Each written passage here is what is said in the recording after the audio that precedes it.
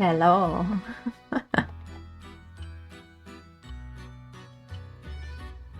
I'm here for the spooky visual novel. I am very hyped, I have to say. But I'm also a bit scared of it. For different reasons.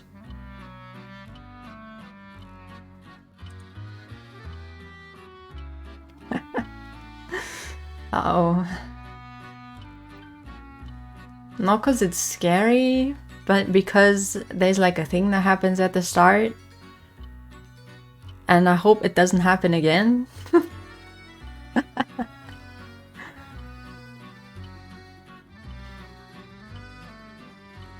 But yeah, so the plan is I will try to finish it in one go. I will try. I don't think I can because I'm reading it out loud. So I think you only need like 12 hours technically to finish it, but maybe it's too much wishful thinking. I mean, one can dream. Okay. Ah, you're here. Welcome, welcome. I've been eagerly awaiting your arrival. Allow me to introduce myself. I am the storyteller. Pleased to make your acquaintance. I shall be your guide going forward. Now then, before we begin our story, there are several things I must bring to your attention. First, this game uses autosave. The game will automatically save at regular intervals, so you may stop playing at any time. Saving is a very important element of games. It is the only way to keep your memories in place. You do not wish to rely on autosave alone. If you do not wish to rely on autosave alone, you can also save manually via the menu. Next, please look at the upper right of the screen. This is the menu button. From here, you can check the text log, view useful files, and switch auto mode on and off. You can also adjust the brightness, volume, and other settings in the options menu. For instance, if there's a voice you would prefer not to hear, you can mute it by setting the voice volume to 0. I suggest you check the brightness controls and other settings now before going on.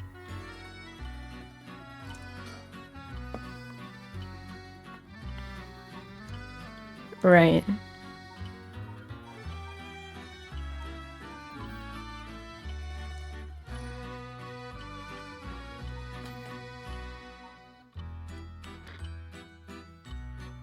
The storyteller.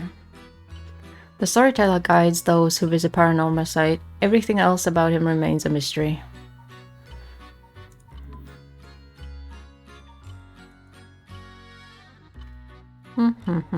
I think I changed the settings a bit.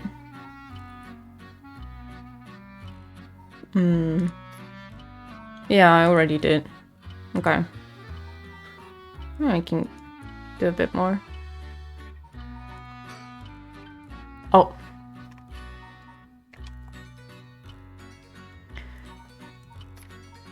It is borderless. Okay.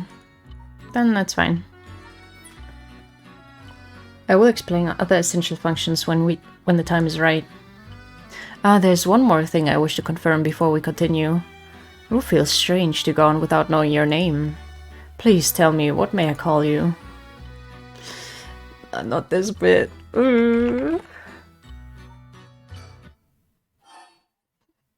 This bitch! No! No, that's not right. Steam doxing. No! No! I see. Lorraine, is it? No? Oh, how rude of me. Please pardon my mistake. I was sure that's what you said, but it seems I was wrong. What came over me? Let me try again. You wish to be called Ray? Yes.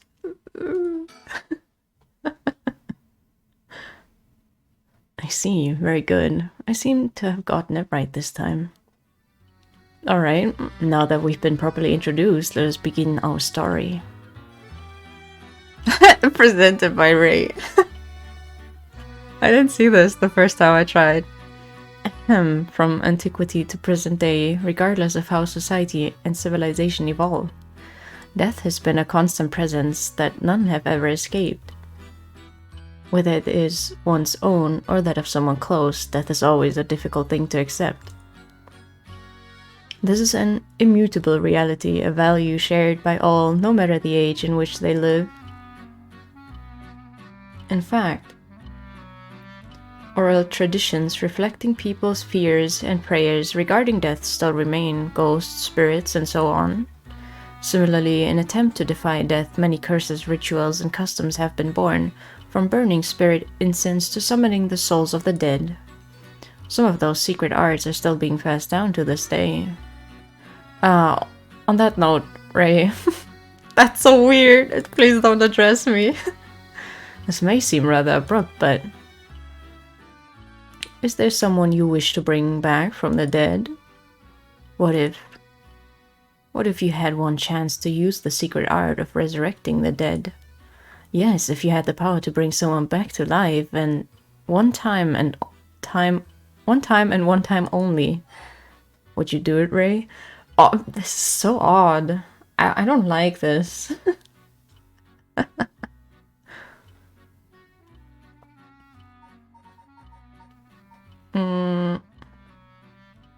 I wouldn't want it. Let someone else have it.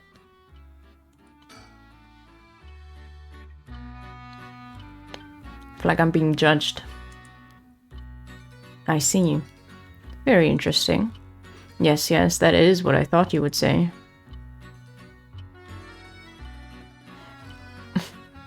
Not in my face, excuse me. What seems to be the matter? You want to know what this box that has been sitting here is? It's quite the curious thing, isn't it? This is called a color television. The world I will be sending you to is full of devices such as this that do not exist in the age you are from.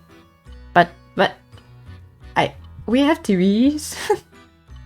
In this era, color television can be found in nearly every household.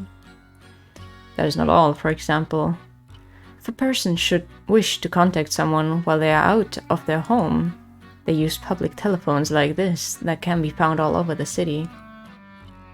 Can you imagine what life would be like in such a time? I'd be thrilled to have you continue the story, Ray. After all, that is why you came here, no? So let us begin. I've kept you waiting long enough. I present to you PARANORMASIGHT, a bizarre tale surrounding the curse known as the Rite of Resurrection. A peculiar yarn ensnaring 9 men and women in a fierce fight for their lives as it unravels. Some of the characters appearing within surely share your visions on the Rite of Resurrection. I imagine those who have lost someone dear to them will feel particularly strong about it, cling to it as their last desperate hope. The first I shall introduce a man named Shogo Okiye is one of them. Okay, let's see. Office worker. Shogo is an unremarkable young man entering his 3rd year of work in the planning department at Hihaku Soaps, a chemicals company headquartered in Sumida. Born in Western Tokyo, to an ordinary family around the same time as the birth of color TV, he grew up amidst the boom of special effects, heavy action films, anime, variety shows, professional baseball, and pop music. Shogo graduated from a famous private university in Tokyo and has since settled into an apolitical mindset, common among those of his generation with no strong ideals and no particular dissatisfaction with the world as it develops around him.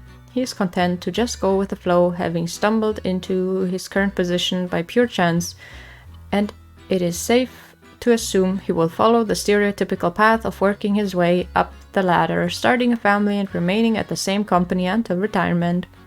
He plays folk guitar as a hobby and is currently looking for a girlfriend. Oh, breaking news. Oh, I wonder what it could be at such a time. Early this morning, the body of a drowned man was discovered at a park in Sumida City. Police have identified the body of Shogo Oki, a 25-year-old man who worked at a company in the area. Signs of struggle were found. The Sumida police suspect foul play and have launched an investigation. Oh, excuse me. Please pay no mind to what you have just seen.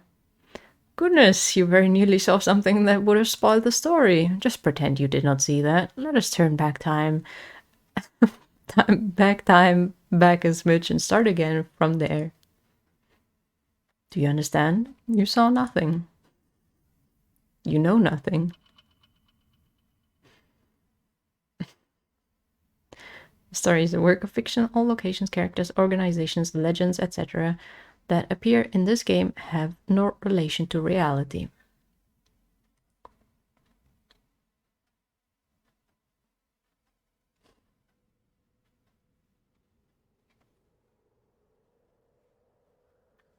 Shogo?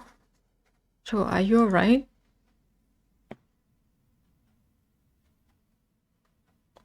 Hey, can you hear me? Huh? Hey, that's not a proper answer. To Shogo Oki. What do you think you're doing, falling asleep here? You gave me quite the shock. Come on now, up with you, up. Oh, okay, and... There. How's that? Alright? Do you feel dizzy? Have a headache? Are you your humor's off balance? What? Is that a thing? I'm fine, I think. There's definitely nothing wrong with my humors, though my head's still a little fuzzy. Ooh, office worker. Uh-oh, that doesn't sound good. Turn your head around a little bit to see if you can walk alright. That's a nice way to introduce. I will look around. Ooh. That's kind of cool. Oh, good, good. You seem to be fine. What a relief. Girl jump scare. Do you remember anything? Like where we are or what we were doing? Oh no, you look so confused. You're messing with me, right? Stop it, you're scaring me. Alright, let's just calm down. Take a good look around you, okay? Look around, select things you want to investigate. Okay. Okay. That's an interesting looking playground. I bet it's crawling with kids during the daytime, but it's kind of peaceful here at night. Where are we? Alright, this is Sumida City, Tokyo. We're at Kinshibori Park, near Kinshicho Station. Yoko brought me here saying she needed my help with something important. It's just past midnight. That explains why there's nobody else around. Oh. Oh. Damn. I guess I need to read. Okay. Sumida City, Tokyo. One of the 23 districts of Tokyo, located in the eastern part of the city. It is surrounded by the Sumida, Arakawa, and Kunaka rivers. At the start of the Showa era, the area was still divided into two districts, the southern Honjo and northern Okujima, but they were merged into one district after the Second World War. It is said to be named... Looking at this screen, it's kind of weird. It's so fuzzy, it's making me a little dizzy. It is said to be named after the Sumida River and the banks that line it. Unlike the river, however, its name uses the character for ink rather than that for a corner. Even now, people still frequently mix up the two. Despite suffering extensive damage from both the Great Kanto earthquake and air bombings during the war, Sumida managed to recover and come out on top every time. Once filled with samurai residences, it is now home to thriving industrial district and many residential zones, though evidence of its previous character can still be found all around the area. Tourist attractions.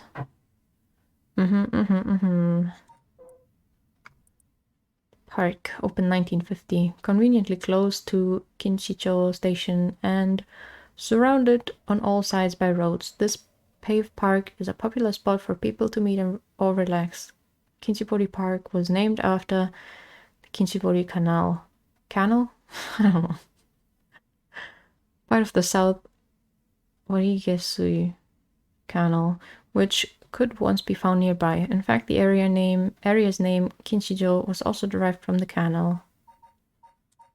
Okay.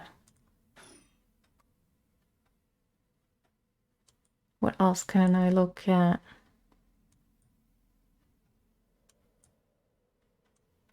Nothing? Oh, telephone booth. These telephone booths are all over town. The lights are always on, so they can be used in an emergency. Oh. A small booth containing a public telephone, most often found in parks or long roads. Local telephone calls can be placed at a rate of 10 yen per 3 minutes. More recently, telephone booths capable of accepting prepaid cards, known as a telephone card, have begun to spread, enabling one to make a phone call without the need for small change. The telephone booths in the downtown area tend to be plastered with unauthorized advertisements and leaflets, a problem that has shown no signs of slowing down. Alright, there's nothing else? Okay, hello? Yikes, that was close. If we died before we got our hands on the rite of resurrection, everything would be over before it started. Oh, I'm still a little woozy. What the hell is wrong with me? There's a girl here. Who is she?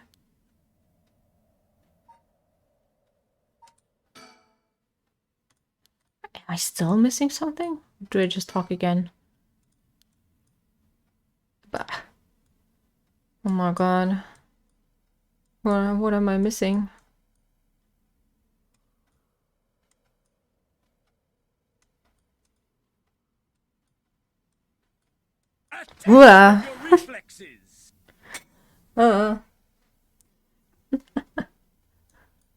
No, not this early.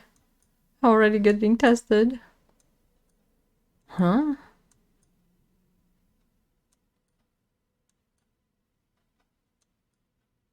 Oh. That's Yoko Fukunaga. Good, at least I can remember that much.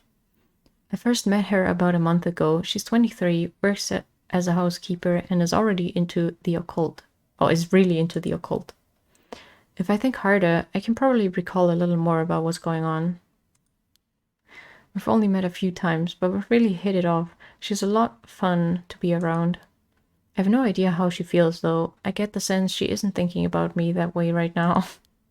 But I know I've got a thing for bumpy girls who are into dark things like the occult. Or she's gonna get you killed, my guy. You can get me. Paranormal fanatic, Yoko Fukunaga. Okay, let's read what she got. Housekeeper, yes. After obtaining a junior college degree, Yoko started working as a housekeeper due to her ability to see things others cannot. Oh, she has received strange looks from a young age. This ability spurred an interest in the paranormal, which she continues to pursue to this day. Following graduation, Yoko worked a desk job at a trading company, but butted heads with her supervisor, who was skeptical of the supernatural and quit within a year. Now, while working as a housekeeper, she spends her days devouring mystery magazines and visiting haunted spots. As she vowed to live life true to herself and never change for the sake of others, Yoko has no regrets about the path she has taken. Yoko has a dog, a Shiba Inu named Ogopogo, who has been by her side since she was a student.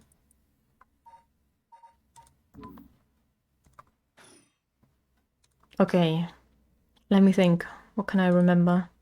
Okay, I know her name is Yoko Fukunaga. We met about a month ago. What's the deal with this park?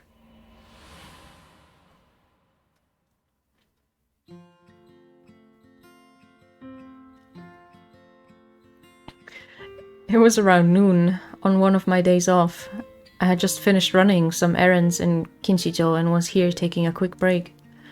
I was just looking around absent-mindedly. Right, I'm looking around. And then I get jump scared by her. Oh, never mind. When I noticed this girl loitering about. She was digging up holes in the sandbox and searching around the playground. She seemed to be enjoying herself, talking to the animal figures and petting them on their heads. My curiosity got the better of me before long, and I struck up a conversation. Hey, are you looking for something? Sorry, I must look like a total weirdo. Yeah, I guess you could say I'm looking for something. If you want, I could give you a hand. Really? I mean, that'd be a huge help, but... But? Are you really just a good Samaritan? Or are you after, you know, something else? Huh?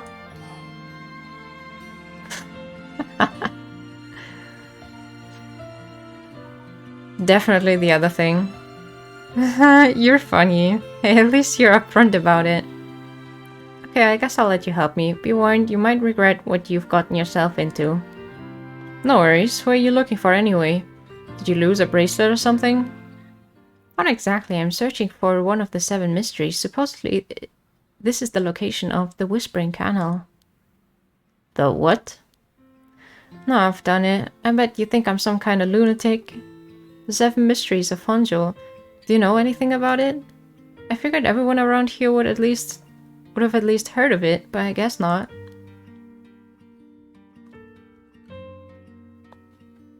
Honjo is what the southern part of Sumida is called. A long time ago, this part of Tokyo was split into 2 separate cities. The north part was Mukujima, and the south part was Honjo. Huh? Am I boring you? Well, I'm not a local or anything, I just work around here. Oh, then no wonder you didn't know. Well, the 7 mysteries of Honjo is a legend dating all the way back to the Edo period. Why did I say it like that? Really? It's that old? That's like over 200 years ago. I've got your attention after all. I just assumed it was one of those fake stories made up to chase the occult craze. Huh, I don't blame you. A lot of the popular stories going around are pretty fishy. But the 7 mysteries of Honjo are different because they're all true. They're true? That's what I said.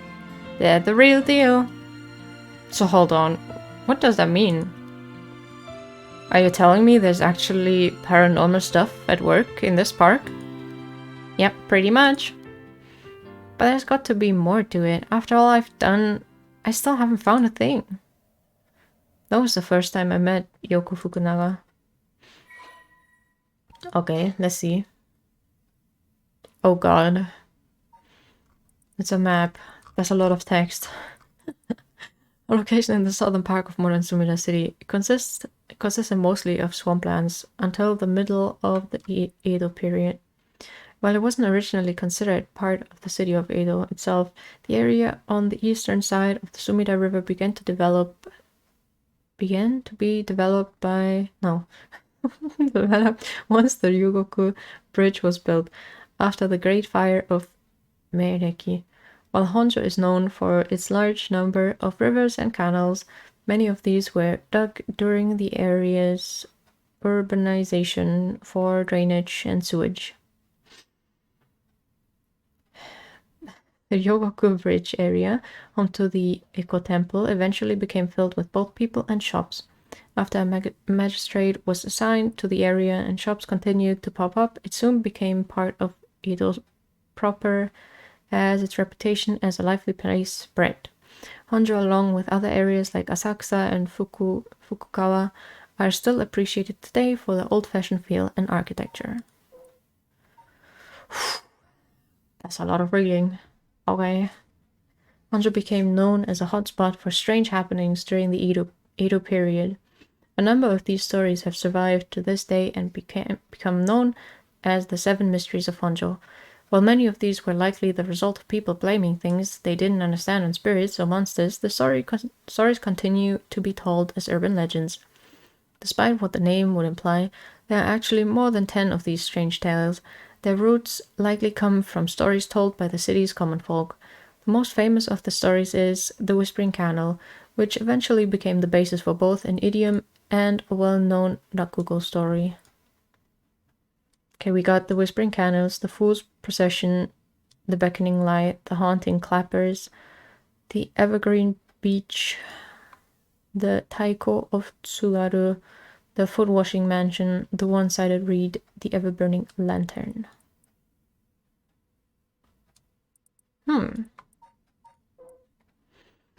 The Whispering Canal. Formerly known as Kinchibori, many fishermen once gathered on this section of the canal that ran through Honjo. As their days came to a close and the fishermen gathered up their catches, a terrifying voice would rise up from the canal, whispering, "Leave it behind, leave it behind." Those who ignored the voice would find themselves unable to move, and their previously full baskets of fish emptied.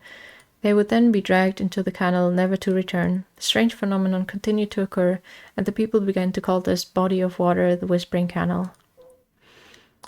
Paranormal phenomena, the supernatural, aliens, cryptids, lost civilizations, ESP, the list goes on. Such unexplainable phenomena are quick to take on a life of their own.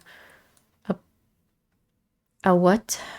Plesiosaur named Nessie living in Loch Ness. Sightings of mythical creatures like the Tsuchinoko or Hibagon. The urban legend of the Kuchisake Onna. Game looks cool though. It is pretty cool so far. I mean, the start is like the highlight. I mean, I'm sure it's gonna get more interesting. I'm only like 5 minutes in. That's how it feels, at least. I've been reading everything out loud, so... good afternoon to you too. Spoon-bending psychics, documentaries with feature mediums and spirit photography.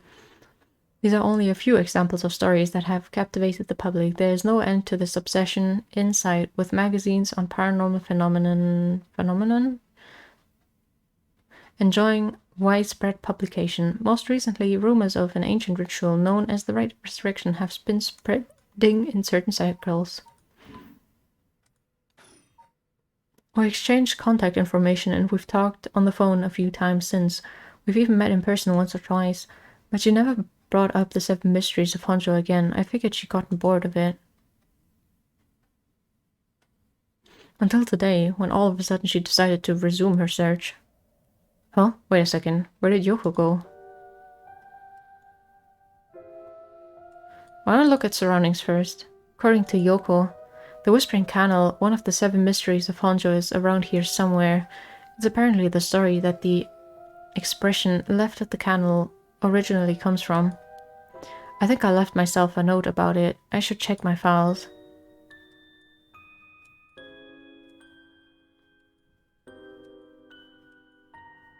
Okay, that's everything. Yeah. There she is.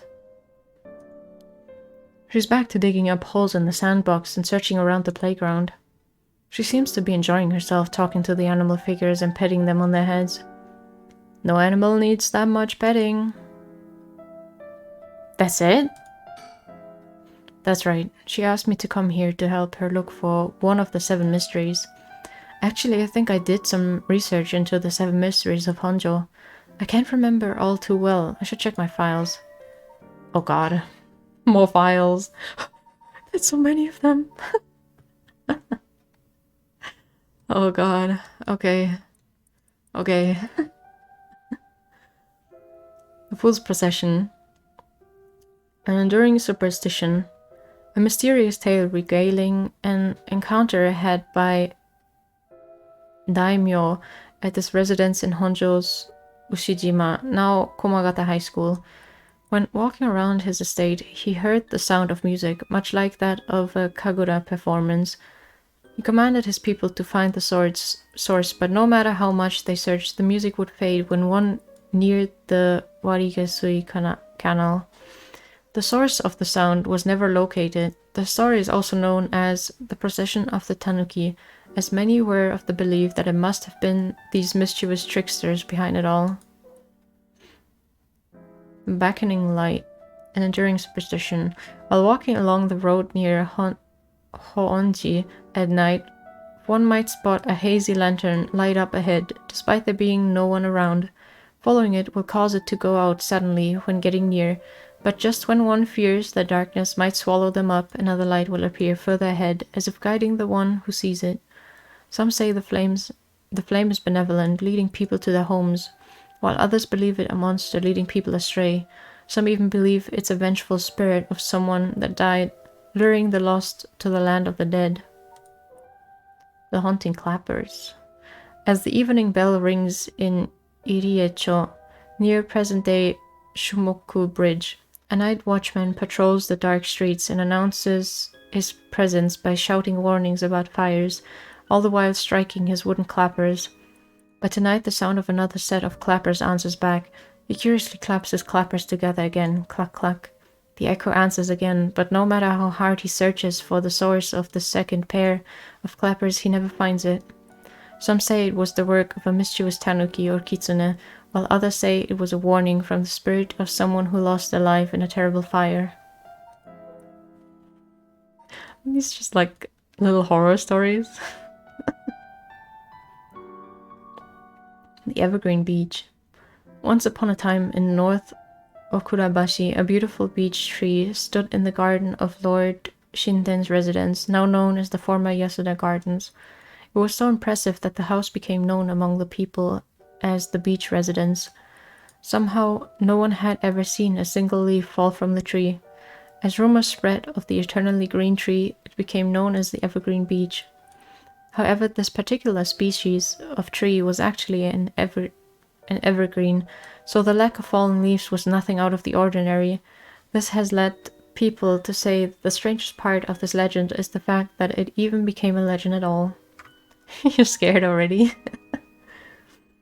Nothing has happened so far, though. In Taiko of Tsugaru.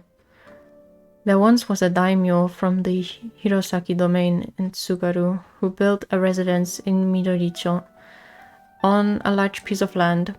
On this estate was an almost 8-meter tall tower that served as a lookout for fires. Only a designated firefighter was allowed to use the large drum that resided atop the tower in the event of a fire. While most towers used wooden blocks to sound the fire alarm, for some reason this residence was permitted to use drums. The residence and its special privileges led to much speculation and gossip among the townsfolk. The Foot-washing Mansion. This is the story of something that occurred in the dead of night in a residence in Mikasacho, modern-day South Warigasui Street in Kamezawa. A foul-smelling wind rattled the house. Suddenly a giant foot drenched in blood smashed to the ceiling. "Wash!" it commanded. After the servants carefully washed the foot, it returned from whence it came, fixing the roof it had broken. A man who had been visited by the foot every night asked a friend to trade houses with him. That night the foot stopped appearing. The One-Sided Reed.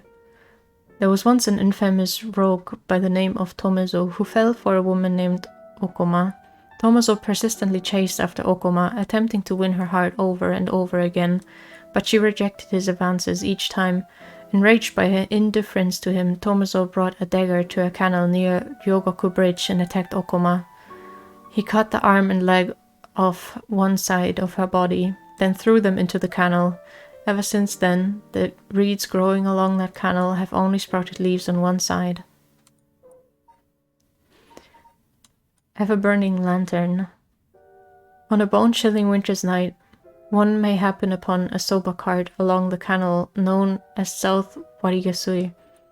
But there is something strange about this cart. No matter when one might visit, its owner is nowhere to be found, yet the lantern that hangs from it stays perpetually lit, burning brightly even with no oil to fuel it.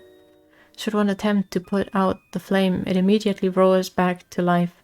However, there's also the tale of the never-burning lantern, another telling of this story in which the soba cart's lantern always remains dark, refusing to be lit.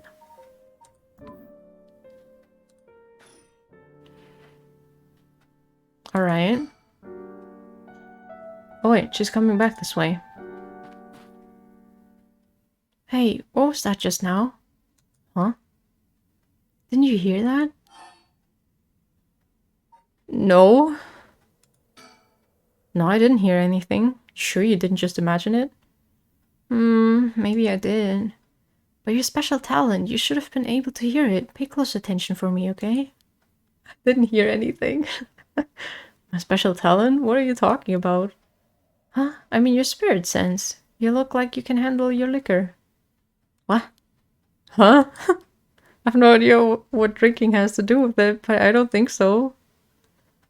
Huh? Well, you must. I mean, you can see me, right? Huh? Is she not real?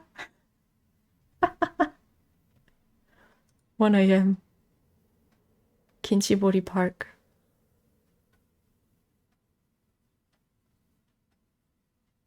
I'm sorry, what? I don't know how she's so comfortable talking about spirits and the paranormal at this time of night. Either she's got guts or she's just used to it, unless... No, it can't be. These telephone booths are all over town. Oh, no, I can use an emergency, yeah. It's gotten late, really late actually. It's already past 1 a.m. There's a chill in the air, but I guess that's normal for this time of year. Oh, so I keep telling myself. Wait. You're kidding, right? About what? I mean, just now, it kind of sounded like you were saying that only people with spirit sense can see you. Of course that was a joke, duh. You don't really think I'm some kind of evil spirit, do you? But yeah. I meant what I said about your spirit sense being strong. I bet you could down a whole gimlet in one gulp, seriously. That's the real reason I asked you to help me with the 7 mysteries of Honjo business. Okay, let me just clarify something. Are you saying you can actually see paranormal stuff? Sure, I could handle a solid Moscow mule. Why are you measuring this in terms of cocktails? Not a believer, huh? Well, that's no matter. But you have to have seen some weird stuff over these years, right? Weird stuff? Yeah, like things you could see, but could never understand. You can't be serious. I've gotten most of my memories back, but I still feel a bit out of it. Okay.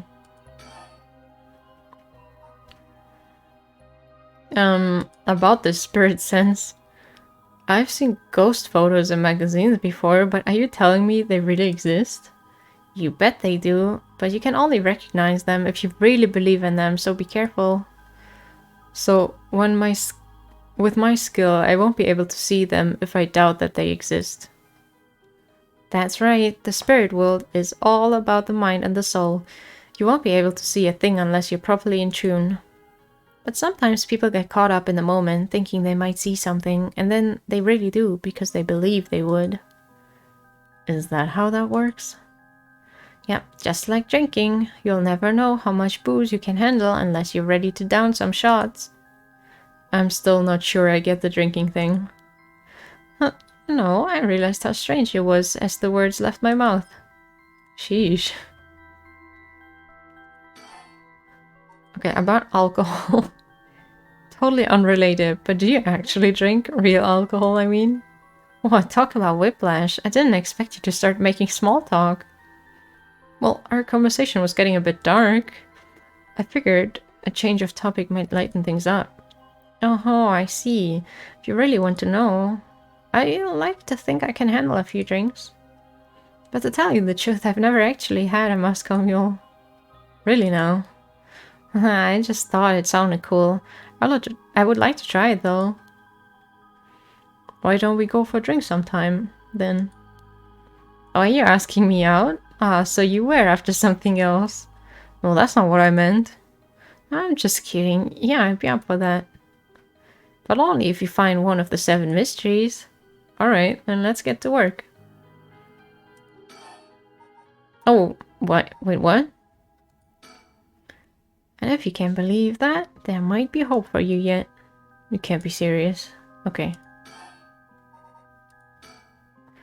I just remembered I actually did some research on the 7 mysteries of Honjo at the library. You did? What did you find? Well, I discovered a few interesting things. Oh, tell me everything. Although they're called the 7 mysteries, the literature lists 9 of them. I got goosebumps. Oh, I'm surprised you picked up on that. Nice researching. Some people think there could be up to 15. That's the thing about these old folk tales. Stuff gets added to them over the years. That's more extra stories than main ones. Yeah, but the 7 mysteries rolls off the tongue way better than 9 or 15. If you say so. But it makes sense, don't you think? It's more likely to be passed on if it's easy to remember. Really love the art style. Same, it's very atmospheric, even with the art style. It's very nice. Huh, that's a good point.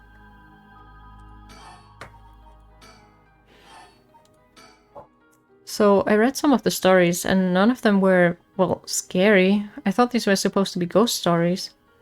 That's true. They're more like a collection of superstitions, really. But there are some pretty disturbing ones in the mix.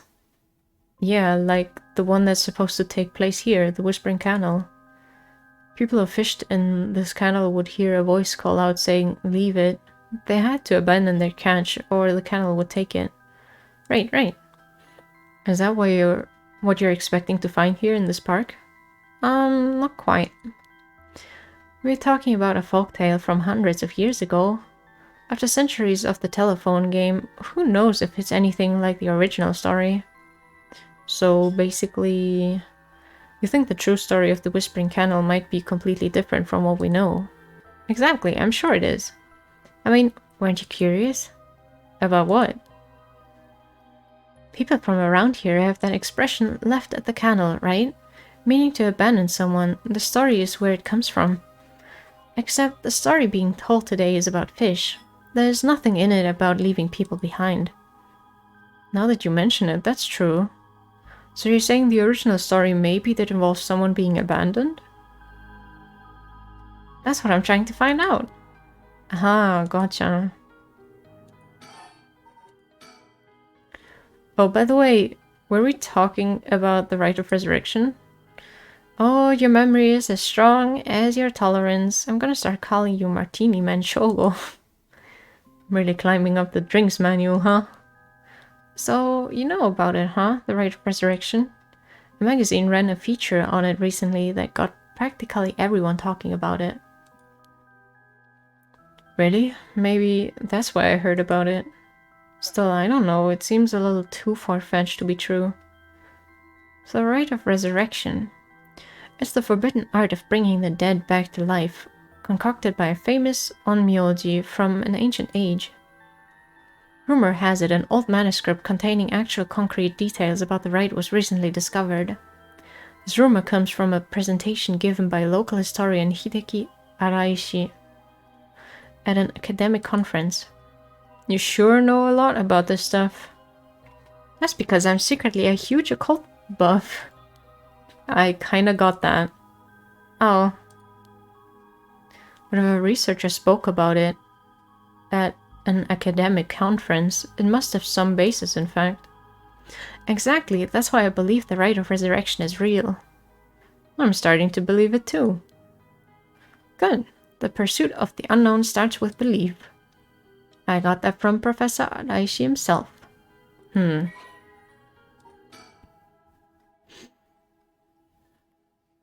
She is so ominous.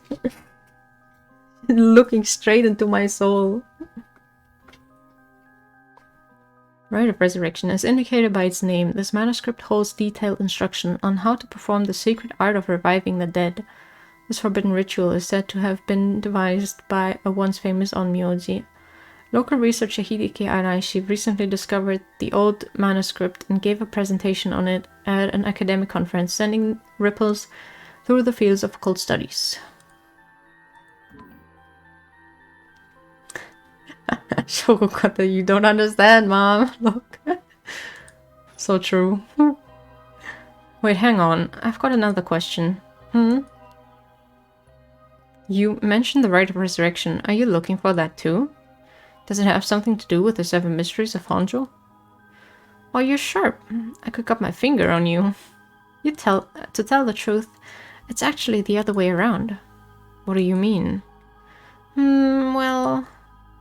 I started off searching for the rite of resurrection, but along the way I realized that I needed to investigate the 7 mysteries of Honjo first.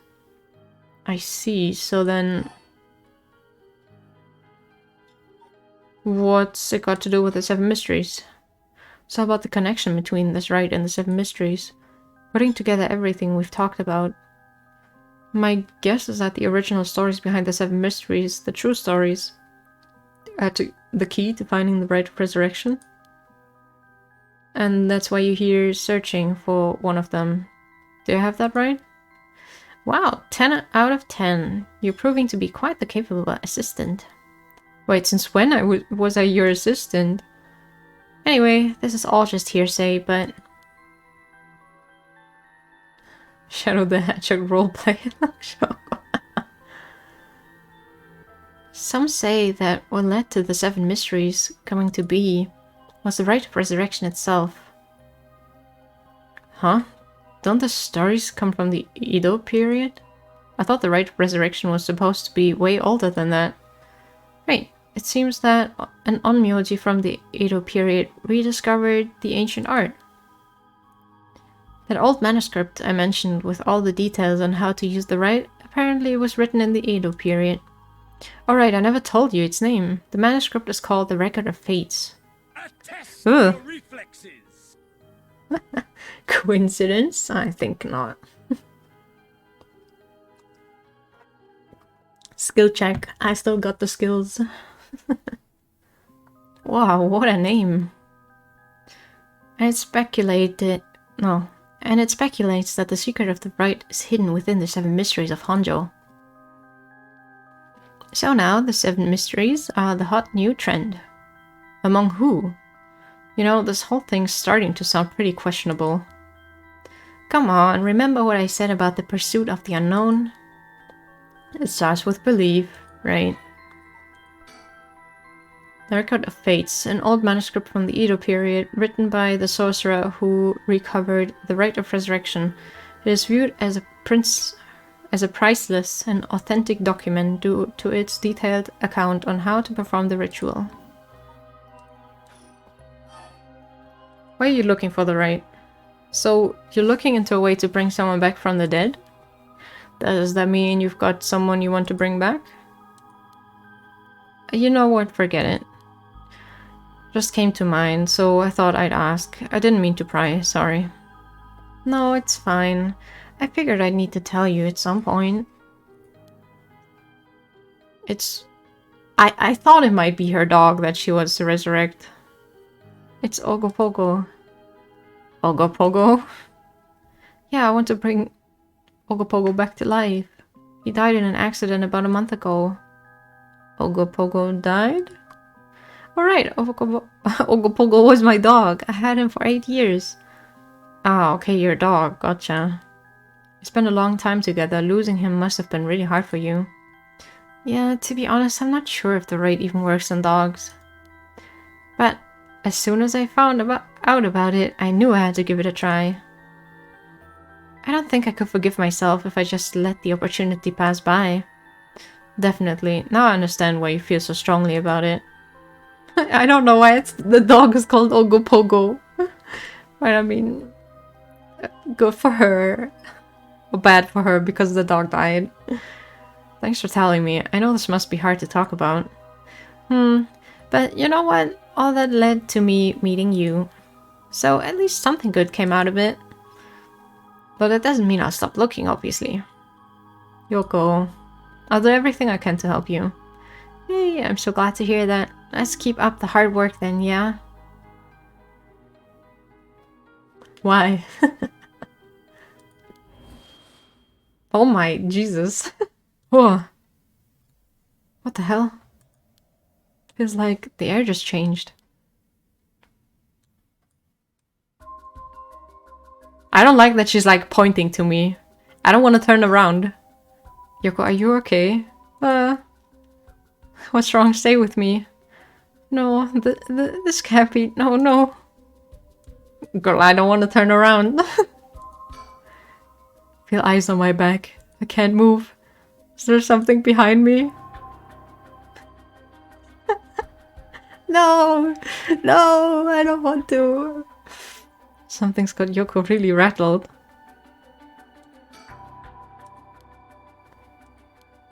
Yoko, Yoko. Oh, she'd be scared. Okay, okay. 3, 2, 1. There's nothing there.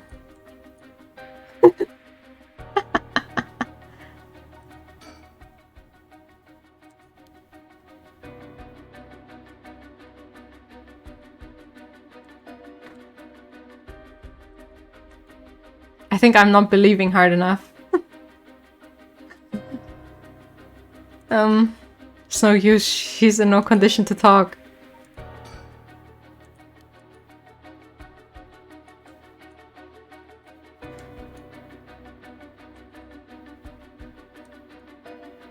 But there's nothing here.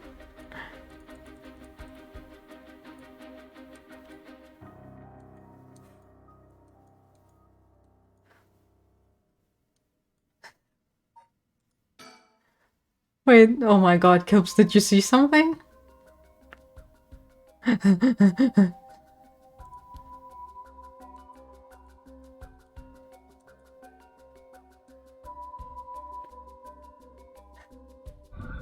Oh. Oh god, what did it say? Hold on. Yoko's pointing over here, but I don't see anything out of the ordinary. Yeah, me neither. Still, she looks really spooked. I doubt she's making this up. Damn it, did I miss it? There has to be something strange around here. I should keep looking around. I don't see anything I should be frightened of. Oh, I don't get it. What's going on? Did something happen? Yoko? Oh my god.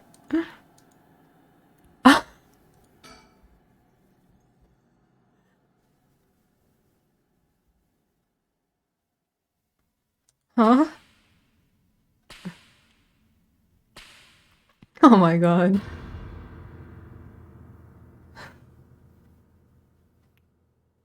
Oh, what the? What is... Something's... What is it? Why is this happening?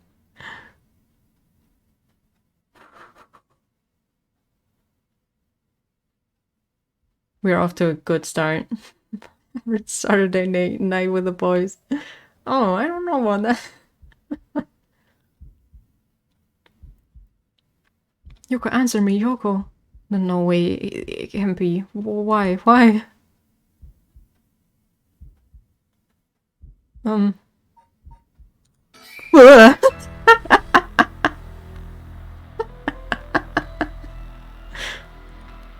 What the hell was that? What the hell just happened?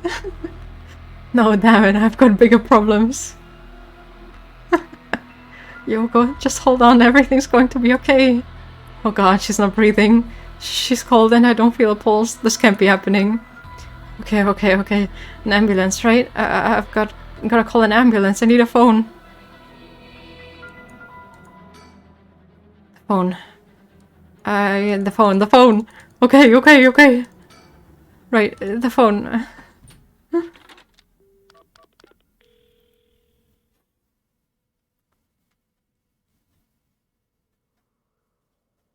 I called it in. The ambulance shouldn't be long.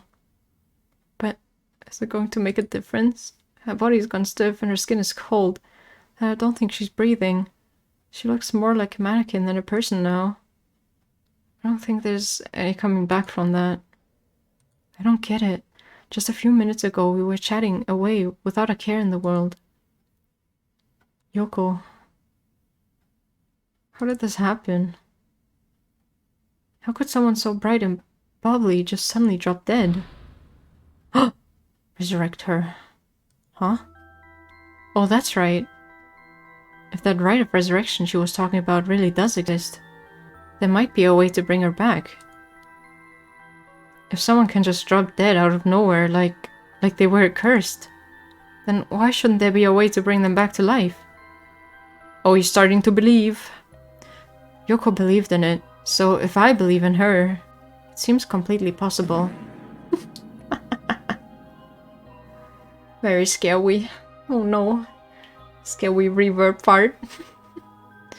The anti-risk.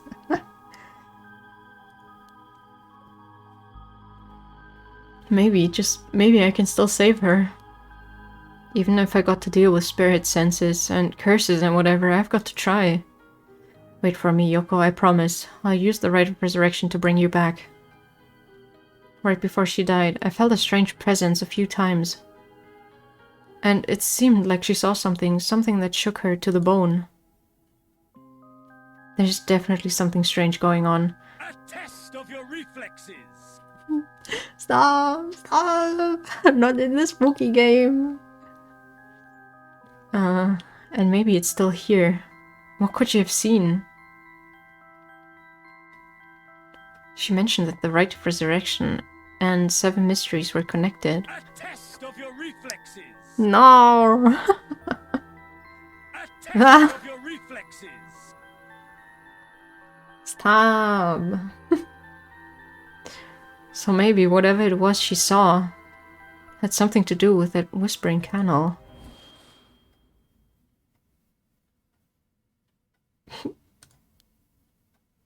Damn it, that presence again. It must be around here somewhere, but where?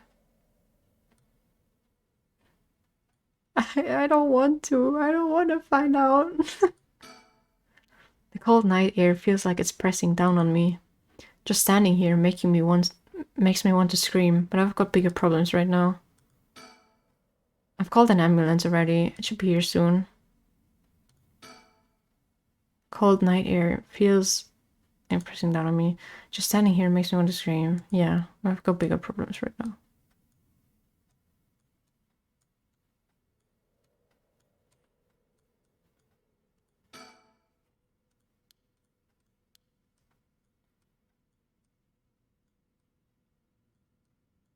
She's still there. Something here, I know it. I just need to look harder. Although, if some innocent poking around about the 7 mysteries was enough to get Yoko killed, there's a good chance of the same thing happening to me. But I already knew that when I decided to get involved. Oh, really? You knew there was a chance of you getting killed? What if I get jump scared again if I look at her?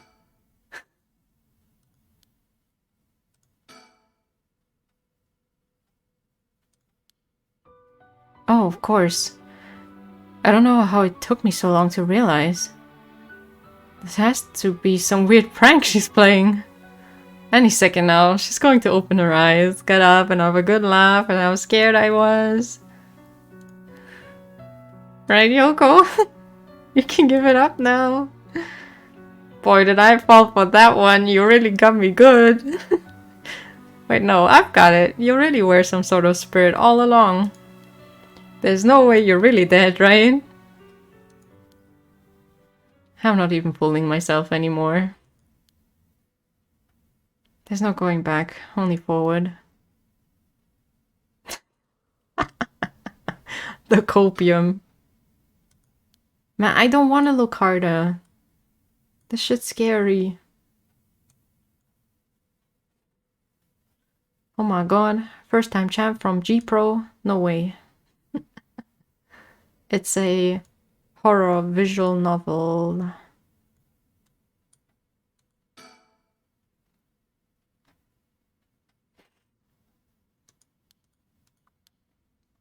What am I supposed to see? There's nothing here.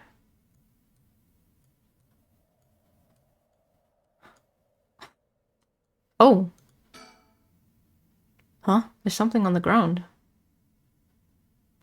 Oh my god, you guys. Did Yoko drop this? I didn't notice it till now, but there's a small wooden sculpture by her side.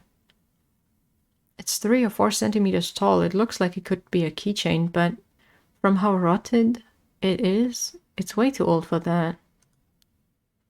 Despite how tiny it is, I feel an almost palpable malice radiating from it. What the hell is this thing? Curse stone acquired, the Whispering Canal. Oh, I know you. I've seen you. What the hell? Help me. Leave me. Hurts. Drop dead? Why? Are these the Whispering Canal's memories?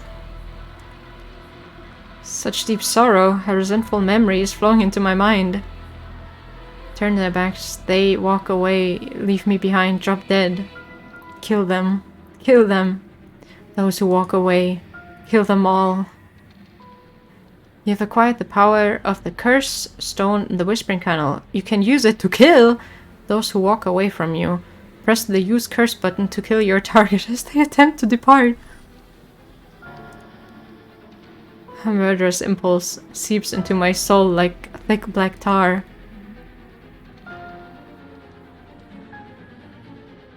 Now. Kill. Can you hear it, Curse bearer? You who so strongly desire the right. Kill them. Should you seek life's restoration, take your curse in hand. Reap lives by the score. And claim their soul dregs for your own. Collect enough to sate this vessel. And by their sacrifice claim the gift of resurrection. Or better yet, slay your fellow curse bearers. For theirs are the equal of droves of lesser souls. Now go forth and kill.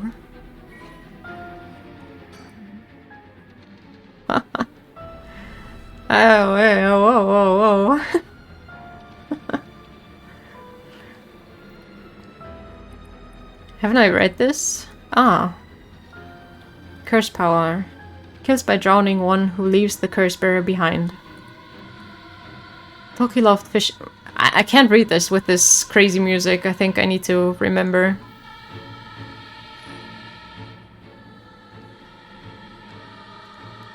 What the hell was that? It was like the curse's memories flowed directly into my mind. In an instant, I understood everything. When I picked up this curse stone, the Whispering Canal must have cursed me. I also heard a strange voice. It told me that if I want the right, I have to kill a bunch of people with this curse stone and collect their souls. I guess it's good to know that the right really exists. But this thing wants me to kill people to get it. Screw that. Putting my own life on the line is one thing. Murdering other people is another thing entirely. And not just one person either. Scores, it said. So this is the curse of the Whispering Canal, huh? Curse that traps the soul of anyone who tries to walk away from it. But if I use it and collect enough souls, then I'll be able to bring Yoko back. And there was something about the curse bearers being worth more soul strengths. Jeez. I'm really at a loss here. Okay, let's read them. Read it now. That was curses. No.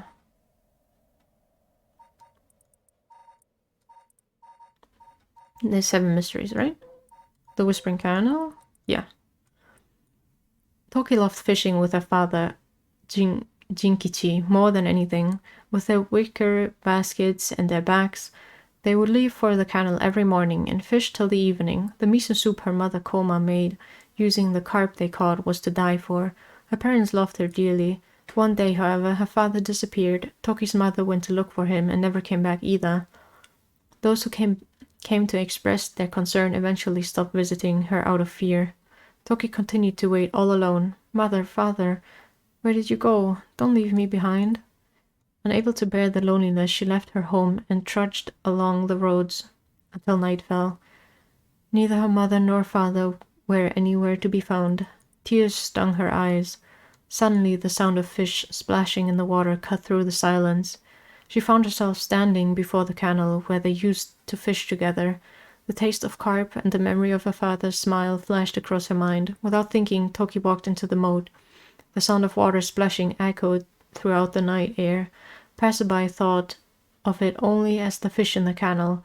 The splashing faded, and silence returned to the lonely night.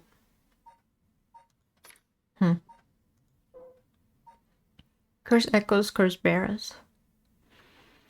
Curse echoes are the visual manifestations of curses. These manifestations are fundamentally related to the origin of the curse. They do not always take the same shape, and may sometimes appear in a more abstract or disfigured form. They lack consciousness, unlike a spirit, and are thus the mere dregs of a soul. Curses are made tangible by what are known as soul dregs. Someone possessed by a curse that has a curse echo is called a curse bearer. A curse echo is in itself a curse, and a possessed curse bearer can inflict that curse upon others at will. A curse that comes with a curse echo is considered very powerful in and of itself. Ordinarily, those with no spirit sense would not be able to perceive a curse echo, but anyone who becomes a curse bearer can see other curses echoes. Oh my god. My voice is gonna die so hard. It's only been an hour.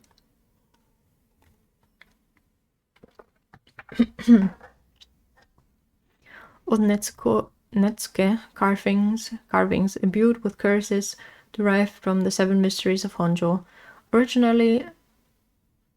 Ordinarily, oh my god, only those with spirit sense can wield such curses, but these curse stones allow ordinary people to use them just as lethally. Soul dregs. When someone dies, their life essence leaves the body and becomes a soul. If one is killed by means of certain curses, however, their life essence will turn into a residue known as soul dregs. The rite of resurrection essentially uses these soul dregs as a sacrifice offering to bring back the dead, but the amount of soul dregs required depends on when the person being resurrected passed away. The more time has passed since their passing, the more soul dregs are required. Oh. Now what? Wait for police? It feels like I'm being watched. Is someone there? Where are you? Think. Now I've got my own curse stone, and the curse of the Whispering Canal am in way over my head. Was Yoko the one who dropped this curse stone? Does that mean she was the previous owner of the curse of the Whispering Canal? Then, did she know what the rite of resurrection involved? Oh, but she's already... To just keep thinking? No. Now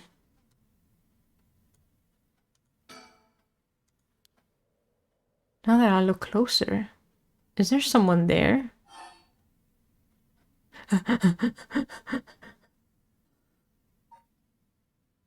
Hello? Hey, who's there? No, actually, don't come closer, please. Oh my, how unexpected.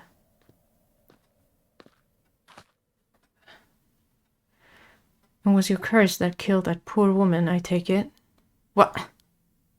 No? Can't got your tongue, Mr. Okiye.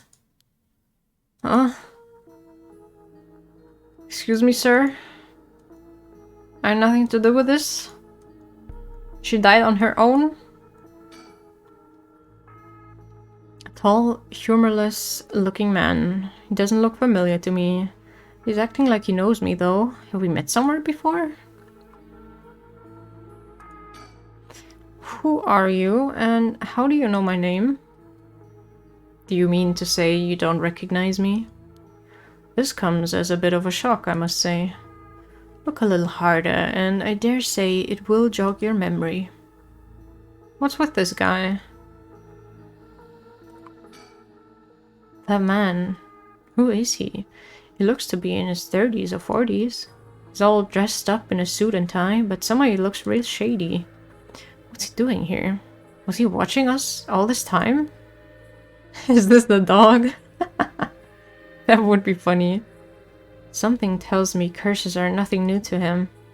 If he's one of the other curse bearers, then I need to be careful. He might be here to kill me and take my curse stone. But by the same token, killing him will net me a lot of soul dregs. I still don't have a clue who you are. How do you know me? Have we met? Dear me, it is always humbling to find that one is not as well known as one believes. Perhaps my name will help you remember. I am Takumi Yumioka. Takumi Yumioka? Does that ring any bells? I think I've heard the name somewhere before, maybe? So you do not even know my name. How disappointing. Disappointing, but fortuitous. Mysterious stranger. The man who was covertly watching Shogo Oki at Kinshibori Park. Okay. Well then, Mr. Oki, allow me to make you a proposition. You have a curse stone in your possession. I would like you to give it to me. Huh. You know, maybe we should. Maybe that would help us, you know, not die. Not get killed randomly. How do you know? Ah, how you know about that? Why, I saw the whole thing. It doesn't explain how you know what a curse stone is. Even I barely have a handle on it. You know about the 7 mysteries of Honjo and their curses and all that, don't you?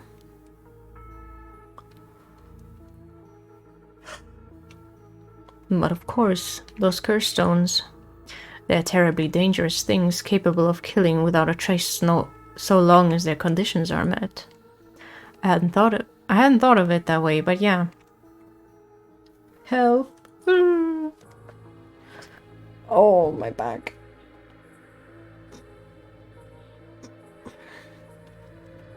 Imagine what might happen if one fell into the wrong hands.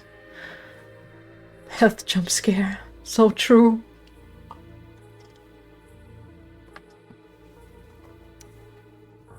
That would be safer in mine, don't you agree? I don't even know who you are. Although it seems I arrived too late to stop you from killing that poor woman. What are you? That wasn't me.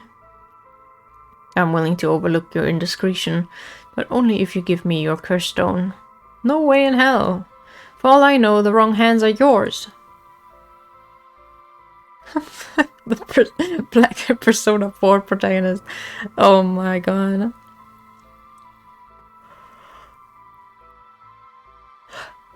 Very well, I had hoped to settle this amicably, but you leave me no choice.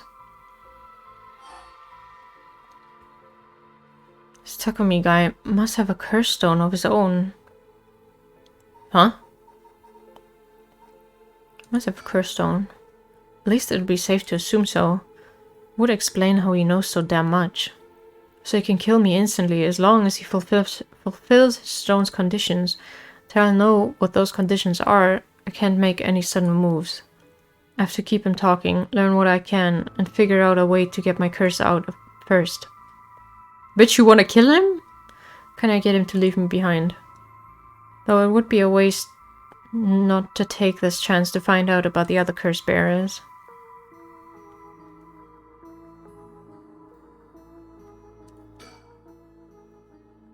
Takumi Yumioka, he said his name was. He hasn't taken his eyes off me for a second. Even now, he's still staring right at me. Who the hell is he? Maybe if I focus, I can recall something useful.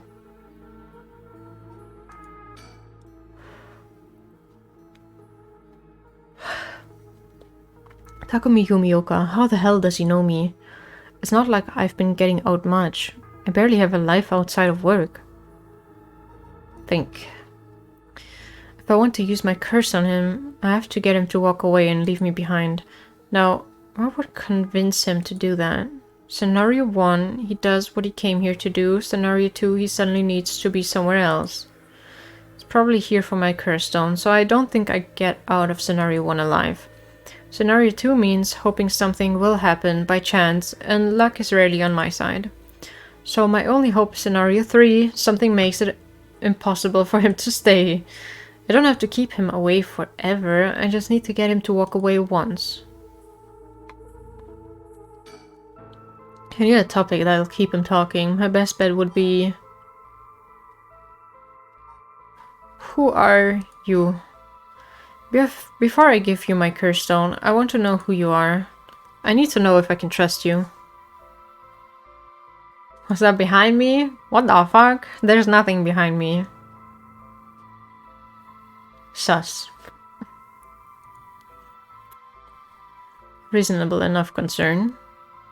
Very well, I'm an associate of the great sorcerer Suigen Gamyodo. Suigen Gamyodo? Indeed. You must have heard of him. I believe he was recently featured in a certain magazine. Your unfortunate companion there came seeking his counsel not a few days ago. It was from her that I learned your name. I thought she would have mentioned me to you, but it seems that was presumptuous of me. And when did this happen? Why, just 2 or 3 days ago. Gotcha. Yeah, I'm not buying that. He knows I don't know who he is, so he's just trying to feed me a story. I've only known Yoko for a month, but she never mentioned going to see some mystic. Am I spooked yet? Yes. Although it is Yoko we're talking about there, so it's hard to say for sure. Ooh. Ghost noises. I hope that is enough to convince you that my hands are more than trustworthy. Yeah, I don't know about that, you know. Hasn't taken his out? Yeah. That is he, if I recall, yeah. How the hell does he know me? It's not like I've been getting... Yeah, I've had this as well. Wait, that's it, my work. That's how he knows me. I've never actually met him, so it totally slipped my mind. Oh. The man who was covertly watching blah blah blah headquarters. Wait. Takumi is the secretary to the chairwoman of Hyaku Soaps, a chemical company headquarters in Sumida City. Oh. Normal day in Ohio. Takumi worships the company chairwoman Natsue Yamamori and demonstrates his unwavering loyalty through his swift and exact executions of every task given to him.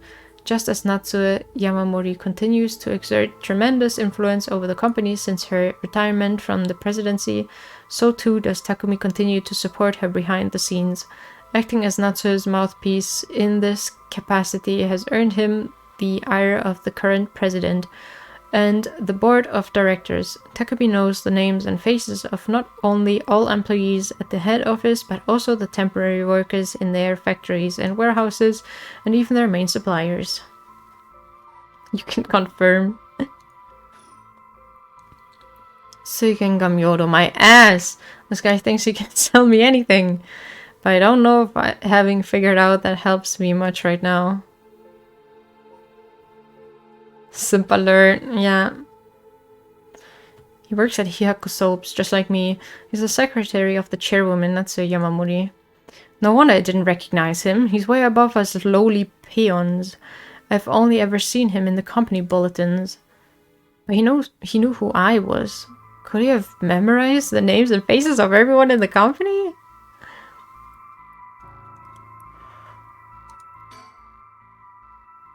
I don't have to keep him away forever. Yeah. Very funny. Suigen Gamyodo, my ass. I know who you are. You work at Hyaku Soaps just like me. You're a chairwoman secretary. Well, that took you long enough. Your lack of company loyalty is frankly astounding. Allow me to reiterate my request then. Not as a stranger, but as your superior. Hey, we're not at the office. You don't get to push me around like that. Why is our chairwoman secretary even out looking for curse stones anyways? I refrain from revealing myself precisely to avoid such questions, but I suppose needs must. Since the dawn of the Showa era, the land of Honjo has nurtured our company's growth and vice versa. It is our duty to ensure that curses do not take root in this land we know as our home. I'm not sure I buy that. Like many things, it is not a matter that concerns the rank and file. The chairwoman has no desire to spread fear through our beloved company's birthplace. Now, if that is all, I must insist that you hand me your curse stone. How do I know it wasn't you who killed Yoko with your curse? Mr. Oki, if you are hoping to trick me into revealing whether I possess a curse stone, I assure you, you cannot. It is your curse that was responsible, Mr. Oki, no matter what you might tell yourself. That doesn't make sense. I only found this after Yoko died. Oh? Don't play dumb. I know you're the one who did this. Whether you choose to believe me is your prerogative, but you're mistaken. But you should know that multiple curses awakened at once at the stroke of midnight. There are many other curses in Honjo and many other curse bearers. Is it not premature of you to assume that I am the one responsible? Your company card number and 3 wacky digits on the back. Wait, so you're saying that at midnight a bunch of people became curse bearers? There's no point in continuing this conversation. For all I know, he could be telling me anything. Oh. Why are you so convinced it was my curse that killed Yoko? Why, it is simply that. Huh? Do believe I just saw your companion move. She what? Girl, I'm not falling for that. I'm not looking at her. I'm dead. No. What are you doing? Should you not check on her? No. No, I will not check. You won't get me. I don't trust you. What do you want with my curse stone anyway? Buneki by Oshi.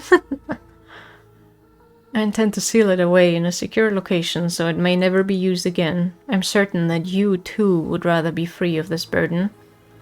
The power to kill without fear of consequence is in itself a curse. There are many ne'er-do-wells in this world who could not resist the urge to use it. All the more so if promised the chance to resurrect the dead. You'll seal it away? How? I will put it in the care of a sorcerer who is well versed in supernatural matters. Ne'er-do-well. I have never read that before in my life. If I have gained your trust, I must ask you to hand me your curse stone. No. For each of the 7 mysteries, there's a curse and a curse bearer, right? Do you know who any of the others are? And what would you do with that information? Your intentions are nothing untoward, I hope. Never do well. Huh. But okay. It is in the hearts of the selfish and insipid, of those who would be most tempted by the rite of resurrection, that the curses take root, and a curse's resentful memories impart a powerful urge to kill, as I am certain you are aware. You are a victim of circumstance, Mr. Okiye, but your situation is exceedingly dangerous. You must relinquish your curse stone for your own benefit before it is too late. Too late? It's already too late. There's no going back. All I can do is keep pressing forward.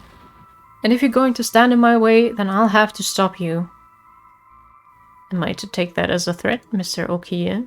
Do you want me to fire you? I would encourage you to exercise more discretion before you fall foul of a curse.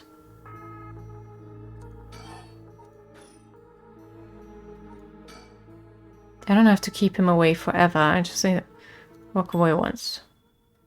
Wait, I've got it. I know how I can convince him to leave. You do? Oh crap, I totally forgot. What is it?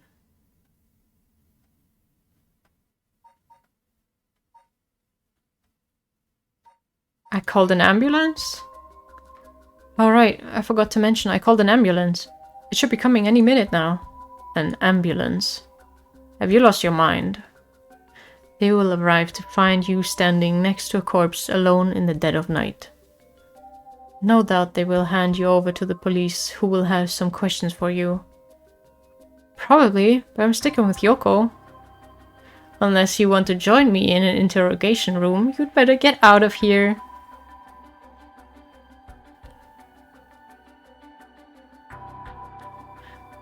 Where's coming from a dude who sounds like a soda brand? Has a name who sounds like a Shogo? Wait, which one? Yumioka. Oh.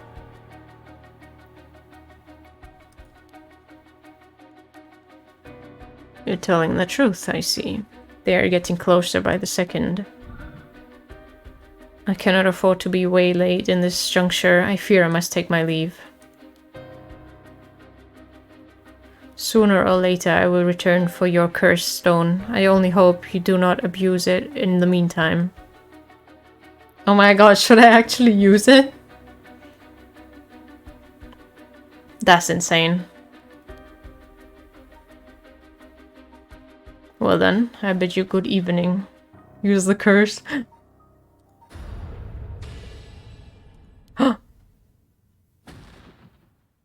Shogo, you dare.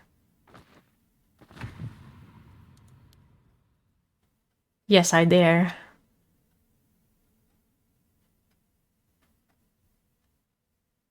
He's dead. He's really dead. Gasp. So this is what a curse stone can do. Whoa. 1%.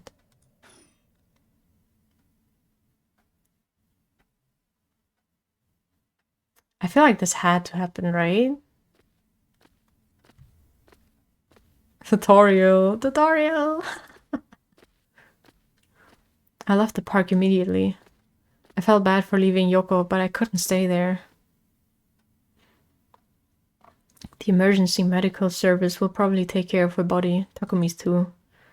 This will be all over the news tomorrow, but until then, at least I know she'll be in a safe place. Alright. I have to find my next sacrifice quickly. I've got no time to waste. I need to find the other curse bearers and collect their souls. Killing Takumi barely got me any soul dregs. I guess he mustn't have been a curse bearer after all. It's not enough. The soul of a non-curse bearer amounts to little more than leftover breadcrumbs. I have to think of places where the other curse bearers of the 7 mysteries would be. The curses were activated at around midnight. The others are bound to be active still. I should check to see if there are any other places with connections to the mysteries nearby. At the very least, another curse bearer might be thinking the same as me, meaning I could run into them. Let's see, which of the 7 mysteries are closest? Crazy. We killed an innocent man! Oh no! He did try to rob us though. Of our curse stone. That has a nice style, yeah. Very eerie. Can you see the error right now? The haunting clappers are on the other side of Oyoko River, just over Shumoko Bridge. Corporate dog. I mean, we work at the same company. The foot washing mansion and the ever-burning lantern are around South Warigasui Street, past the train tracks. But I love how, like, he gets his, like, little stone, and he knows this girl for, like, a month, and he's like, oh yeah, time to kill so I can revive her. He could have just left the stone there and just, you know, went home. I could have a 2-hour meeting at work tomorrow because of that. Oopsie.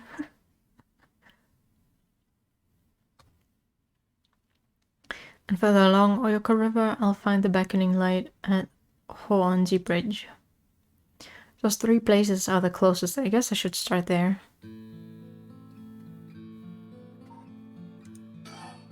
Cursed Stone. The Cursed Stone of the Whispering Canal, one of the 7 mysteries of Honjo, it is currently 1% filled with soul drakes. Okay. I'll collect the other Curse Bearer's souls before dawn and bring Yoko back to life. I should go to another location connected to the 7 mysteries of Honjo. Okay. Move.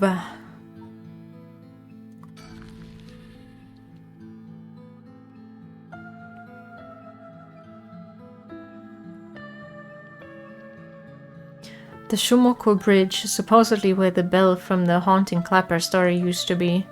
I wandered around here for a while, but I didn't see anything interesting. The only thing I found was what looks like 100 yen lighter someone threw away. I don't know if curses are vulnerable to fire, but maybe I'll find a use for it. Okay. Of course, I didn't just find a lighter. There were a ton of cigarette butts strewn across the ground too. Seems like the place is well in need of some wooden clappers to warn about fire. Okay. Free lighter burns the soul of his enemies. Damn. Both the foot washing mansion and the ever-burning lantern are from this area. This late at night, even a road as big as this one is silent as the grave. Is it just me, or is it oddly dark around here? Could this be? The music is kind of nice. I know it's past midnight, but it still seems oddly dark around here. And this feeling, it's the same as from before. Oh my Jesus. There's something over there. Is that a curse echo? A curse of the 7 mysteries given form? I knew it. There's a curse bearer around here.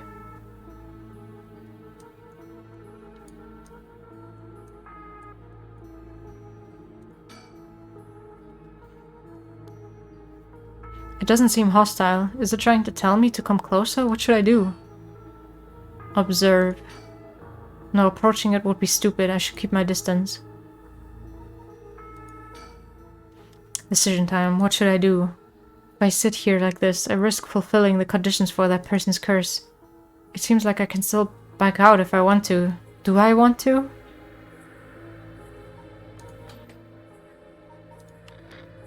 Oh, it does have different slots. Okay.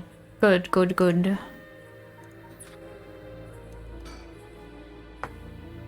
Psycho... Yeah, okay. Let's get close. Nothing's gonna happen if I just sit and wait. Let's check it out. I'm gonna get jump scared again. Please. I don't want to. Oh. Darn it. Now what? Isn't a curse doing this? Somebody's pulling me in. That hurt. Looks like I'm inside a building. Did it toss me in here? I can't see squat. Is this the same darkness from the curse echo? They got me. This has to be the work of another curse bearer. Is this darkness because of a curse echo? Are they trying to trap me here? I guess I should be glad they haven't killed me yet.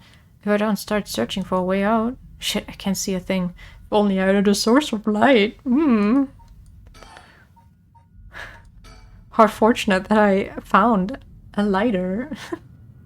That's right, I still have the lighter I picked up earlier. Perfect, it works. Now I can make out my surroundings a bit better. What the? So something... Drat, he's got a lighter. That ruins everything. Someone there? Are you a curse bearer? It's over. Time to get out of here. Where he's running? Was he right there? Right here this whole time? This is my chance. Boom. Oh, what the? Why? Kill. That was a close one. Didn't catch a glimpse of the curse bearer, but it seems like I'm alright. Oh shit, it was one of them.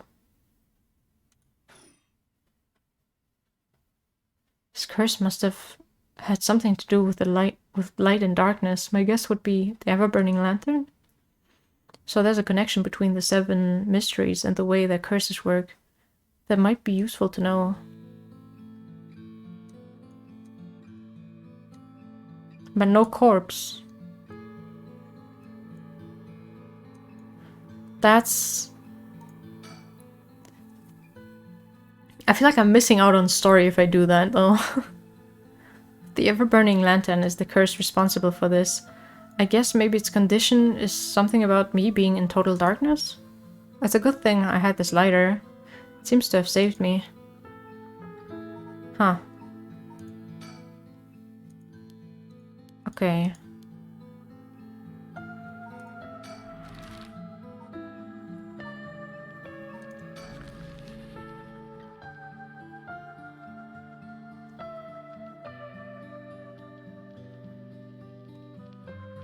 I'm here at the Hoanji Bridge, the location linked with the beckoning light.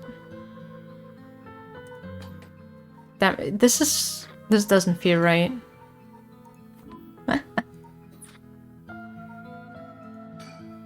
Hardly anyone's around, not surprising seeing as it's past 2 in the morning. It feels like the whole world's gone to sleep.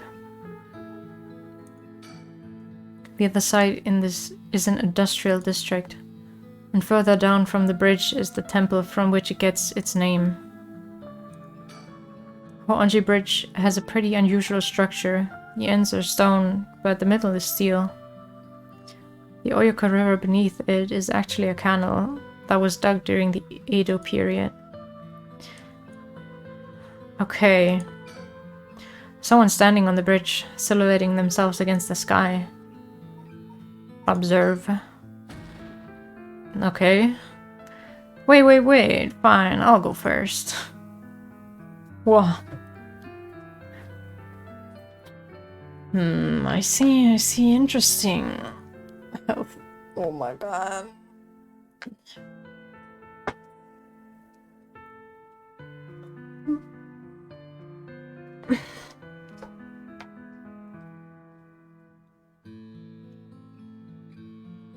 Health get. Well, now this is a surprise. Huh? Who are you? If you've got the wrong guy, just say so.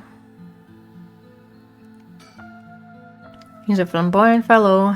I wouldn't bet an island if this were the inner city, but he stands out like a sore thumb in these parts. Along with one super shady looking guy. Only a curse bearer would have any reason to be here around this time. Maybe you should talk to him. Come now, it won't hurt to at least tell me your name. I feel like if I say my name, maybe I'm dead. What are you doing here? Very good. You shouldn't give up your name so easily, especially not to strangers. Gone is the age when might made right. Nowadays, it's information that rules the world. You do well to remember that. You're the one who asked. Your name, your address, your phone number, your age, your occupation. Your personal information is much more valuable than you might think. You should treat those things with care. Yeah, don't dox yourselves on the street. So I guess you don't plan on telling me anything either then. You can call me... Am I supposed to read this in German? Michael Jackson.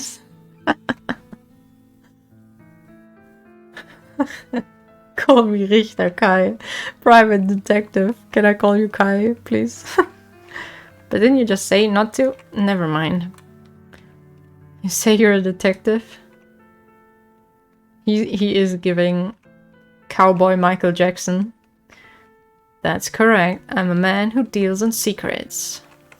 Don't expect me to share any more information with you, though. I only told you so that we could have an understanding.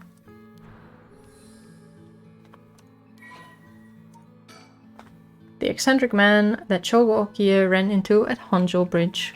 Oh, Hoonji Bridge.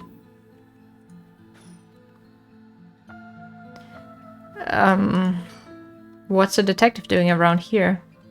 Working, and that's all I'll say about that. I could ask you the same thing, though.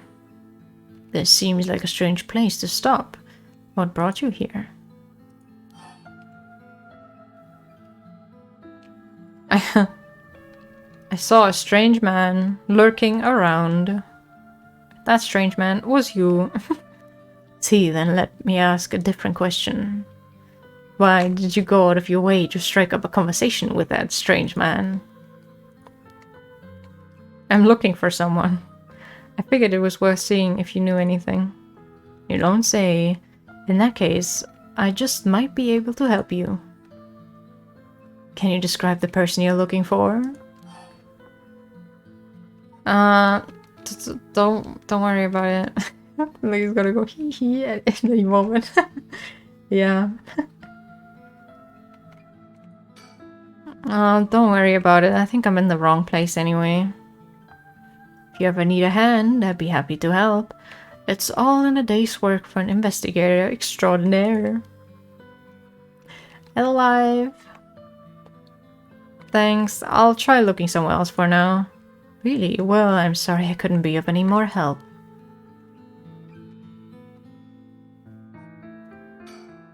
It doesn't seem like he has anything to do with the curse bearers. I should move on. He's been here for as long as he says. There's a good chance he's seen something. But I don't think it's worth asking. He seems like all kinds of trouble. Is that Michael Jackson? I feel like we all think this at this point. You know, maybe I'll just ask. Oh, that's right. I meant to ask. Do you have a light on you? A light? You mean for cigarettes? Well, I've got this cheap one I picked up, but that's it. Oh no, this'll do nicely. Are you sure?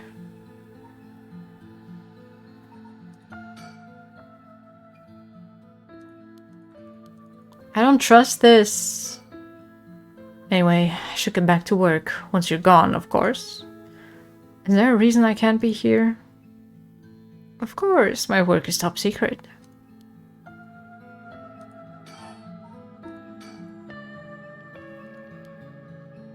Didn't you need a lighter? My guy. Oh, or maybe he's trying to warn me. So in case you come here first or something. Should move on. Okay. Okay, goodbye.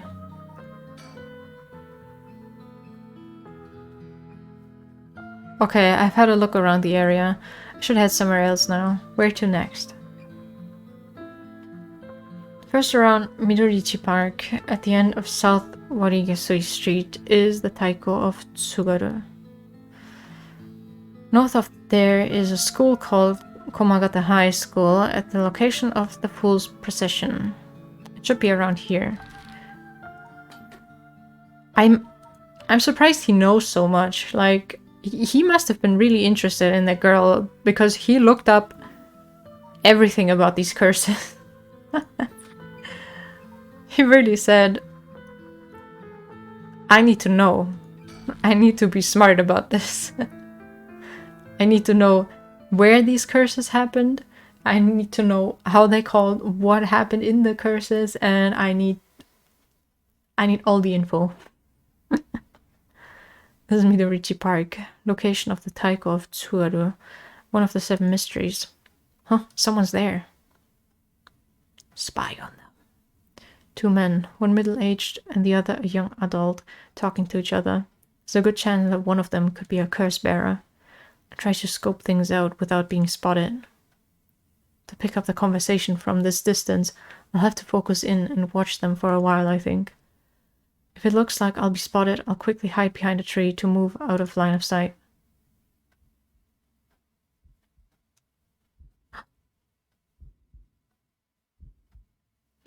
They were supposed to... Oh shit. No need to get ahead of ourselves. I bet we see something before the night is done. Maybe you're right, but still the 7 mysteries. Huh? Was there a noise from behind us just now? No, I'm not here. Never mind. Just my imagination.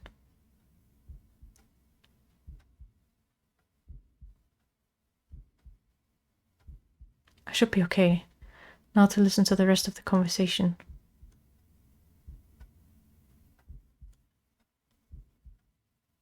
But does the curse really let you kill someone with an object like that? Double kill. Huh? Sorry, something's bugging me. I'm gonna have to check back there.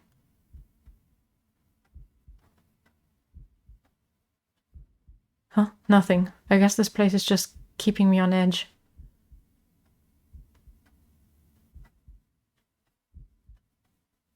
I should be okay not to listen to that. Okay.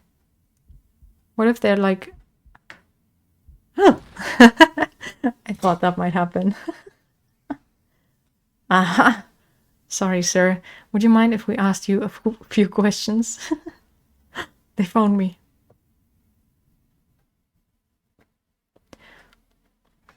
Oh, you two are police officers? Haha, people often say we don't look it. Sorry if we startled you. Jump scare. I'm sure there's no problem, but we'll have to ask you some questions as procedure. Oh, I'm John Ario. I'm from the Metropolitan Police Department Investigative Division. Newbie detective. And this old guy with the scowling mug is Chief Inspector Tetsuo Tsutsumi, my superior officer. You wouldn't guess from that frown, but he actually has quite the sweet tooth. Ario, quit blabbering. Veteran detective.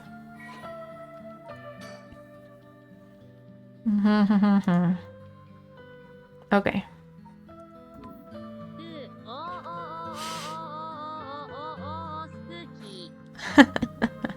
Very spooky. Uh-oh, and they're detectives. They're not investigating the corpse that was here, are they? I'm still fine anyway. It's not like a curse could show up as evidence in a police investigation. I can hardly believe how calm I am. I just need to keep a cool head and not panic.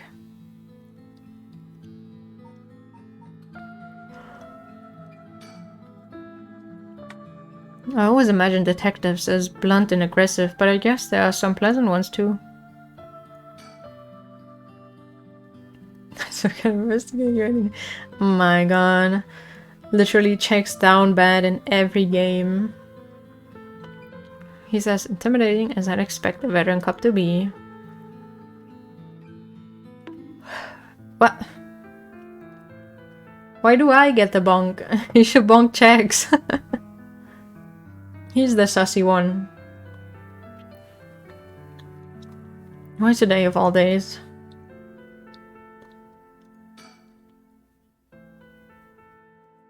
True.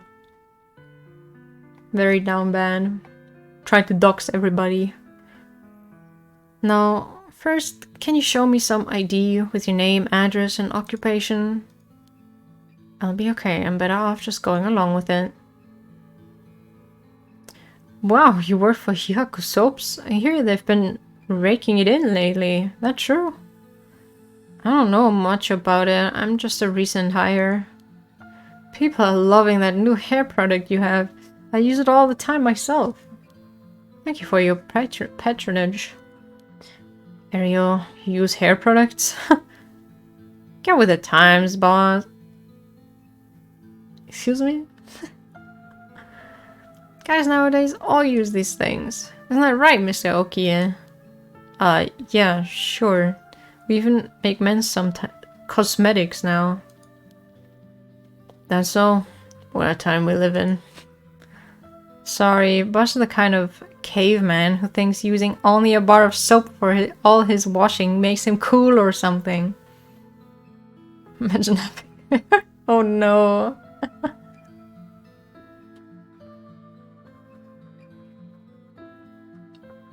The bunk was there. I don't know what you're on about.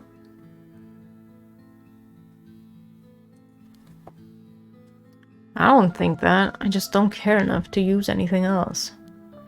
Actually, we do have all-in-one soaps for just that purpose. There are plenty of people like you. Ah, hear that, Ariel? That's what I'm talking about. You should put out more of those. Aren't you riled up? I'll leave the questions up to him. I got nothing to ask. Okay. Anyway, Mr. Oki, what is it that you're doing here? Actually, I'm searching for the 7 mysteries. Have you heard of the 7 mysteries of Honjo, detective? Yeah, I've heard of them. We were just talking about them a minute ago. A girl I know is into them. That's how I got interested. I see. I seem to remember even Midorichi Park had one of the mysteries associated with them. With it. What was it again? I'm looking that up. I want to be smart. 7 mysteries. Midorichi Park. Midorichi Park. Kinchibori. Midorichi Park.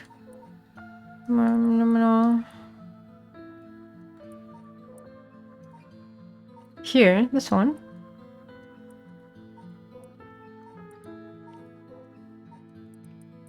Go Bridge. The Taiko of Tsugaru. Ah, that's right. The Taiko of Tsugaru. This whole area used to be the residence of the Tsugaru, a clan of samurai. Hunting clappers. No. No checks. Bad. Bad. Bad checks. Down. Psh, psh, psh, psh.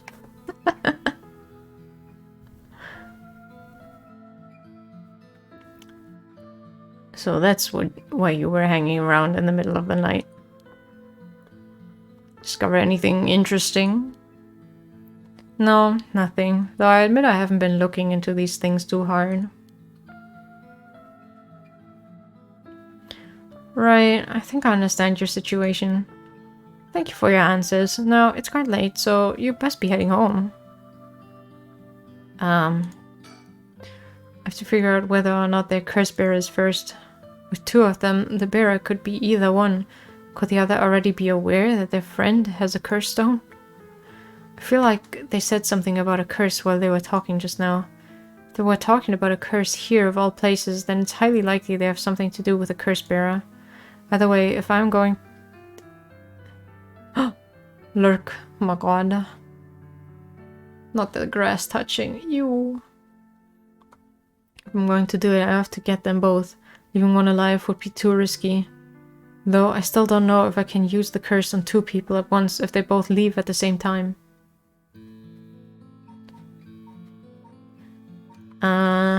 Okay, wait, so we... Beginning night... There was this one. Large piece of land, as I almost said.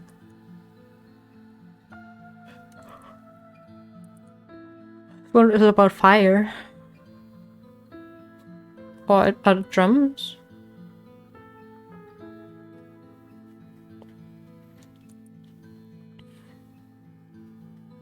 I don't know how they would trigger this. Something wrong. You're free to go. Excuse me. Since your detectives are around, does that mean something happened around here? Well, we are investigators, so it is indeed related to a case. But don't worry, there's no threat to civilians whatsoever. We'll be here a while longer, looking into things, but you can rest easy. A while longer, huh? That's not good. This may be my only chance. I see. Well, I'll be going now. Take care.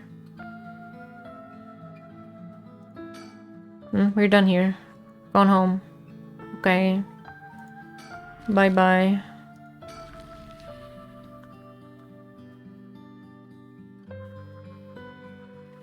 Komagata High School.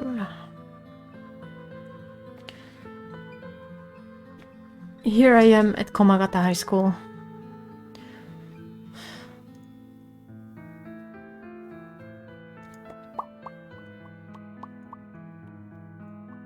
Doesn't look like there's anything here. Let's see here. Ah, someone's there. Huh? Whoa, what the? Ouch. I'm so sorry, are you okay? Yeah, I'm fine, but did you just climb over the school gate?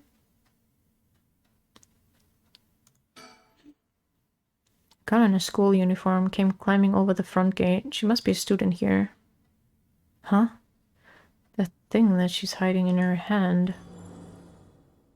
No doubt about it, that's a curse stone. This girl is a curse bearer. Time to kill. What's going on? Why are you at school this late? Well... I'm really sorry, I'm in a big hurry right now, so I gotta go. Kill.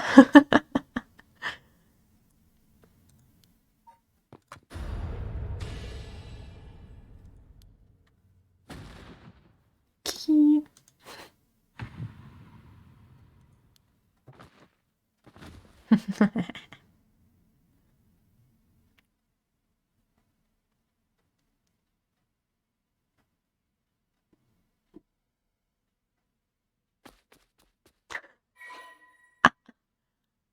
Oh. Only 6%? That's crazy. The second one we got was like 29%. Did I accidentally triple kill or something?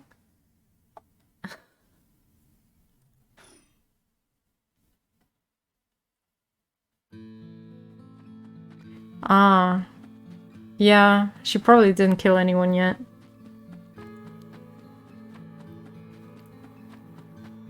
I killed her. Yes, I got a curse bearer. This is working. I just have to keep it up. How many more do I need? 1? 2? Might you thank you for the lurk? Capturing the souls of the captured. That makes sense, I guess. Alright, on to the next one. First, the one-sided reed by Ryogoku Bridge. Then the Evergreen Breach at the former Yasuda Gardens along the Sumida River. Finally, Sumida River. Let's do this one first. Ryogoku Bridge.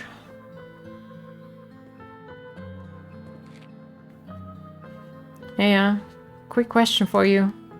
What the? Sorry, this is so sudden, but I've gotta ask. You don't mind, do you? Are you a curse bearer? What? Ooh.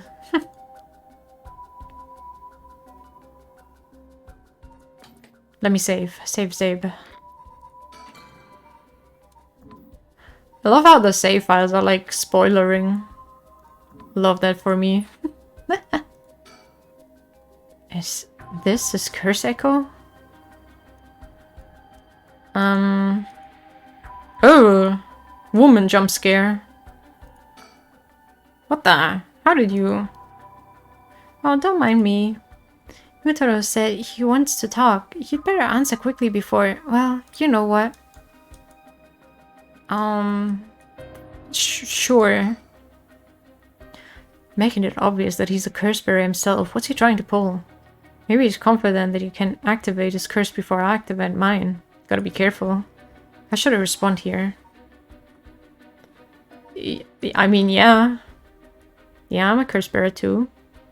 I appreciate the honesty. I just want to have a nice calm little chat. My name's Yutaro Namigaki. My curse echo is the foot washing mansion. I remember this one, yeah.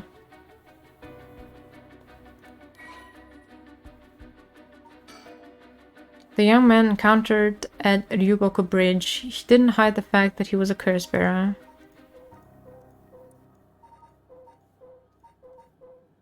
Ah, the girl didn't pop up that we killed. Okay. A chat. I'm not going to curse first and ask questions later, just because we're both curse bearers. I've got a little more class than that. I hope you're smart enough to extend me the same courtesy. Alright. Fine, chat away.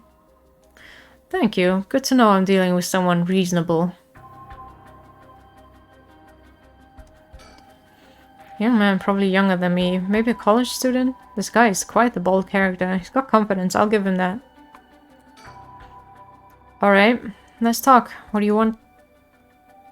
Right, I'll cut straight to the chase. Will you join forces with me? Join forces? To gather soul drags? Yep, you're using your curse because there's someone you want to resurrect too, right? In that case, it'd be more effective for the two of us to work together than do it all yourself. Think about it. We could split the work and we'd have two kinds of curses at our disposal. Working together. I hadn't thought about that before. Can the soul dregs in one cursed stone be moved to another? That's a fundamental requirement for this to work. Well, we'll have to test it, and I can't do that alone either. I see.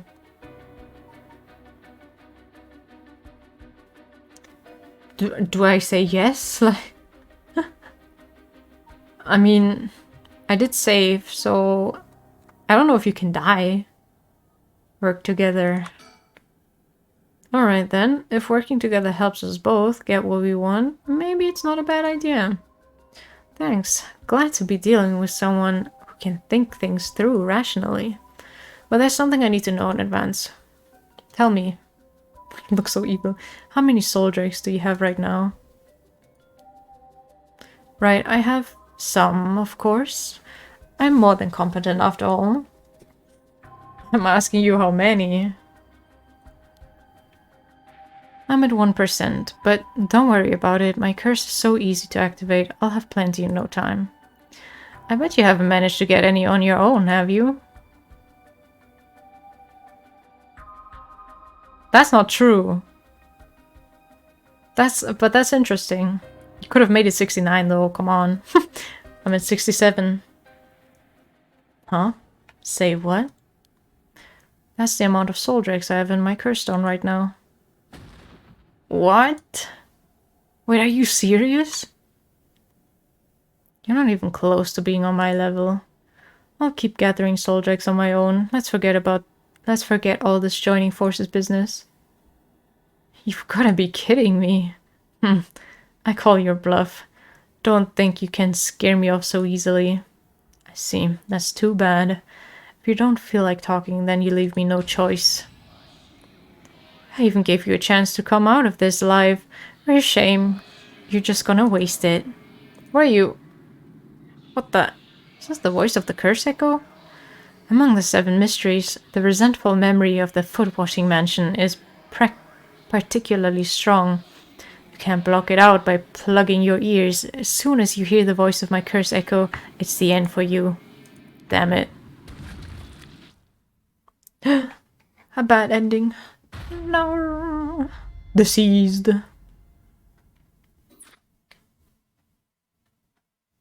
Oh, I got an achievement for that.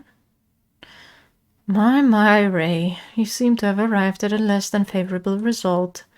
This is mere conjecture on my part, but you have a way to evade curses that no one else is capable of, do you not? Fear not, you may make as many attempts as you please from the conversation with Yutaro. Very well, remember to ward off the curse before it is activated. But bear in mind, Shogo Okiya has no way of realizing it himself, so you must react for him.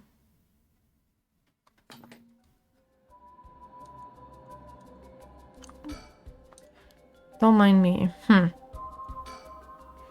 The canal where the one side of reed grew is supposed to be around here somewhere, but now there's no trace of it left.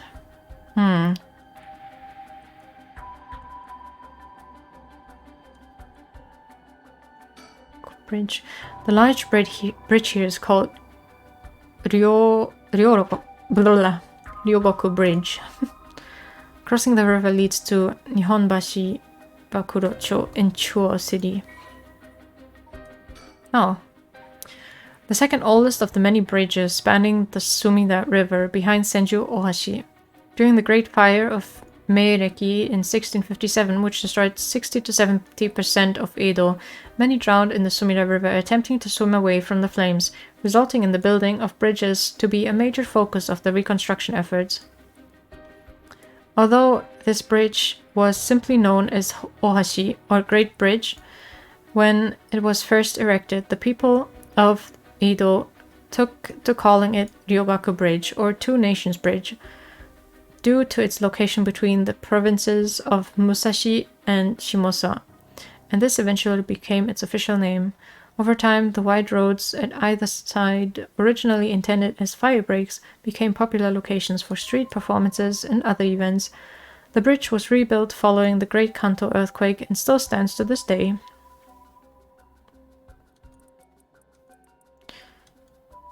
We love Japanese bridge. Japanese bridge, my beloved. Well, I guess we try again. What do you want? Join forces. Blah blah blah blah blah blah blah.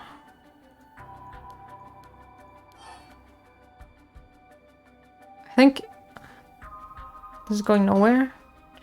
Sorry, but there's no way I can accept your offer until I know that. Who's to say you won't run away while we're in the middle of testing it? Why are you just going to have to trust me? Or do you think you can collect them all yourself? I'm at 67%. Ah, say what? Less amount of soul drakes I have in my curse stone right now. I feel like that's just the same thing. When I level, keep gathering and join forces. You'd be kidding me. Call you bluff? Yeah. That's too bad.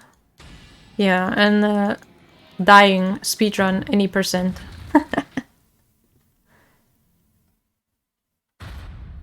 Oh, deceased again.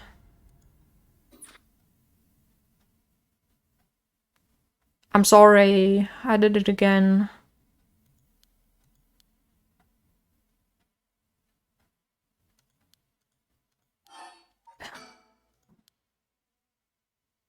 Yeah. But I already spoke to her. Like, it's already checked. This is all checked as well. Can I just leave? I think that's a good idea. If I don't make a clean escape, it might cost me my life. Oop. How about thinking? Chat between two curse bearers. What's he trying to pull?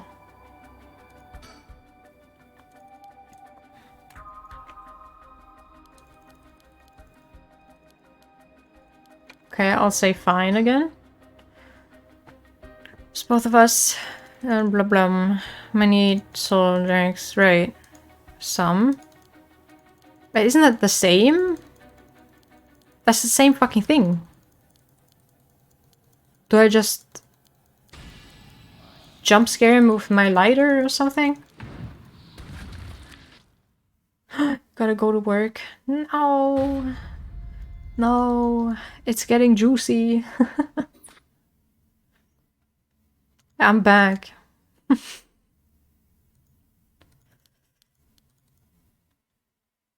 Oh, as you've been here several times, allow me to expound on this further.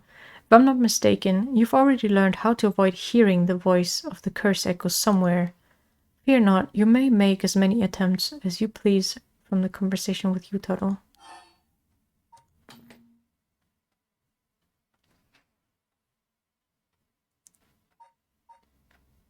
Huh? Files. Well, at least Like the storyteller is giving me hints, which is cool. It was feet something. This one. Giant foot drenched in blood, smashed through the ceiling. Wash. Carefully washed. Return from whence it came. Fixed on the roof. I have been visited by my foot every night. Asked a friend to trade our houses within that might. The foot. Okay, stop.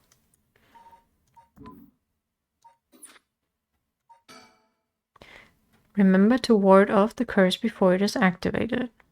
But bear in mind, Shogo Okiya is no way. Okay. Can we kill the storyteller? I mean, the storyteller, like, is talking to me. And here I'm basically just playing, like, this game in the game or something.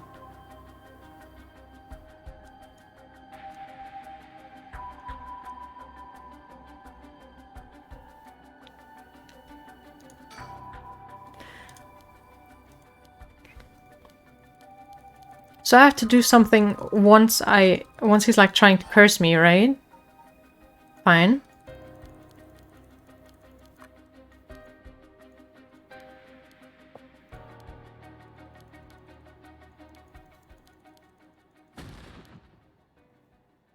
Can I just run?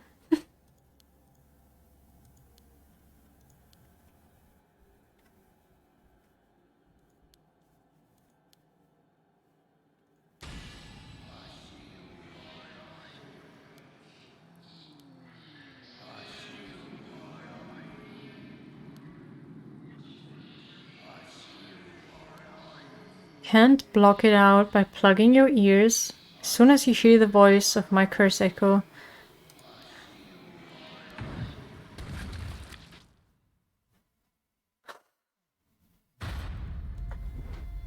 I'm not...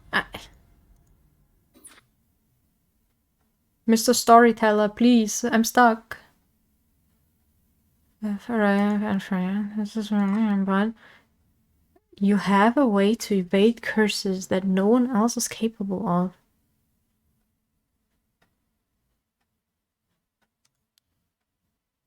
You've been here several times. I want to expand on this further. You've already learned how to avoid hearing the voice of the curse echo somewhere. Perhaps try rereading how to play your files. Fear not, you may make as many attempts as you please.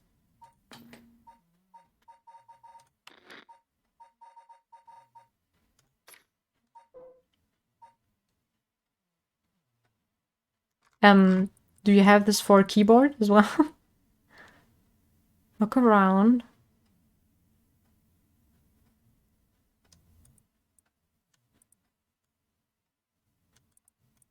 How the fuck do you zoom?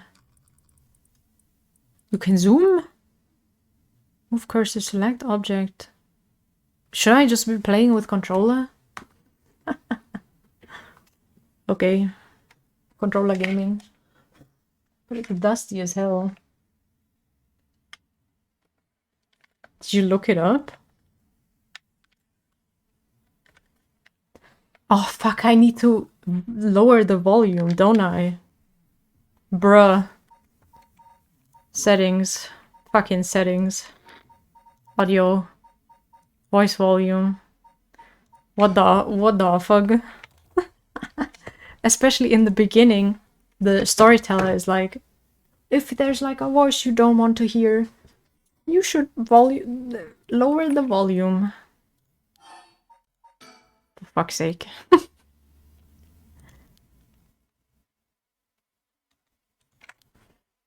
No fucking way. That's so funny though.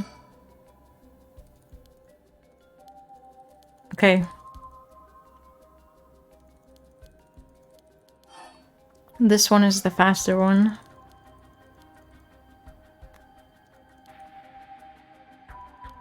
Uh-huh. What?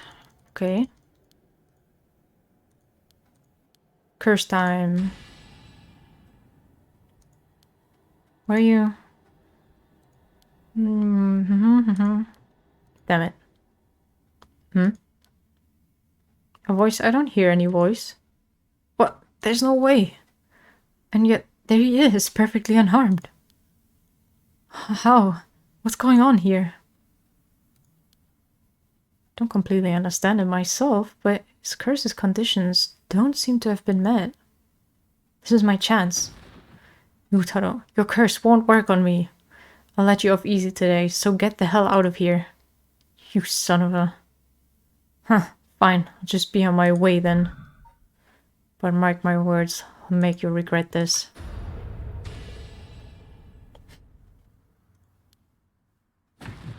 Oh, why? How is this? And the lady is facing away as well. Maybe I should get her too. She left. Ooh, 20%. Nice, nice. Sweet.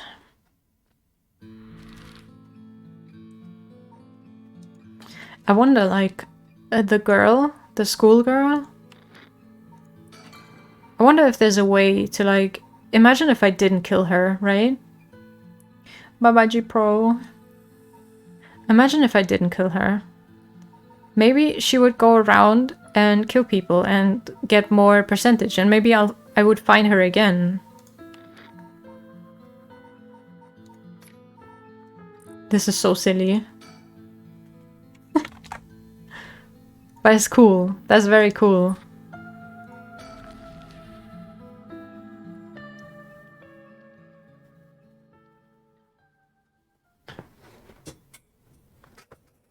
He was very easy to kill, but he did have a pretty strong curse though, to be honest. I just got lucky that I got game volume. There was some kind of incident here recently, so the entrance was closed off. But it was easy enough to sneak in, since there are no guards at this time of night. However? Question is, what do I do about this? Do about what?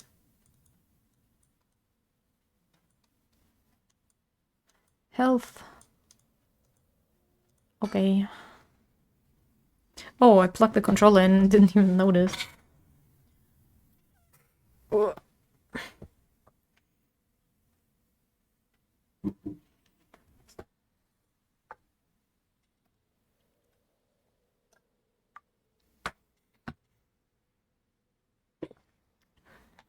I am health.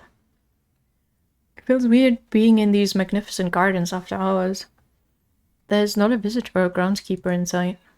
The Ryogoku Public Hall is also on the grounds. Its eye-catching structure makes this place feel even more otherworldly. A lush green park, administered by Sumida City.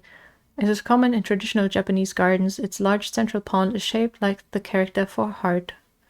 The paths that crisscross its grounds, lined with stone lanterns, are perfect for strolling while appreciating the foliage of bird watching. The gardens once pulled in water from the Sumida River so that its pond would ebb and flow with the tide, a novelty in Edo, which had begun filling in the bay to support its expansion. But the practice has been discontinued in modern times due to flood prevention measures. Okay.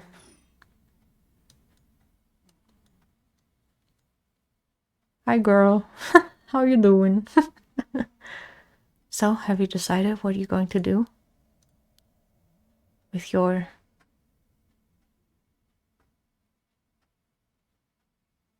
oh so precious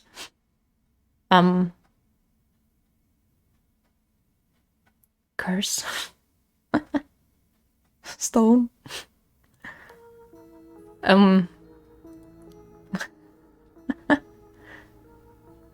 Yeah. As soon as I snuck into the gardens, a woman inside called out from behind me. I've been waiting for you. I have a curse stone. Her sudden proclamation had me at a loss for words, so the woman continued. I have you in a position where I can use my curse on you whenever I please. If you hand over your curse stone, I will at least spare your life. In that moment, all I could squeeze out in reply was, let me think about it. let me think about it. Which brings us to now. Alright. Damn it. Did I expose myself somehow? She said she can use her curse on me anytime. I guess I've already fulfilled its conditions. It could be a bluff, but since she seems to have information on me, it's probably true. How many people have I killed now? The guy that works at the company. Then some random guy I didn't see who locked me in like a dark room. And then a girl, a schoolgirl. Some random guy at a bridge. 4 people?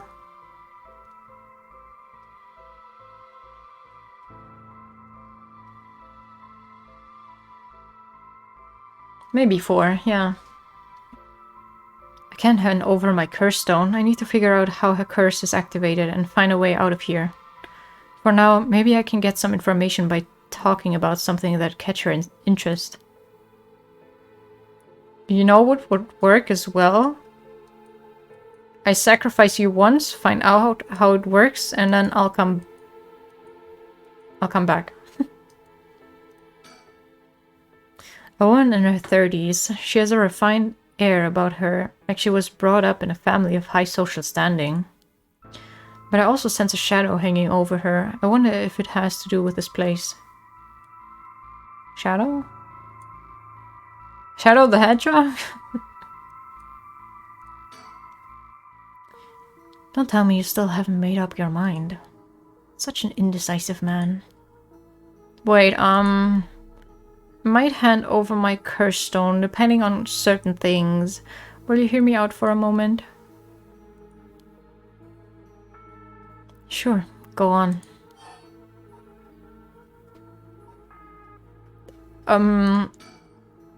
If you take my curse stone, what are you going to do with it? With your curse stone? It's brimming with soul drakes, isn't it? It's already killed so many, no? How does she know so much? I like to avoid such crude methods myself. 7.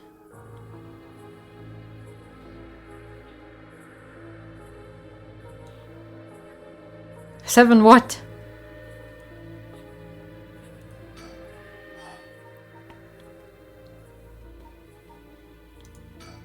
You want soul drakes. That means you're after the right of resurrection too. Not that I'm trying to compare our circumstances, but can I ask what led you to this? Oh my. Do you mean that if my situation is more dire than yours, you'd give your curse stone to me? Sure, I consider it, so tell me. Liar. Huh? You wouldn't hang your fate on something as superficial as that. Nor would I. 6? Okay. So maybe I can ask her like 6 questions and then I'm dead? If we're going... or minutes. If each question or like thing is a minute. I don't know. We're going to talk. We should get to know each other better. My name is... Stop. Huh? Let's not do that, alright? If I know your name, I might start to feel sorry for you. And have a harder time killing you. You would? Don't you think? 5. What conditions have I fulfilled since the moment I stepped foot in here? The hero in the head with a rock. I don't think that's how it works. She needs to like walk away so I can use the curse.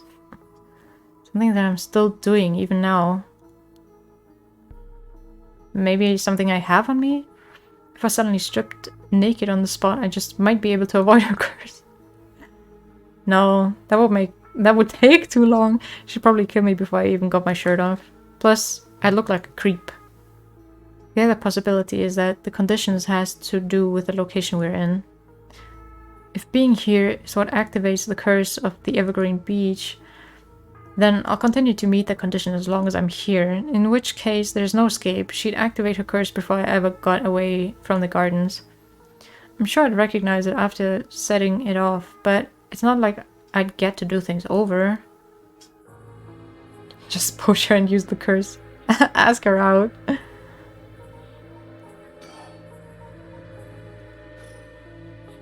I think... Oh, I'm not allowed to leave. Okay.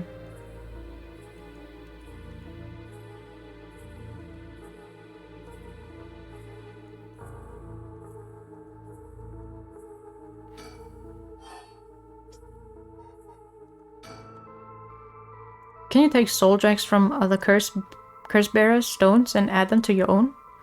Who knows? But you have to admit, it's worth trying.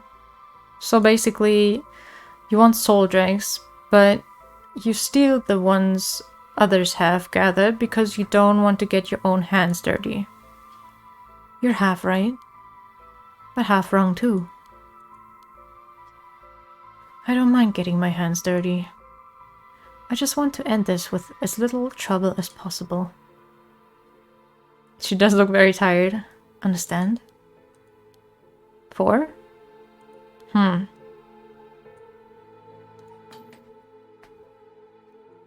Oh, it doesn't... Her counting doesn't show up here.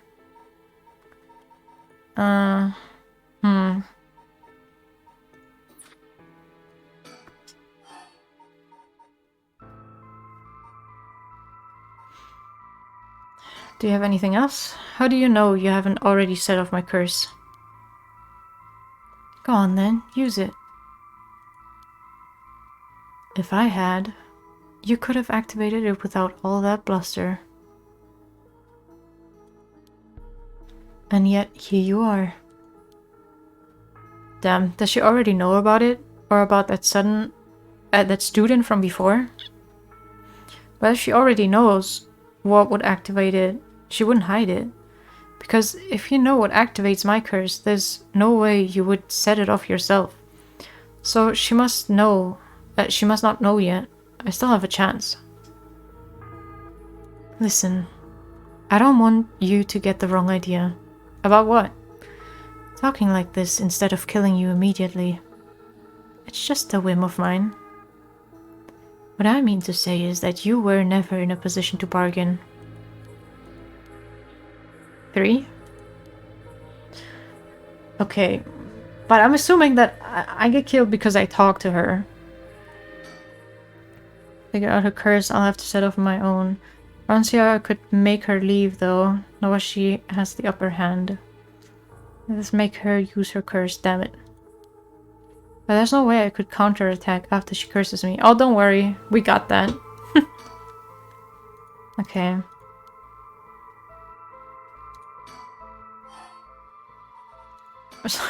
Do you know more? You actually can't kill me, can you? And that strange countdown from before too. It's all just a bluff to threaten me. Okay, okay. Cat has a sneeze attack. I don't give in to threats, so why don't you give this up and... If that's the case, give it a try then. Only 3 more now. Let me tell you the number. 2.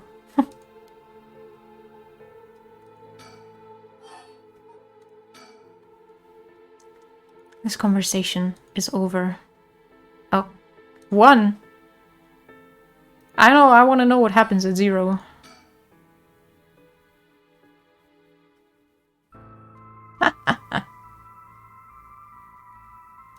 Not the auto mod. Oh my god. She's very nice. I like her. Too bad we need to kill my son. What? He'd been in 6th grade now. If he were still alive. When I'm one of the big kids, I'll help look after the 1st and 2nd graders, he'd say. Typo. Sure. Yeah. He always had a strong sense of justice and responsibility. He wouldn't stand by when he saw other kids being bullied. He'd defend them, even if he was no match for the bully himself. He'd often come home in tears. but only because he was sad that he wasn't strong enough to save others. He wanted to be a policeman when he grew up. Oh, okay, I get it. I've heard enough. Oh, that's enough for you? Yeah, hearing such a sad story just makes me all the more sorry that I haven't changed my mind. I see. So even after what I told you... Zero. Such a shame. What? This is the end for you. Is it? Very well. No. Fire, it's so hot. It burns. Oh, of course. That's what it was. Oh, that guy. Damn it. He must have been following me. But it's already too late. They all have a stand, basically. Deceased.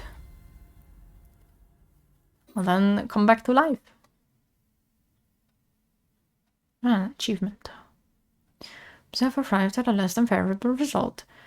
It was not all in vain, however, as you finally realized how the curse is activated. Fear not, you may make as many attempts as you please. Yes. Try again. Remember how to ward off the curse when you return. But bear in mind, there's no way of regenerating himself. Okay. Where's the lady? Blah, blah, blah, blah, blah. Oops. I just don't talk to her, right? Hang over her. Oh, where's the place? Expose myself somehow. She can use a curse on me anytime. I guess I've already fulfilled his missions, yeah.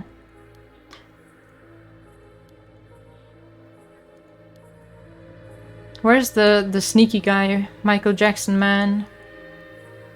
He was like in the background somewhere, right?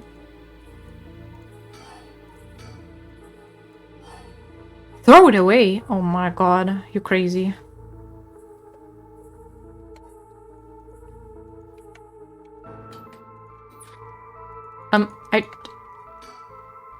Huh?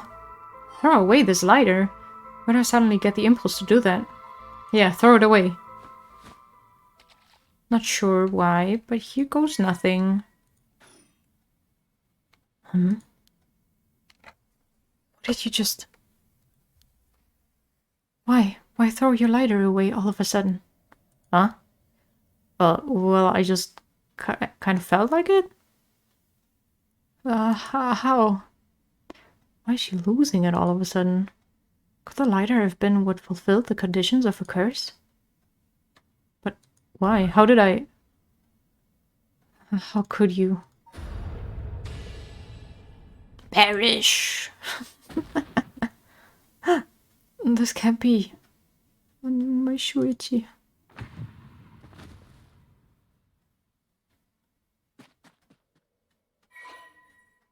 Oh, 25%.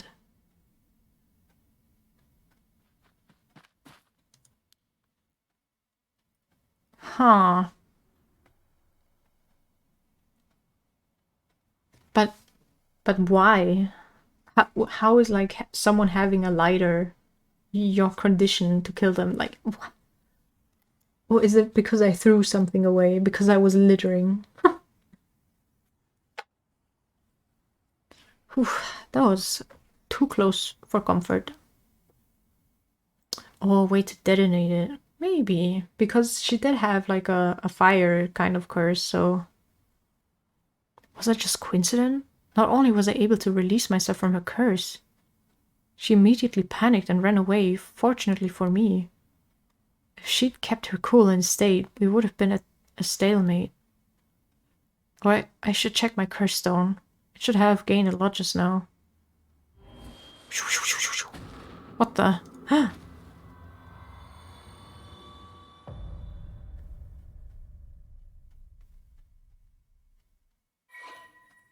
Story chart unlocked. Oh, gasp.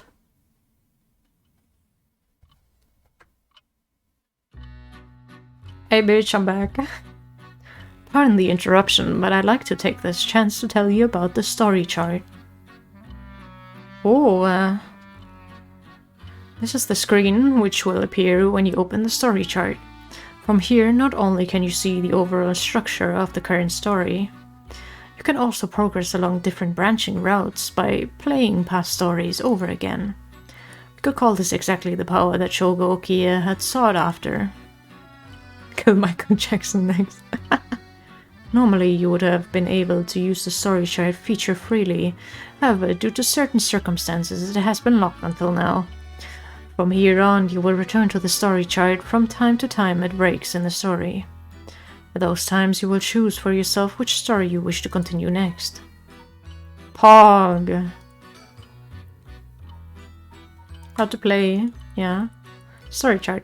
Use the story chart button on the menu to quit playing a chapter and return to the story chart. If you quit midway through a chapter that you haven't finished, you'll have to restart again from the beginning. Completed chapters can be resumed from various points in the chapter. Made to suspend. There are 2 phases that must be completed to complete a chapter. Okay.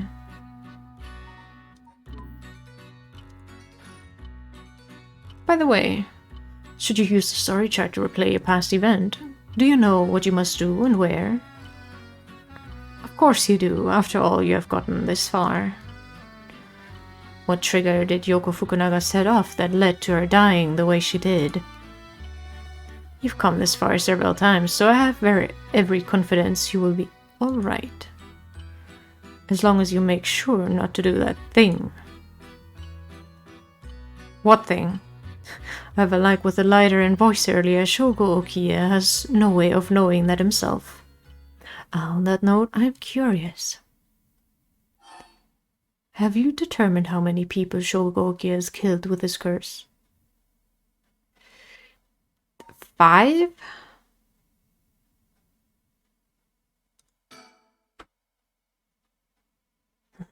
I see. I think it's like 7 though. So that is your understanding of things.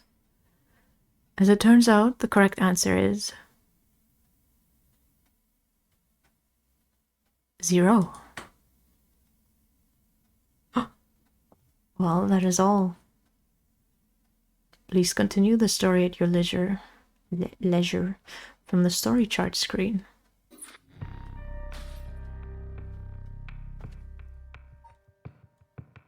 That's crazy.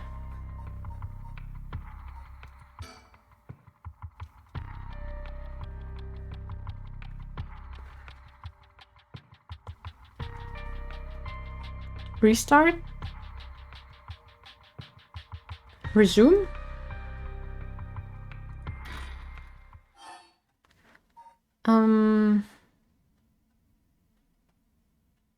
Maybe from the beginning.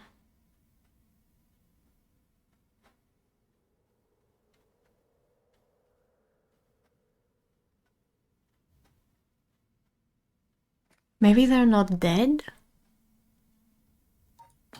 Like...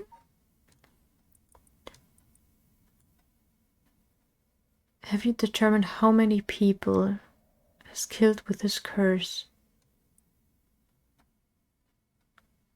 Was it Michael Jackson who's been following me this entire time? Did he kill the people and not me? 0.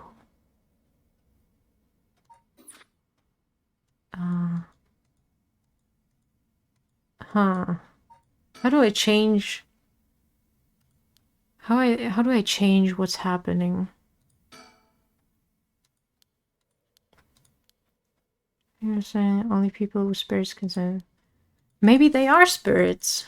Or maybe Shogo is fucking delusional or something. Right?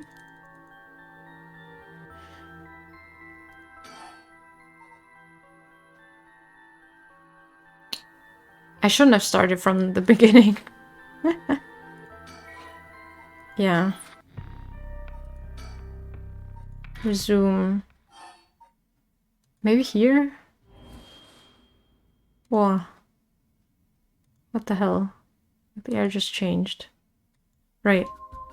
And then she's scared.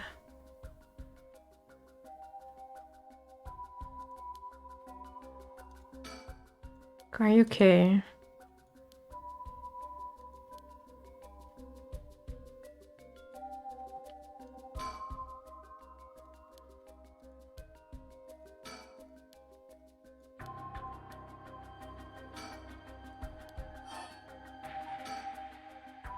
Huh? What? Is calling her name really going to help? I'm already yelling as hard as I can. Shouldn't I look for what's causing this? There's nothing there. Yoko, hang in there, Yoko. Look at me. You're going to be okay. It's alright, there's nothing there. Yoko.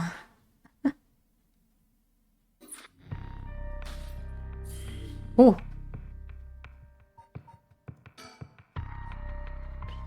Yoko's name in a desperate attempt to wake her as she lies unmoving on the ground.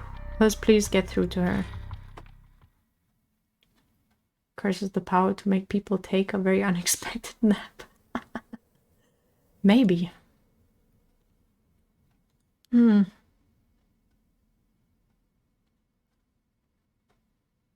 Huh? Oh good, you're awake.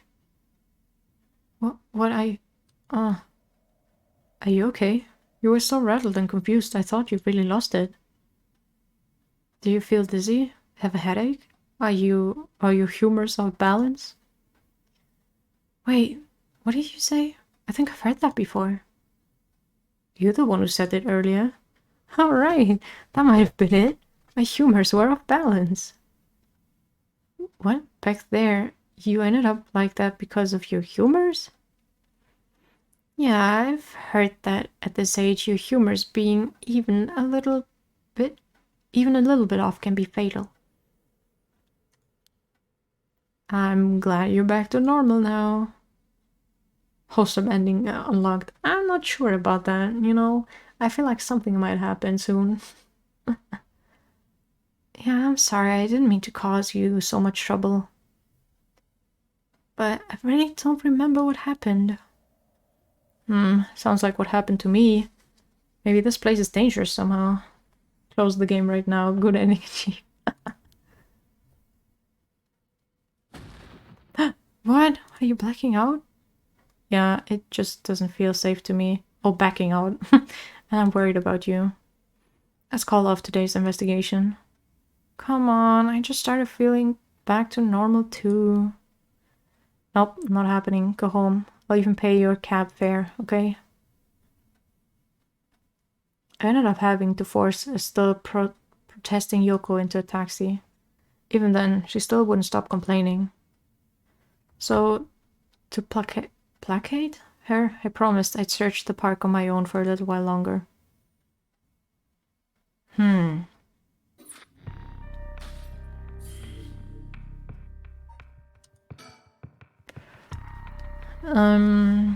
Worried about Yoko after her bizarre incident, Shogo decides to call off their investigation into the mysteries for the night. Despite her stubborn objections, he manages to persuade her by offering to continue the search on his own. We can't have a good ending, only bad endings. I love this song. That's what plays at the start as well. I like it. In further news... lol. Before dawn today, a police officer on patrol discovered a man collapsed in Sumida City Park. The man was taken to the hospital, but his death was confirmed shortly after. Investigations are still underway, but police suspect a connection to the other unexplained deaths found in the area at around the same time.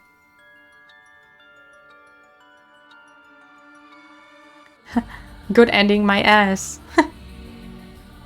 I'm assuming that's the prologue?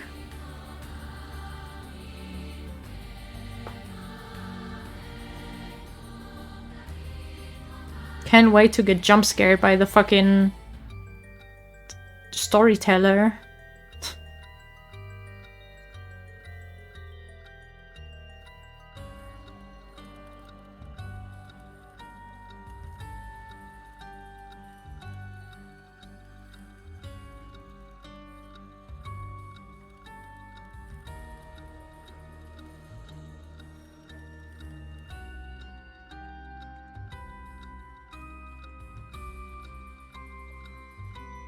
Achievement unlocked. Rite of Resurrection. Alright. Well done in your efforts thus far. This brings Shogo Okiya's story to a close. But this is not the end, far from it. In fact, this is where the story finally begins. The routes of the 3 protagonists have now been unlocked. That's what I thought. Haruo Shikima, a woman who lost her son when he was kidnapped and murdered. Oh shit, okay. Tetsu Tsutsumi, the chief inspector of the 1st Investigative Division, who is looking into the death of an officer in the line of duty. Yako Sagazaki, a high school girl who wants to bring her friend back from the dead, a girl who died in a suspicious suicide. Each of them is burdened with circumstances that leave them no choice but to seek the rite of resurrection. Following these 3 storylines will reveal the full nature of all that is occurring. With that, please enjoy the continuation of this tale. Thank you, I will. Which one? With what should we start? Should we just go from top to bottom, basically? The sleepy lady? The tired lady? Yeah. Not dreams. When the son of Haruo Shigima was kidnapped, a botched investigation by the police resulted in the child's murder. 1 year later, Haruo has hired a private investigator to help resolve the unsettled case. Late at night, while speaking to the detective at her home, something strange suddenly appears. Right. May those who mock fires perish in flame. Kill them. Kill them, the flame bearers. Kill them all. Ah, I see. You've acquired the power of the cursed stone, the haunting clappers. You can use it to kill those with fire or a fire-starting device on their person. Yes. Press the use curse button to set your target alight.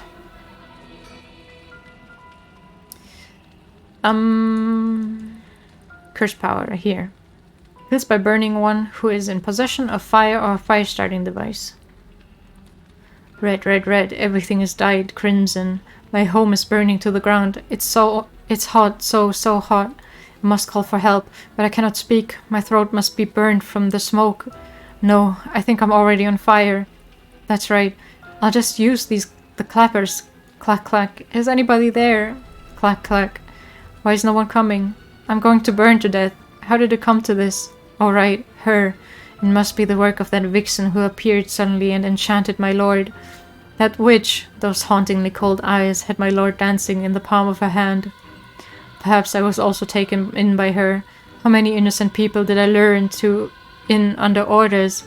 This must be karma. The sound of a heavy bell. It feels like my head. Well, was split open. How right, the evening bell. That must be why nobody can hear the sound of my clappers. I've got to do it louder. Clack, clack. A murderous impulse seeps into my soul like thick black tar. Now. Kill. Can you hear it, curse bearer? You who so strongly desires the right. Kill them.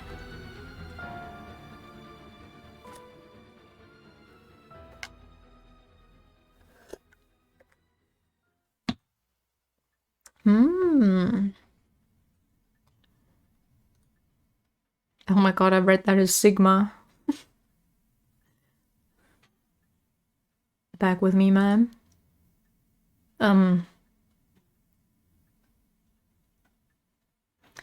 Can't say I understand what just happened, but it certainly seems to have put you in a good mood. This might be the first time I've ever seen you really smile. You count that as a smile?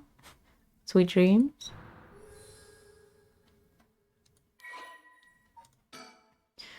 Housewife. Haunting clappers. Haru is a housewife who resides in a manor near Shumoko Bridge. Her 11-year-old son Shuichi was kidnapped and murdered about a year ago. The death was the result of a mistake on the part of the detective assigned to the case, a mistake which enraged the kidnapper and had him cut off all contact with the police, leaving no room for negotiation.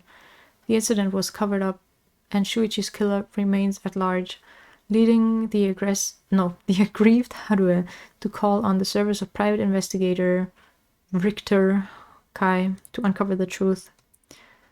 The Shigima family came from a line of samurai who built their residence in Honjo during the Edo period. They assumed important positions in the police force following the Meiji Revolution, thereby protecting their family's elevated status. Even today, many in the Shigima line work as police bureaucrats and senior police officers. Haru's father sits in the upper echelons of the National Police Agency, and her husband, adopted into the Shigima clan through an arranged marriage, is also a highly respected agency official. However, as her family prioritizes work above all else, it wasn't long before Haru's marriage grew cold. Though she wants for nothing, she is isolated from her neighbors and withdrawn from society. Seeing her son grow into a young man gave Haru a purpose in life, but it was cut short by the kidnapping incident. Following the incident, Haru spent many days in a deep depression, breaking into sudden fits of shouting and wandering around in the middle of the night. Her cheerful, loving disposition faded away, and she took to making snide remarks at her husband, which only further soured the relationship. A few months ago, Haru's husband was transferred to another area for work and now rarely returns home, with Haru left to live in the large empty mansion alone, as a housekeeper who has been with the family for a long time comes in to take care of all the housework. Haru has nothing but time on her hands. No. Not dreams. Sounds like something I might want to hear about.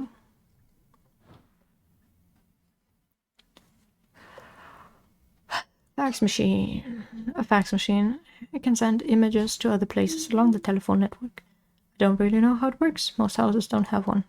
I rarely find a use for it. A telephone. This mansion has a private line.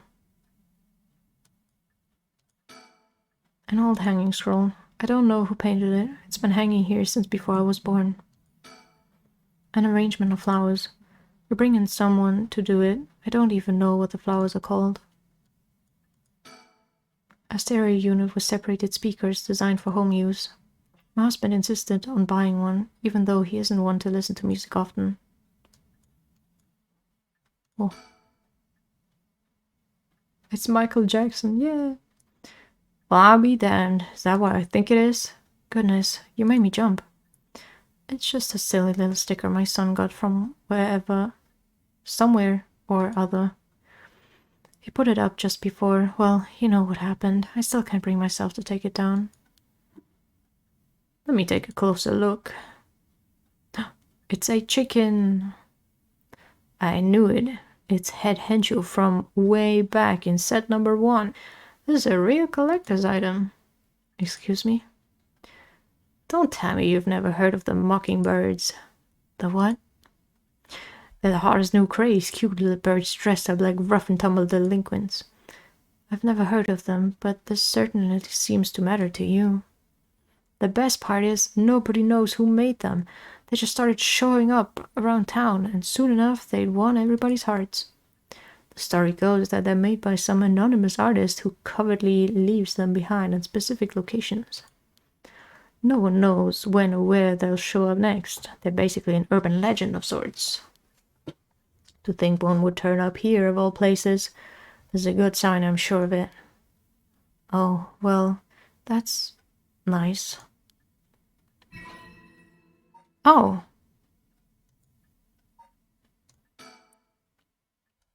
Huh.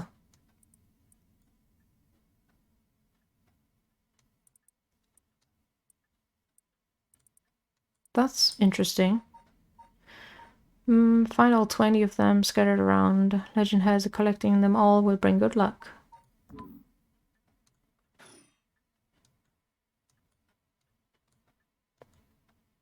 Television. Hey, Necro. color television. Father bought one as soon as it hit the market. He likes to have the latest gadgets. Unlike the latest models, there's no remote control. We've had it for a long time. Back when it was new, we all gathered around it and marveled at it as a family. But with Father and my husband being away so often, it quickly fell into disuse.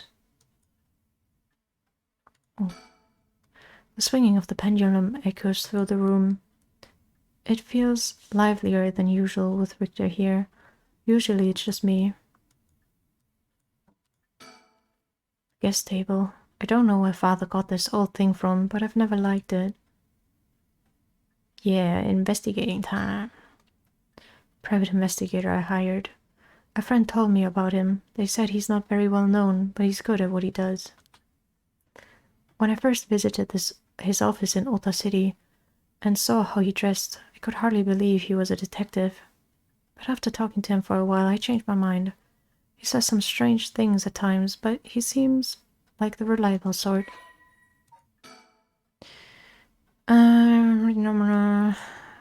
The eccentric man that Shogo Okie ran into at Hoanji Bridge, Richter is actually a private investigator with an office in Ota City, Tokyo. After taking on a request from Haruhi Shikima to investigate the unsolved kidnapping and murder of her son, he gets caught up in the events surrounding the rite of resurrection. Once a police officer, Richter was racked with guilt over the police's inability to help all those in need and quit the force to start his own private investigation firm. However, his soft-hearted nature leads him to take on too many cases and has put his office in dire financial straits. However, he is still in business with it. How he is still in business is a mystery, with some whispering that a worthy patron is keeping him afloat. Richter studied alongside Detective Jun Irio at the police academy. Somewhat surprisingly, given his outlandish clothing and mannerism, Richter excels at covert investigations and tailing his targets. He proudly refers to himself as an investigator extraordinaire, though that only ever succeeds at impressing himself. Richter's biggest source of happiness is nuzzling his pet female albino parakeet. What? Is that a dog? Ernestine, which he keeps... Oh, it's a bird. No, never mind. I'm just gonna assume it's a dog. Which he keeps in his office. He also enjoys collecting mockingbird stickers, a popular line of merchandise featuring birds inexplicably dressed like delinquents, and can be frequently sighted searching around town for them. While out and about, Richter typically leaves the office. It is a bird? Huh.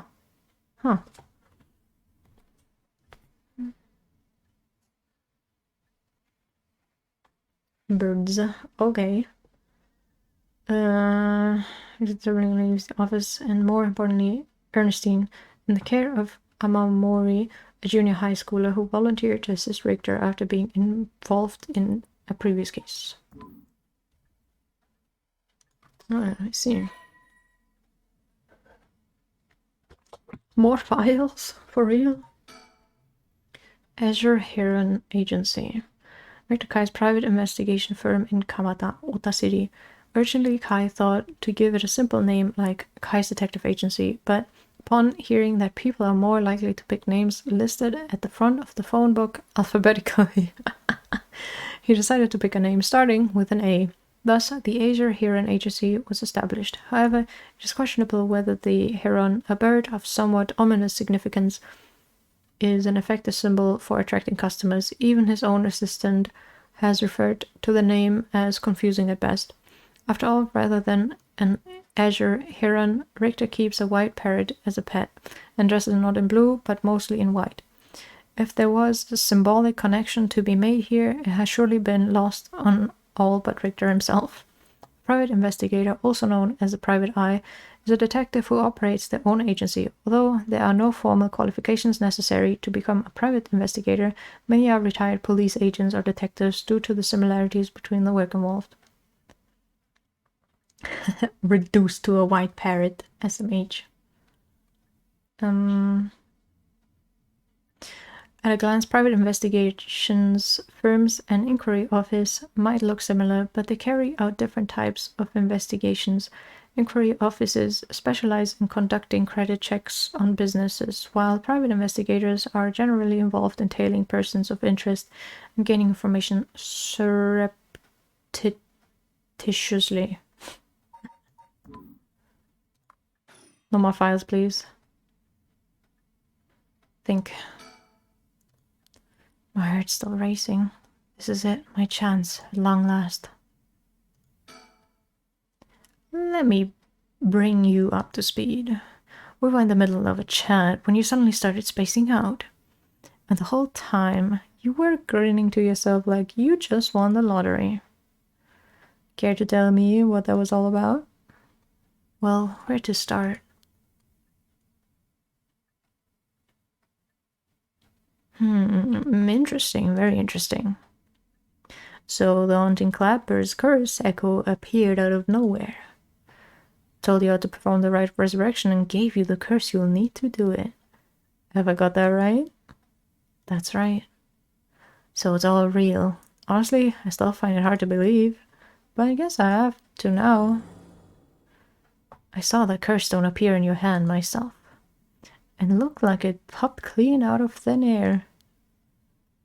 With evidence that clear, there's no denying that there's some supernatural force at work. Right. I don't think you quite understand. Oh?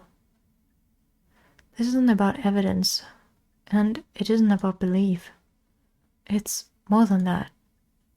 I know it's real.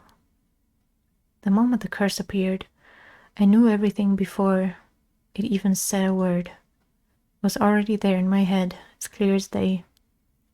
You just knew, huh? It was etched onto my soul, along with the curse echoes, resentful memories. So I can feel it, what it was like. Dying like they did hundreds of years ago. Wreathed in flame, writhing, I don't know, in pain as my flesh blackens and my blood boils. I can feel it, all the agony, all the rage. It fills me with bloodlust. I think I need to kill someone. Anyone will do, just as long as they're carrying fire. I see. That could be a problem. You think so? From what I know of you, I was sure you'd see it as an opportunity. The stronger the desire to resurrect someone, the stronger the urge to kill. That's how it is. How it seems to me, anyway. Good grief, talk about a spanner in the works. I say we take stock for a moment, remind ourselves where we've come from and where we're going. That might be a good idea. Spooky music. Okay, I've looked at everything, I'm pretty sure. Yeah.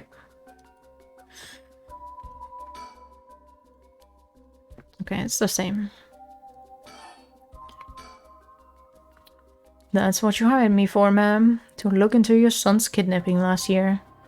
To uncover the truth behind the abduction and murder of Shuichi Shigima. Oh, yes, I remember. They never did find the one who did it. That's what I'm here about today. In fact, kind of you to let me drop by so late, by the way. I've been turning over every last stone, and I've come up with a grand total of 1 lead. So you said... One second.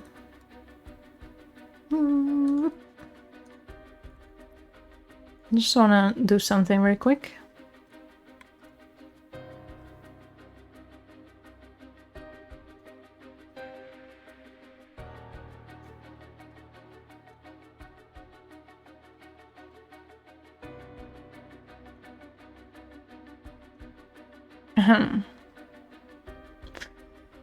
As far as the police are concerned, it's a cold case, but I've managed to make some headway. I remember, you were just about to tell me. Oh my god, even more reading. Ooh. Kidnapping and murder case that took place in Honshu, Sumida, around 1 year ago. Oh god. Shigima's son, Shuichi, age 11, was kidnapped on his way home from school, with a ransom being demanded that same evening. Initially, the kidnapping was thought of as a simple extortion scheme, but when it came to light that the Shigima family was closely tied to the police, and Shuichi was in fact the grandson of a senior official, it was quickly assumed that the perpetrator was acting upon a grudge against the police force. The kidnapping was treated as a direct attack against the good name of the police, and a large-scale investigation was launched that used the best equipment available to trace phone calls. This made it all the more embarrassing when they were unable to catch the culprit, losing the public confidence. The culprit grew cocky, relentlessly mocking the police force.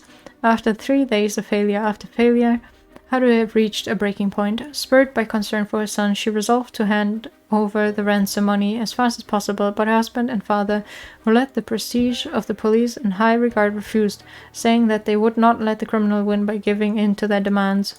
The increasingly frantic detective assigned to the case lost his temper when the criminal called to give an ultimatum, causing the culprit to never make contact again. Another week passed, and Shuichi's body was found floating in the Sumida River. Shuichi's death could be largely ascribed to the police's incompetence, but this was ultimately covered up with stringent media embargoes. The investigation was never closed, but the case has long gone cold. Oh no. School student, the only son of Haruhi Shigima, was kidnapped and murdered 1 year ago. His body was discovered floating in the Sumida River. Shuichi was a conscientious, brave young boy who was determined to protect his mother. Haruhi, amid his father's frequent absence, he dreamed of becoming a police officer and displayed diligence and an impressive sense of responsibility from a young age, likely due to being raised in an extremely strict environment. Born in the early 70s, he spent his days immersed in various activities and studies, including playing piano, learning the abacus, taking English lessons, and training in kendo. Shuichi's tendency to put other people's needs over his own meant he died without ever telling his classmates how much he longed for them all to go out on a hunt for mockingbird stickers. Man, I wanted to play this game in like one go, but my voice is already fucking dying.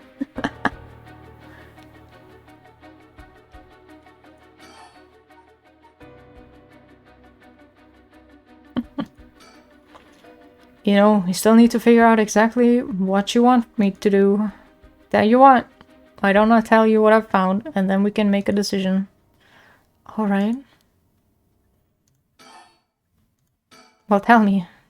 So if I would do blah blah, okay. I suppose there's not much point going over the kidnapping itself. No, I'm very familiar. Then I'll leave that for the files to cover and just confirm a few things about the case. The police traced the culprit's calls back to, let's see here, northern Oyoko River, here in Sumida City. That's quite a wide area. That's right. In the end, they never managed to nail down exactly where the calls were coming from, but it was almost certainly the same location that Shuichi was being held captive, since Shuichi's voice could be heard during the killer's calls. Northern Oyoko River is quite a distance from Shuichi's normal school commute, factoring in that he was seen at school but went missing before he arrived at his house. It's likely that he was abducted by a car on his road home. Maybe, but exactly, Shuichi was a clever boy. He never would have gotten into a car with a stranger. That's right. I was very firm about that. I know he understood too. I even saw him warning the other children. It's possible that they forced him into the car. The only issue there is, there weren't any witnesses to the kidnapping. You can bundle someone into a car with that many students around and not be noticed. But nobody came forward to say they saw anything suspicious.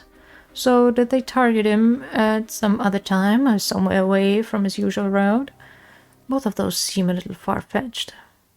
Which raises the question, how did the kidnapper pull it off? The police never managed to find an answer. In the end, they decided that the kidnapper must just have gotten lucky. Well, why not turn the problem on its head? The kidnapper managed to convince Shuichi to get into their car, but how? The only thing that makes sense to me is if they were somebody that he would have a reason to trust. A teacher perhaps, or a relative, or somebody else that he knew. But all of the adults Shuichi knew had alibis. Police checked them all thoroughly. They did, huh? No one throws numbers at a problem like the cops. But what if it wasn't someone he knew, or rather, what if the culprit disguised themselves as a police officer? That would explain why he didn't find them suspicious. The Shigima family has close ties with the police after all. He would have had a reason to trust them. You might be right, but surely that couldn't have. Well, there's a problem with the money. No, what am I reading? With that theory. You'd be surprised how much police officers stand out. That's sort of the point after all. They're meant to be a visible deterrent against crime.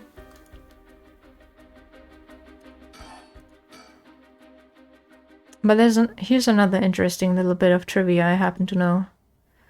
When you ask people to imagine someone suspicious, nobody pictures women or children. Even kids who've been warned about stranger danger often subconsciously expect the danger to look like an adult man. Besides, Shuichi was the sort of boy who wanted to be a police officer when he grew up. He must have had a very strong sense of right and wrong. That's right. Wait, surely you can't mean... Now you're getting it. If, say, a young woman approached Shuichi asking for help, what would he have done? If someone like that said they were lost and asked him for directions, would he have gotten into a car? He might have. My husband always told him that a man had a duty to watch out for women and children. Could certainly argue that kind of attitude is outdated nowadays, but if Shuichi believed it, then we might have something here. Then you think the culprit was a young woman? But it was a man's voice on the phone. Might have been an accomplice, or maybe she didn't even realize she was being used. If anything, that would explain why she hasn't come forward. She herself might not realize she had anything to do with the case. Oh my god, it just keeps going and going. So the question is, did anybody see Shuichi speaking with a young woman on the day of his appearance? See what I said about people's biases? That goes for witnesses too.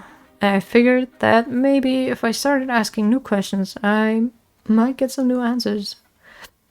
So I spent my day asking around Shuichi's school route, seeing if anyone had seen something. And one man thought he had.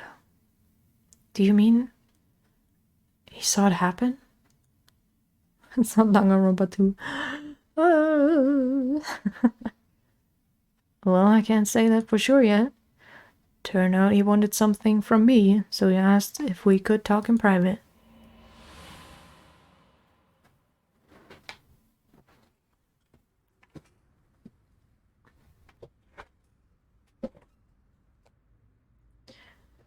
Alright, this should do. There's no one around who can speak in confidence. Excuse me, what was your name again? Jonuchi. Got it. Well, Jonuchi, I'm all ears. Just so we're on the same page, you're a private detective investigating Shuichi Shigima's kidnapping. Do I have that right? Of course. What else do I look like? How should I know that a private detective looks like... Oh, forget it. Look, I'll tell you straight. My life is in danger. I need your help. You'll excuse me if that caught me a little off guard. Let me ask you straight. Who is trying to kill you? A student called Michio Shiraishi. Interesting. A schoolgirl, eh? Sounds like you've been naughty. It's nothing like that. That girl, she's a murderer. I'm the only one who knows, but I saw what she did. Michio Shiraishi, I saw her kidnap Shuichi Shigima. Come again? I saw her talk to him on the street and lead him away. I didn't think much of it at the time, but then he went missing. She murdered him, I'm sure of it, or at least she's got something to do with it. That's what you're here for, isn't it? Then you can't let her get to me. If that's true, you've been sitting on some valuable information. Why didn't you tell anybody? Well, you see. If you can't explain that, I don't have any reason to believe you. I couldn't. She told me she'd kill me if I spoke a word. You're telling me a schoolgirl had you scared for your life? So you've been sitting on that all this time? And you think she's coming for you now that you've spilled the beans? Yes, that's it, exactly. I'm begging you. Don't let her get me. Arrest her, I'm telling you, she's a demon. Well, you seem to believe what you're saying, but it just doesn't add up. How could a schoolgirl have a fully grown man so terrified? You don't know what she can do. She'll curse me. Curse you? I'm sorry, but you're losing me here. It's true, her house, it's... forget it. Why'd I even bother? You seem dubious enough to believe me, but I should have known. Never understand. Enough, I'll find someone else to help me. Hey.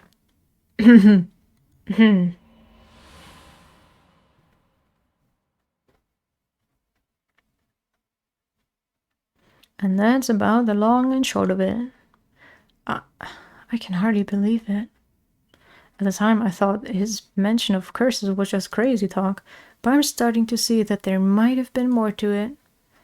Then, if we can just find that girl... Oh, that was the lady, oops. Curse or no curse, if she was with Shuichi on the day of the kidnapping, then there's a good chance she knows something. On top of that, I did some digging on the man I spoke to. His full name's Kohei Jonouchi. He's a teacher at Komagata High School here in Sumida.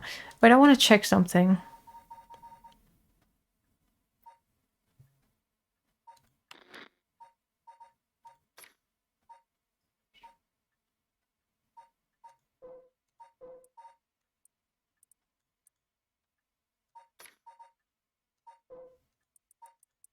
Oh.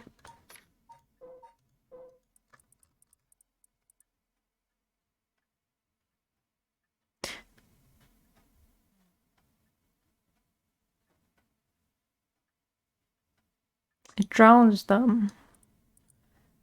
I wonder... That was so odd how the storyteller was like, yeah, the guy didn't actually kill anyone. Huh.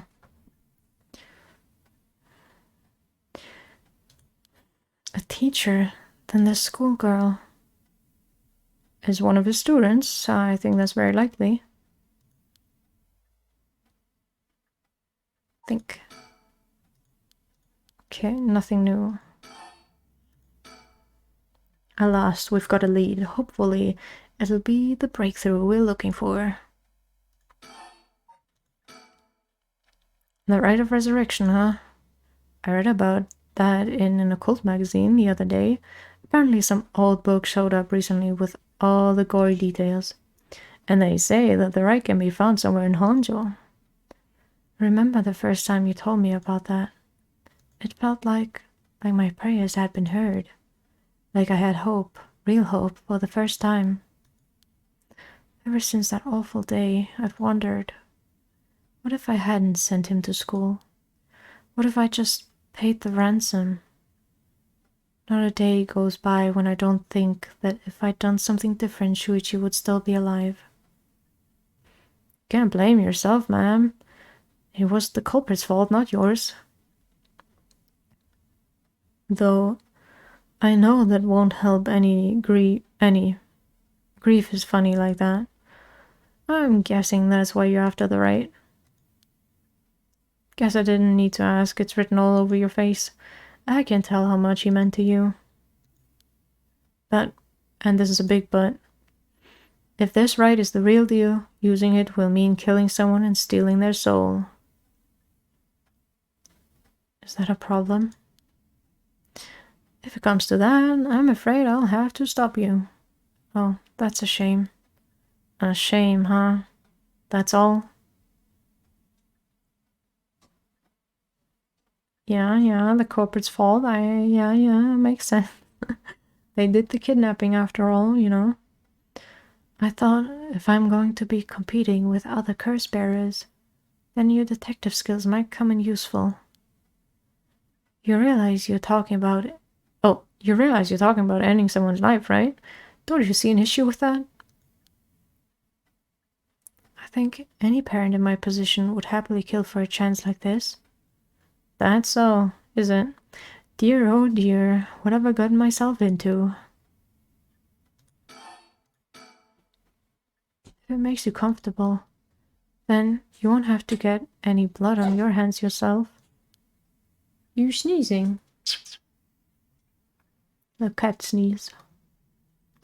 I don't need you to kill the other curse bearers. We're making murder. Yep. I only need you to find them. I won't be... Another sneeze?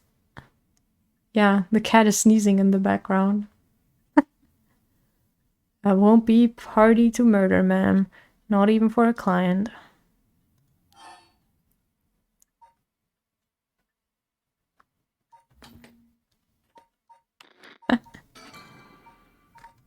I only have 5 slots. That's fine. That's a shame. I see. I didn't realize you were so stubborn.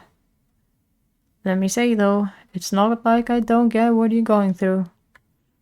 As long as you're not killing anyone with your own hands, maybe I can help you out. What do you have in mind? Cat sniffing says. Oh, he'd just be sneezing a little bit, you know? Well, how about stealing someone else's curse stone after they've filled it with soul dregs? If that was all you were after, then I could lend you my services guilt-free. If the other curse bearers want to kill each other, that's their business. I'm not trying to be a hero here. I guess there's no guarantee a stolen curse stone will work, but we can worry about that later. Allergic to sus. Well then, I suppose we have a deal. Although, what if I stole a curse stone using my curse? Would you disapprove? That will void our contract, ma'am. Just warning you now.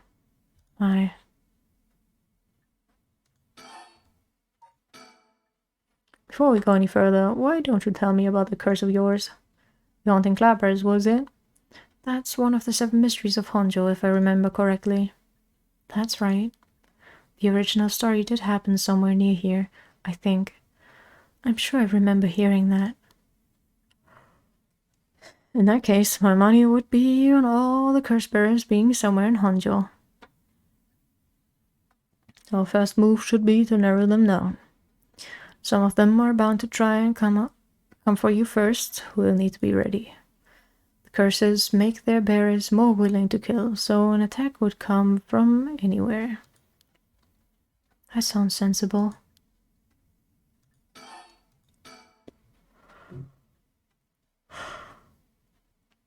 And if I remember correctly, your haunting clappers can set people on fire, but only if they have a naked flame or a lighter on their person. Is that right? That's right. In olden times, wooden clappers were used to warn people of fire. I'm guessing it punishes those who don't need the warning. Or heed the warning? Yeah. It seems like a good curse to have. It's simple and straightforward enough to use. Who carries a lighter around? Like, if you're not a smoker, I don't think you normally have a lighter, right?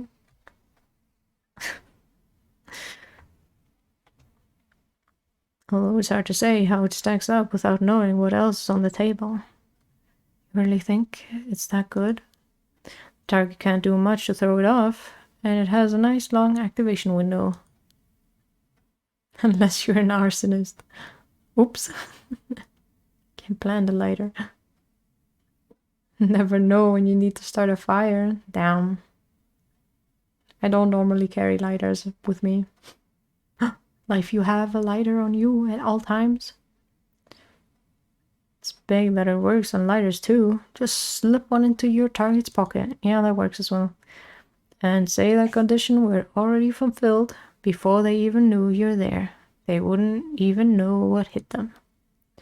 Maybe I won't have to actually use it. Scrunch up pieces of paper, light them on fire, pretend I'm casting fireball.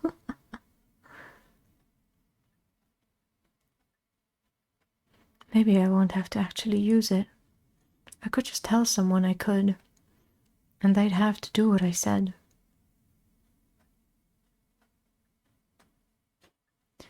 Threats could work, although without any proof, it'll come down to how convincing you can be. If only you could use the curse, then back out at the last second. The last second? What an interesting idea. I have a lighter right here. We could try it now. That's an interesting proposition.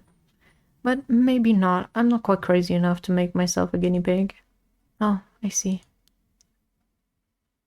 Just like opening them sometimes. Interesting. You're an odd one, ma'am. If you don't mind me saying, I don't think it's just the curse. You flatterer.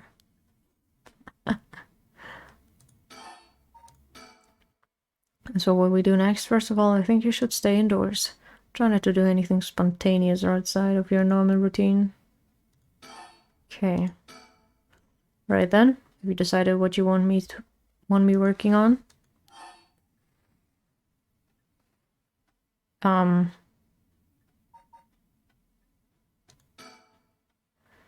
Bringing my son back is more important. I want you to help me with the rite of resurrection. Roger that, the rite it is.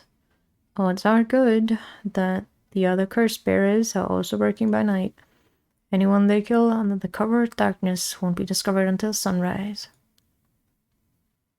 I bet they'll be trying to do as much as they can before morning comes. It's the right thing to do. Not the hee-hee. So it's settled then. I'll look into the other curse bearers by night. And once the city wakes up and I can start asking questions, I'll investigate the kidnapping as well. I'll even try and find Miss Shiraishi as part of the bargain. Thank you. That's more than enough. Are we done? Now then. I should get to work. There's only so much time before sunrise.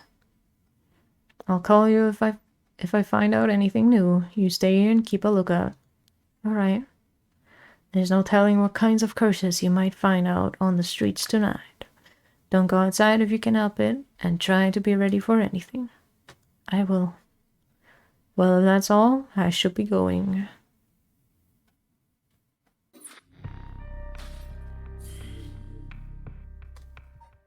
I need a break. Walks out of the room. That would have been funny.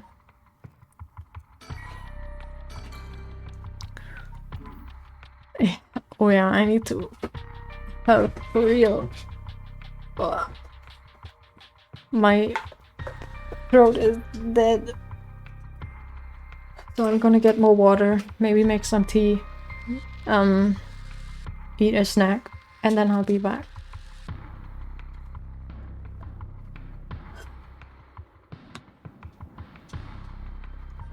Did I save? I think I did, right? Yeah. I think I'll continue hers for a bit, because why not, you know? All right. See you in a bit.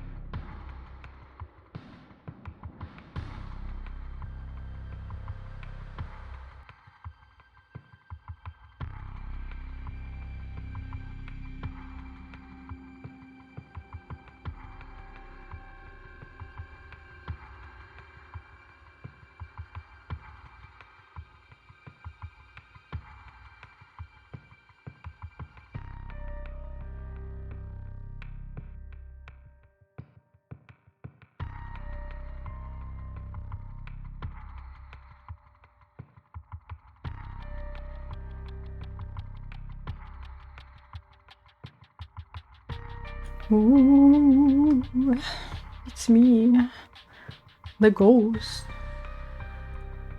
JK. A test of your reflexes. Ayo.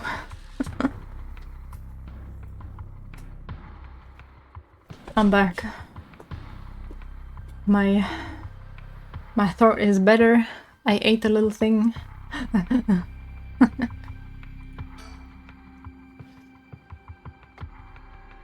Off-screen death.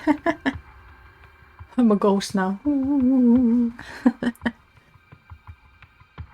I could lower my Test of your reflexes. my opacity. Actually become a ghost. Filter. Oh, which one was it? Chroma key? No, I don't think it's this one. Color key, probably.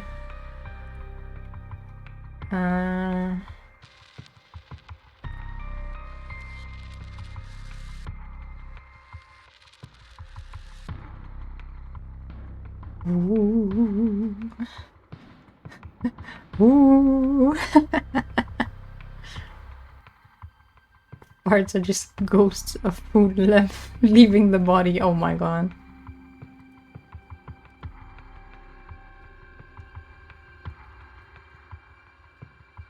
Ooh. I'm a ghost.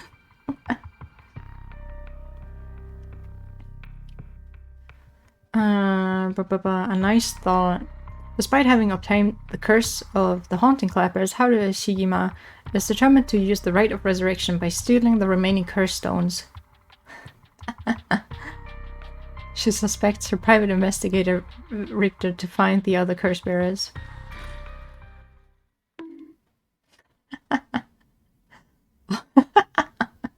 Not the black and white emote. I'm a ghost tree now. It's been almost an hour since Richter left. He promised he'll call me if anything happened, but he hasn't. So all I can do is wait and wait. Okay, this one I found already. I guess there shouldn't be another one here.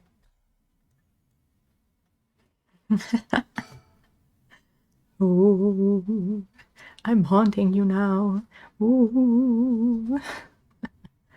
The ticking seems so loud. It just goes to show how quiet it is. There's nothing on at this hour. That just reminded me of the stupid Yu-Gi-Oh meme. I can still hear his voice. Gay, gay, homosexual, gay. Good meme, good meme. I see no point in turning it on. Oh, newspaper. What's this? A newspaper? Must have fallen off the chair. I mean... It's a newspaper. I only leave them here for the guests. I hardly ever read them myself. I don't think I've taken the time to go over one in years, in fact. Well, it's not like I have anything better to do. It looks like the city's biggest problem right now is pollution. I remember how the air and water used to be even more polluted.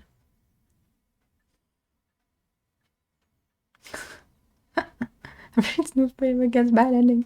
Oh no. Oh no. I can't believe even when I'm a ghost, checks as being sussy. Remember how the air and water used to be even more polluted. The river was covered in scum from all the sewage and industrial waste, and it stank so badly it made my eyes water.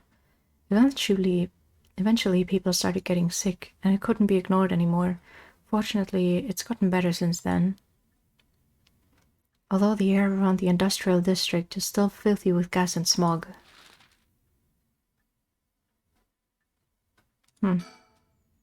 Fax machine. Telephone. Music. Oh, no soleil for that. Ah. Flowers. Wall scroll. The sticker.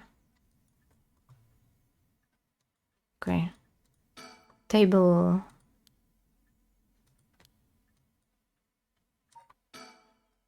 It's dangerous to go on. To look for her. Okay. He goes to touch grass again. SMH.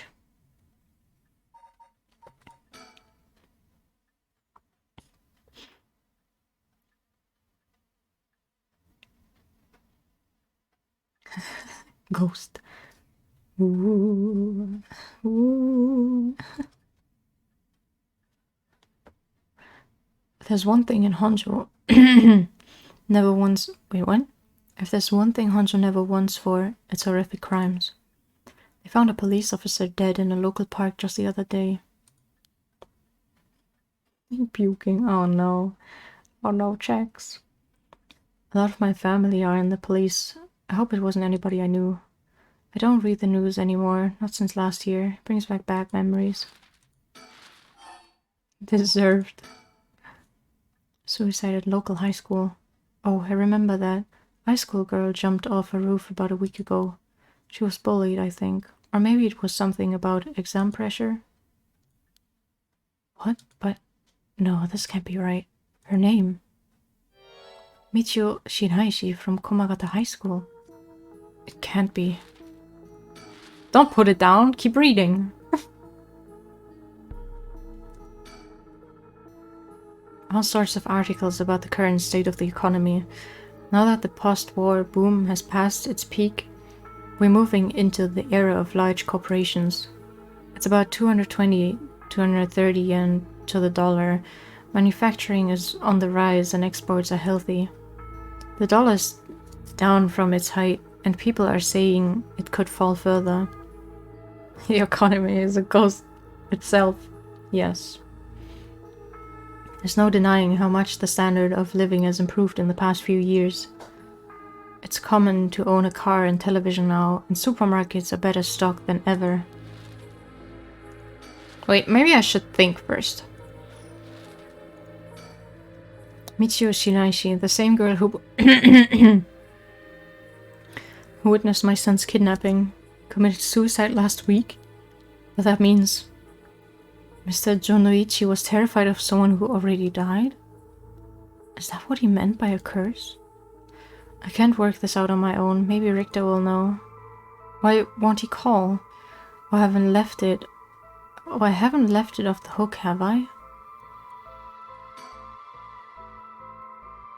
Waiting for Richter to call, but he hasn't. Made sure the receiver is on the hook. It'll ring as soon as he calls.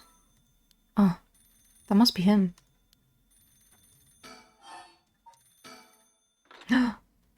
He ghosted me. No way. Hello, Shigima residence.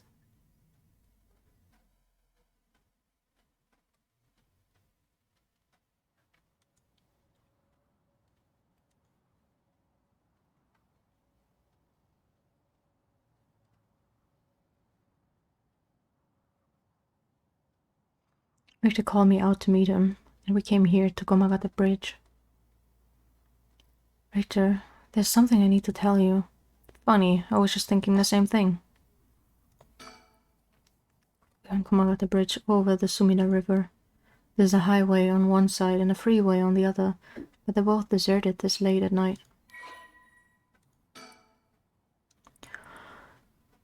One of the bridges spanning the Sumida River, completed in 1927 as part of the reconstruction effort following the Great Kanto earthquake, it is notable both for its distinctive blue arches and the cutting edge, for the time techniques used in its construction. Here's a show to perform in. Ghost? There are many bridges stretching across the Sumida River, each boasting a unique structural form and design.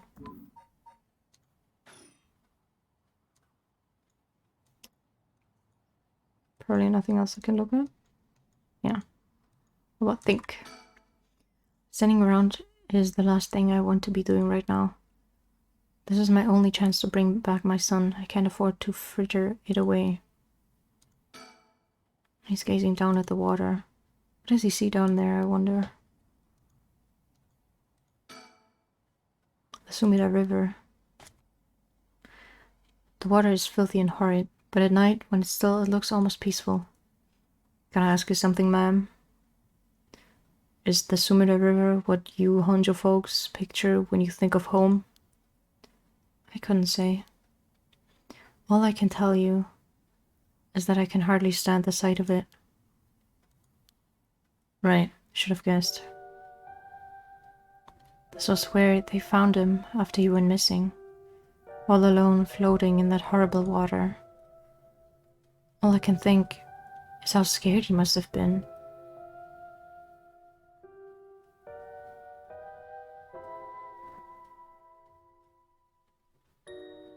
Sorry, it was just so loud outside, I got confused.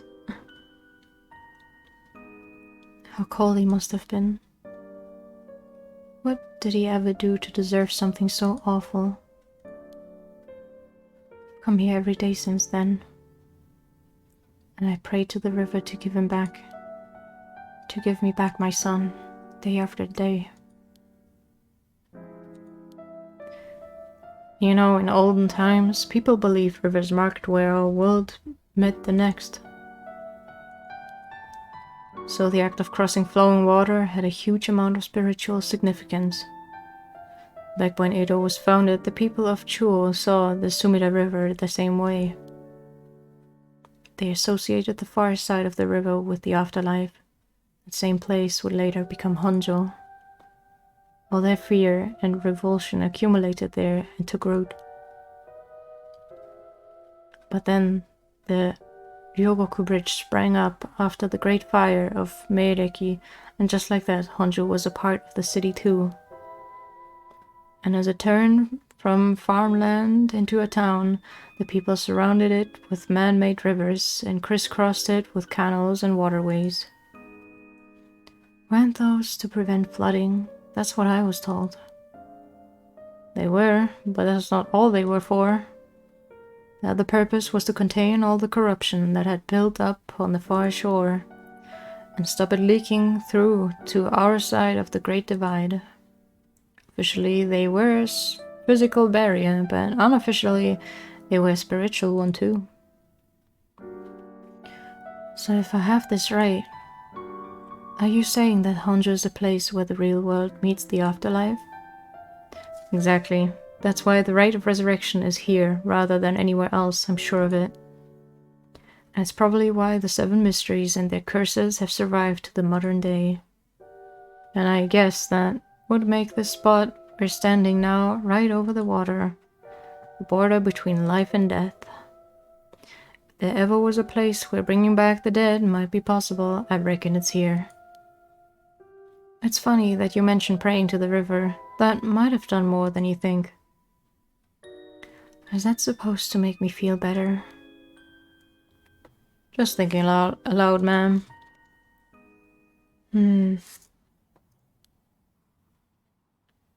Well, it's a nice thought. Oh my god. More reading.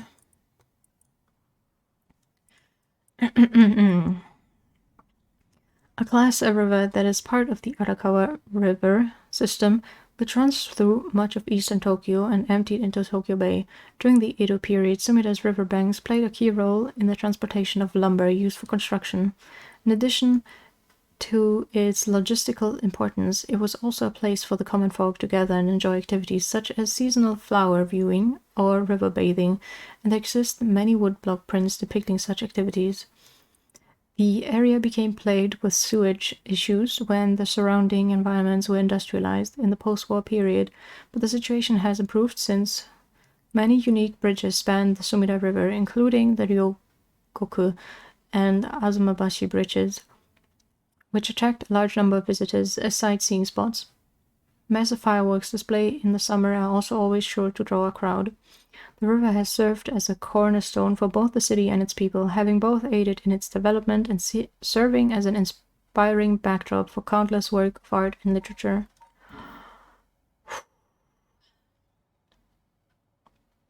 A 7 on the Richter scale. Right, this one is what I read. Yeah.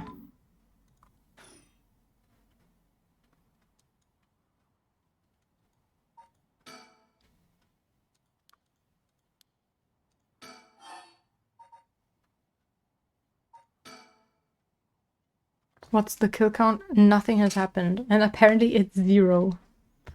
Mr. Storyteller was like, actually, you haven't killed anyone. I was like, no way. There's something I need to tell you. What's up? Well, that girl, Michio Shiraishi, the one who was with Chuichi on the day of the kidnapping. That's her. Well, she's dead. She's what? I died by accident. I'm a ghost now. Oh. The student who committed suicide last week, that was her. I heard something like that had happened. Never got the name though. Talk about bad luck. Finally get a lead only to find it's turned into a literal dead end. Unless her death was the whole reason Jonuichi was so shaken up. He said she was going to curse him. Was he talking about her taking revenge from beyond the grave? It seems like we're back where we started. Not necessarily. That teacher knows something, I'm sure of it.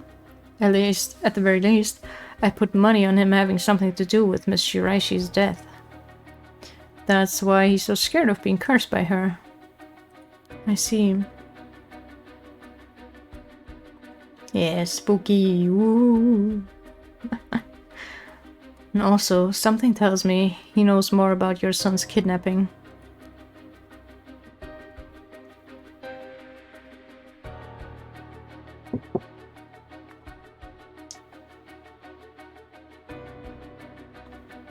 Should I come back to life? Wow. I lived. In any case, I think I've got a good idea of what he's hiding. Call it a hunch. A hunch? Well, more of a theory. A game theory. Otherwise you can hydrate. True. Thanks for watching. Care to take a guess? I can't say for certain, but...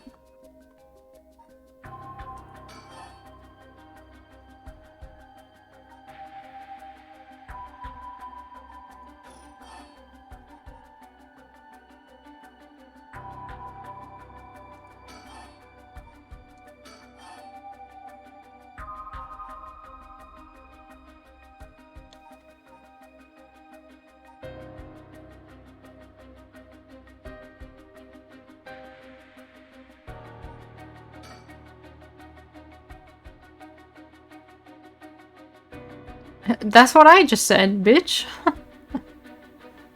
I like and subscribe.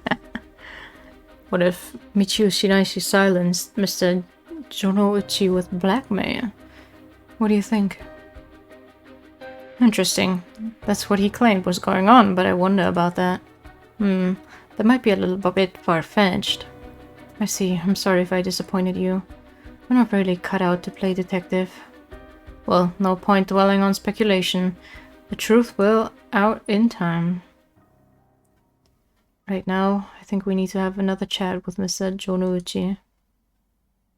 Huh. I guessed wrong.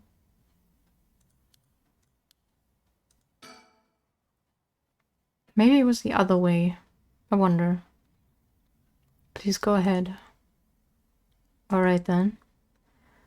I'm poking around places connected to the 7 mysteries looking for curse bearers, and I think I found a few candidates. But he didn't have one. First, the tall man I ran into in Kinshibori Park. Asked him for directions, trying to probe him a little, but he turned the question right back around on me. And he was out of there the second he figured I wasn't what he was looking for. I got the sense curses were nothing new to him. I'm about 40% sure he's a curse bearer. And then there's this middle-aged guy I saw on South Warigesui Street. There's no question about this one. He had one of the curse stones in his hand. He had a nervous air about him too. It was clear he was up to some shady business. Gathering soul drakes, I bet. He'd make a good target. Next up is a pair, a young man and a woman I saw around Ryogoku Bridge. This time the man came up to me and asked me flat out if I was a curse bearer. I told him I didn't know what he was talking about, and he backpedaled and left. Looks like they lurk around there often, looking for kindred spirits, would be my guess. Though it didn't seem like they were quite working as a pair. Gathering soul drakes in a group might be a decent idea if you couldn't make it work. But with things being how they are, it's got to be hard to find folks one can trust. They've got brass though. I don't know what their deal is, but I'd like to find out.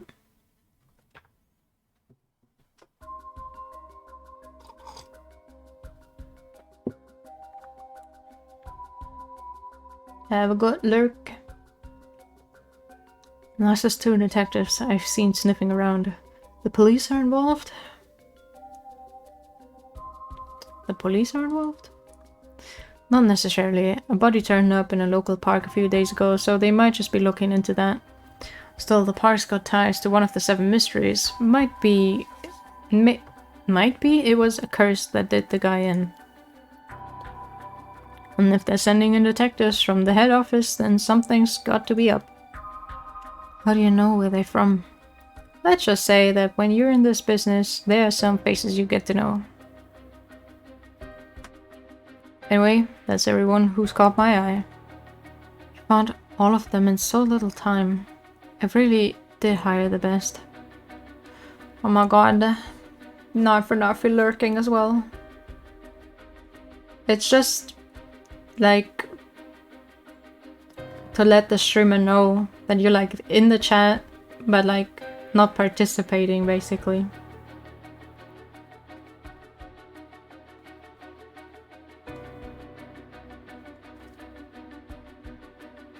Basically announcing that you're like not gonna be able to chat.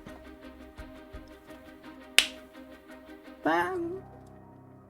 It's the opposite of lurk then. Chatting? Annoy me directly. Damn. It's all in the name, ma'am. Richter Kai P.I. I don't have a chat command. No, wait. Make that Richter Kai investigator extraordinaire. An investigator extraordinaire. Yes. Enjoy. Ayo.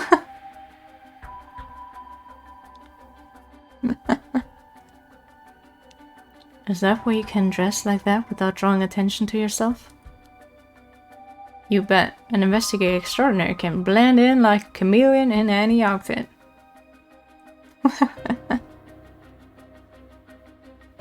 Hidden commands, uh-oh. Well, that aside, the middle-aged man and the young couple sound the most promising, am I right? Whichever we pick, it's still too early to make a move. It seems like the curse bearers are less involved with each other than we thought. Plus, there's still others we don't know about. I say we hang fire and see how things play out. Once more bodies start showing up, that'll get the point nice and hot. And once it's boiling, our chance will come. Okay, wait, hold on.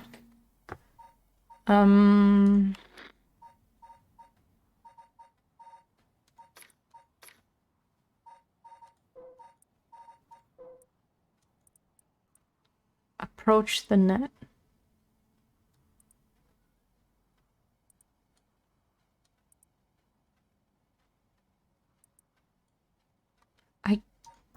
suppose I just need to look around, and if I see one, that's great. And if I don't see one, then unlucky.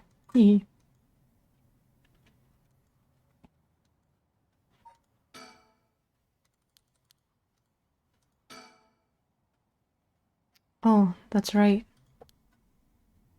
There's one more memory I have of this river. Do you mind if I tell you? Go ahead. It must have been about 20 years now, and I was still a schoolgirl. Back then, the Sumida River was much filthier than it is now. It was full of garbage and industrial discharge. It was scummy and slimy, and it stank. You could look out over the water and see dead cats and dogs and pigeons just floating. And one day, among all the filth and garbage, there was a piece of my missing classmate's hand. What? It was almost a miracle when you stopped to think about it. What were the chances that someone would find a part of her that was still recognizable? And that although everything but the palm had rotted away in the water, the part that was left would have an identifiable scar, and that they could tell it had been a murder from the blade marks on the bone. Wait, are you talking about the Nejima murders? So you have heard of it. I'm impressed. I assume you were but an elementary schooler at the time. I wasn't really aware of it then. I only heard about it after the fact. I had no idea the victim was a classmate of yours. Okay. Yeah, identifying the hand, that's crazy. Just because of like a very convenient scar. Notorious case from over 2 decades ago involving the murder of a female high school student.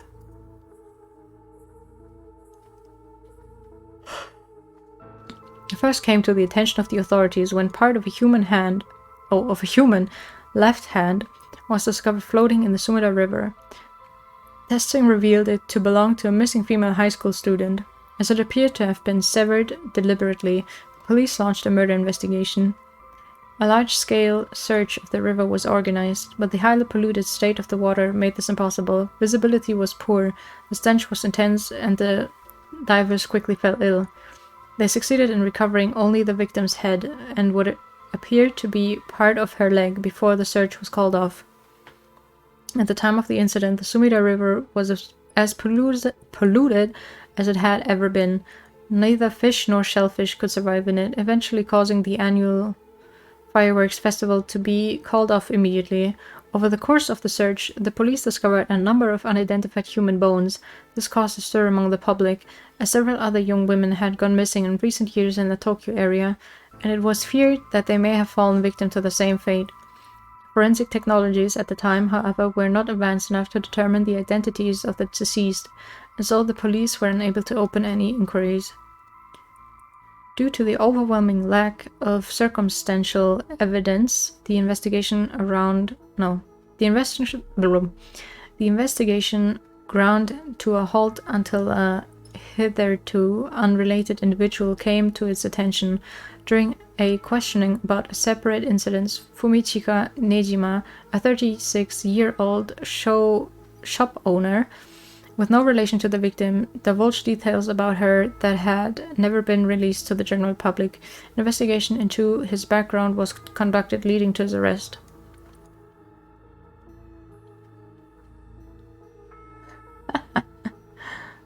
I mean, can you not? If you saw it, could you not identify me? Nejima testified that he had snatched his victims from the street and confined her in the underground storeroom of his shop, which also served as his living quarters. He chose her for no special reason, but simply decided she was an opportune target on seeing her walking alone at night. After keeping her locked up for several days, he restrained her, sewed her mouth shut, and severed her fingers and toes with a box cutter while she was still conscious. As she screamed silently behind her sealed lips, he proceeded to her wrist, her ankles, her elbows, her knees, working his way inward slowly and methodically. His victim constantly wavered in and out of consciousness. Her ordeal continued until she died of blood loss. Nejima dismembered the rest of her body and disposed of it behind his home in the Sumida River before cleaning his storeroom and returning to his everyday routine as if nothing had happened. The brutality of his actions shocked the nation when they were eventually reported. Got the rings on the neck? Huh?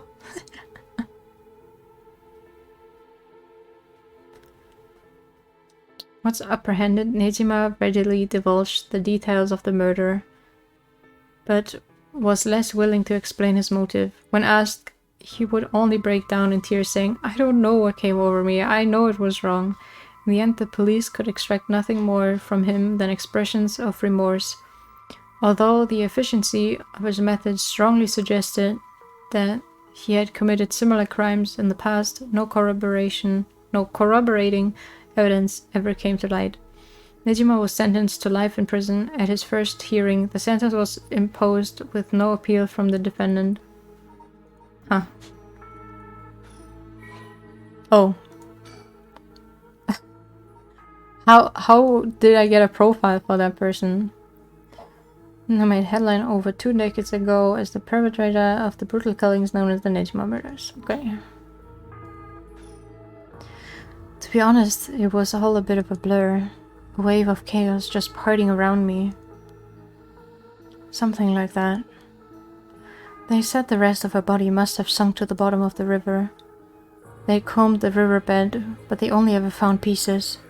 Everything else must have rotted and flowed out to sea. Afterwards, I heard that all the divers who had been looking for her fell ill. A sorry story for everyone involved, huh?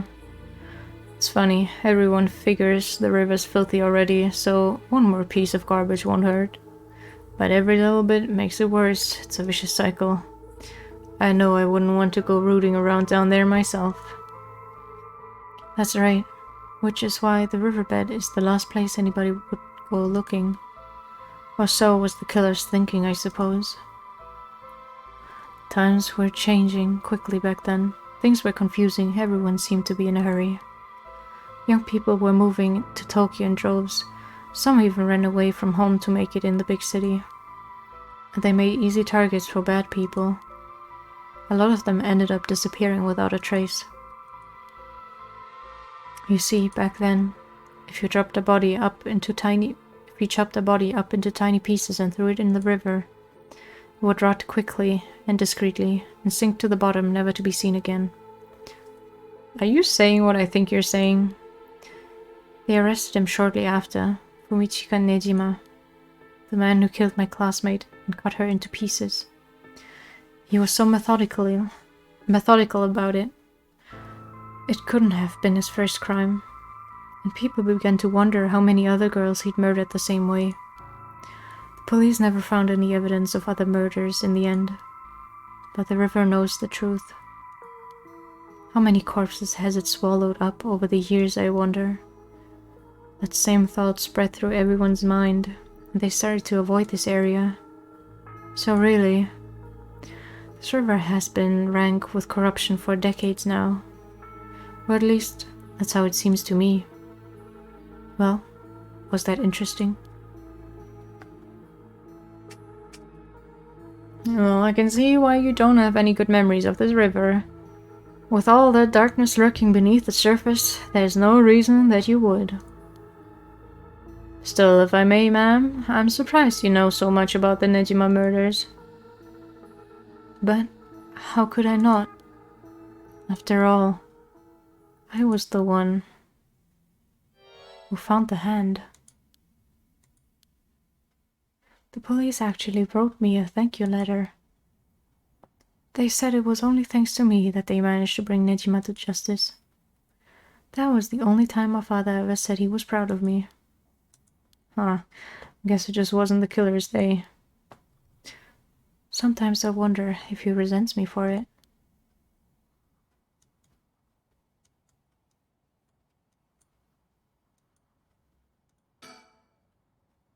Sumida River, I have nothing but awful memories of it. Is something wrong? No, really, it just struck me. It's been 20 years since the Nejima murders. So it has. Not too spooky or anything, but I thought you might be interested in knowing. Huh? Life in prison doesn't always mean life. There's precedent? For first-time offenders being allowed out on parole after 20 years.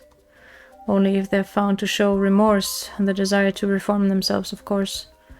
That's right. I'm impressed you know so much. Still, it's hard for someone with a criminal record to reintegrate into society. I hear they've been trying to fix that recently, matching inmates with jobs and accommodation. Oh, really? They keep an eye on them, of course, and make them report in for regular checkups.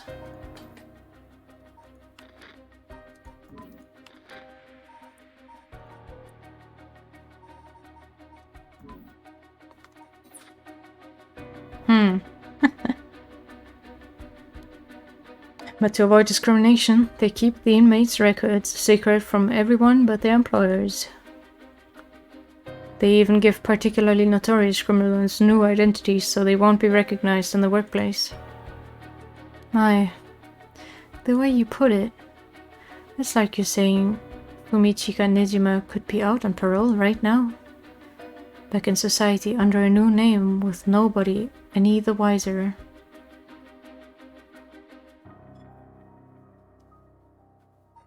Do they have... Wait, does it say the age? Like, they wouldn't give me this for no reason, right?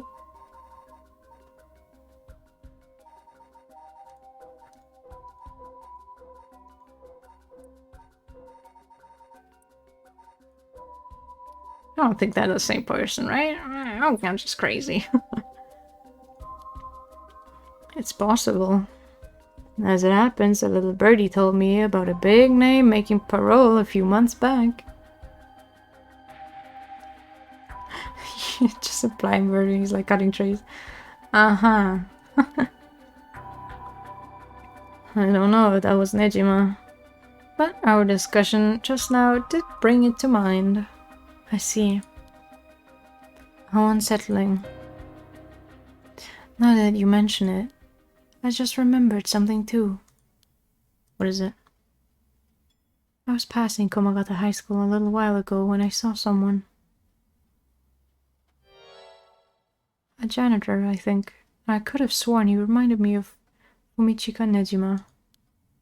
Oh, he looked a little different after 20 years. Much thinner than I remembered, too. I told myself I was just seeing things. But perhaps it was him after all. I can't tell if she's just trolling, honestly. She's kind of weird.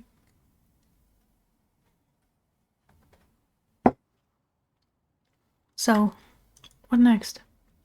Big question now is what the rest of the curse bearers are up to. Luckily, the Sumida River is a good distance from any of the 7 mysteries. It's unlikely the other curse bearers will come all the way here. I can finally have a moment to think. I see. Alright.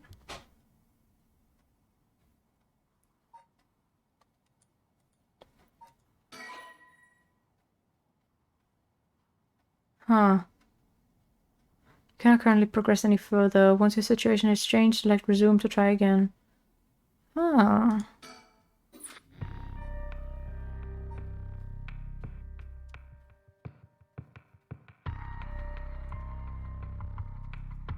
That's interesting. Does that mean there's like something in that branch that I can do differently?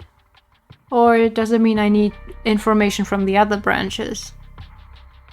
Which I wouldn't be surprised if that was the case. Like, I've played games like that before.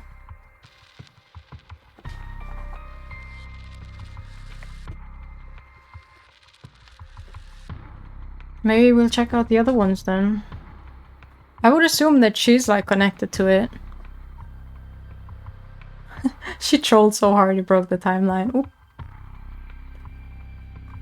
Because this girl wants to resurrect the schoolgirl. Yeah, I'm pretty sure it's gonna connect. That would be very nice. Let's do this one. Or, I mean, I guess I should just... I'll do both anyways. Tetsuo Tsutsumi, Chief Inspector of the Metropolitan Police Department. First Investigative Division is investigating the mysterious death of a fellow officer. He visits the scene of the incident, the former Yasuda guards, with a subordinate radio. Right. This is going hard on my throat though. Like, that's a lot of reading. There's a lot of speaking. And it's been 4.5 hours and my throat is fucking dying. Hey boss, forensics is all done. The crime scene is clean. The other officers have all gone home. It's just us now. The park should be able to open back up tomorrow, like nothing ever happened. I doubt it'll get many visitors after everything that's happened. You'd be surprised. A lot of people love that kind of thing. I bet they'll be lining up to get in. Occult stuff is really popular right now. Did you not know that, boss? Sounds stupid. Well, it's not exactly rooted in science, but... And time to resurrect the ending. Oh. If ghosts really did exist, we could just ask them who the purpose. Somehow I doubt it'd be that simple. Oh, but you know, I've heard that high school girls are really into this spirit board thing these days. Supposedly you can call on spirits and talk to them by using a board with letters on it. The Luigi board. Wouldn't that be something? You can try it out yourself if you're so interested. Waluigi board. Pog. Hey, that's not a bad idea. Let's give it a go sometimes, boss. What now? Stop messing around. You really think we're gonna solve this case by moving a coin across a scrap of paper? Sounds like you know all about it. We've gotta be open-minded. What if that's how police work is gonna be from now on? Don't make me laugh. Spirit board. The Luigi board. Due to the occult craze, divination has become popular among young boys and girls. All one needs is a coin and a piece of paper with letters and numbers written on it. Using these, all one has to do is ask the question of the called upon spirit, and it will move the coin in answer. It is believed to be a tool that was adopted from Western spiritualism and molded by Japanese occult enthusiasts. Though it is considered a form of divination, the ritualistic nature of its usage can cause self-hypnosis or autosuggestion, leading to hallucinations or symptoms similar to spirit possession. Many schools banned these spirit boards after there were several cases of students sneaking into schools at night, in addition to stories of people having seizures when using the board. Oh my god. Listen up, Ariel. Can't go blaming the death of your buddy on something like the occult. I don't care if it was a ghost, or the occult or whatever it was that did this, I'll get them. I promise you that. They've got the right attitude, but we don't even know if this is a murder yet. Biases weaken our judgment, get too fixated on one thing, and you stop seeing everything else. Aye, boss. Yeah, he's like pouting. So now that we've finished investigating the scene, let's review what we know. Now it's getting late. I figured we'd head straight home from here. Come on, we've got to go over all the information we've gathered. And what better place to do that than here at the scene of the crime, where we can soak up the atmosphere. the fuckboy pucker. Yeah, so cold. Yes. Soak up the atmosphere. The hell is there to soak up? You must be really into this occult stuff if you get off on being in a place like this. Wait, you mean being somewhere like this doesn't get your blood pumping? No way! No. Don't turn this around on me. I'm not the weird one here. Cripes? What? Fine, let's get this over with. Hi, boss. I've got a bad feeling about this case, and my gut is really wrong. I knew this would be a treacherous case from the moment we were dragged into it. Tsuniryu, a detective in the Tokyo Metropolitan Police Department, 1st Investigative Division. His rank is sergeant. This is his first time leading a case. It's like he's graduated from rookie to newbie. He looks put together on the outside, but acts like a kid most of the time. Honestly, the force could use more people like him.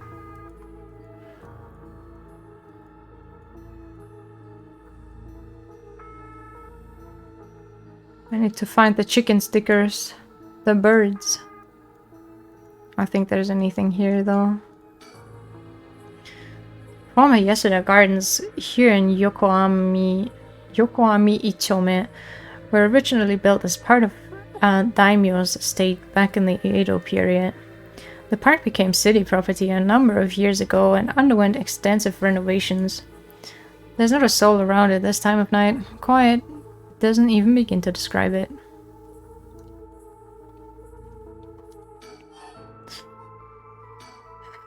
So early in the morning yesterday. Oh! A staff member found the victim collapsed here in the park and called the police when they realized he was dead. Isn't that the same thing that... That looks like a heart attack.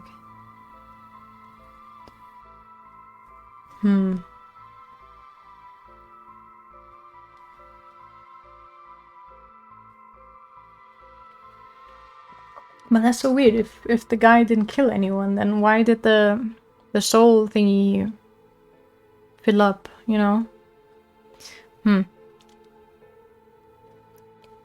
A staff member found the victim collapsed here in the park and called the police when they realized he was dead.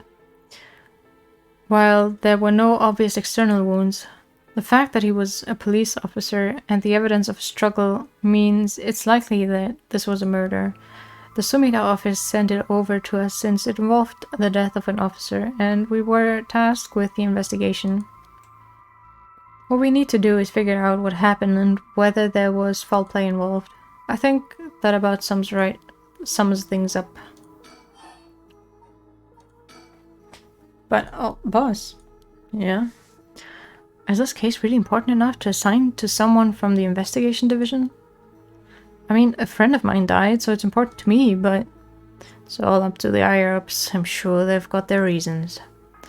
Boss, you know something, don't you? It'll all become clear in time. Try not to worry about it too much. Thinking about it, the only thing we know for sure is the identity of the victim. That means there must have been something special about him, right? Maybe he knew something he wasn't supposed to. Some kind of secret or something. Isn't that right? Pretty sharp sometimes, you know that? If you've picked up on that, you should be able to put the rest together yourself.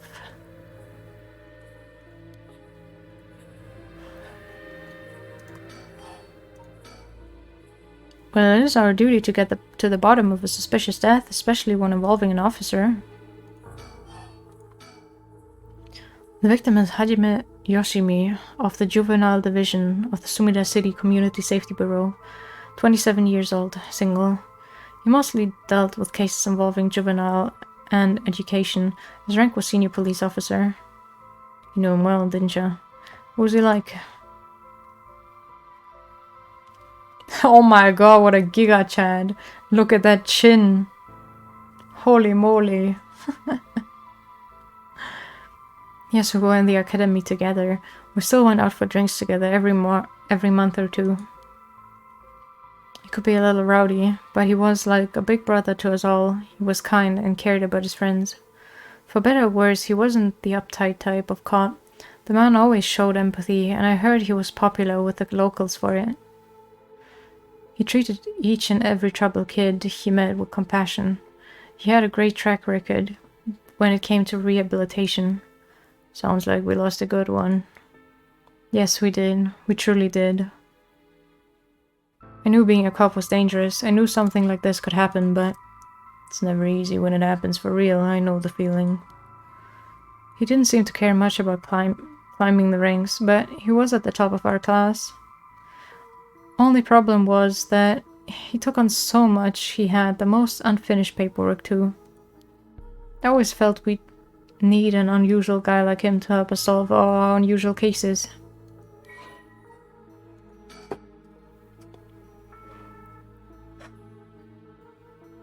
So much reading. Dead morning yesterday.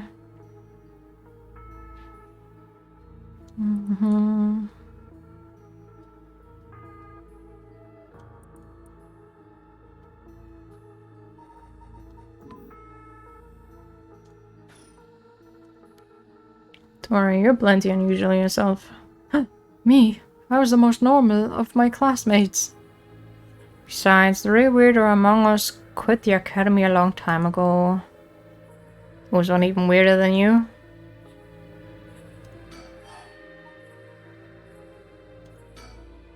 Hajime was quite the bad boy in school, apparently. He ended up with the police a lot. I feel like I've heard the name before. Who the fuck was Hajime?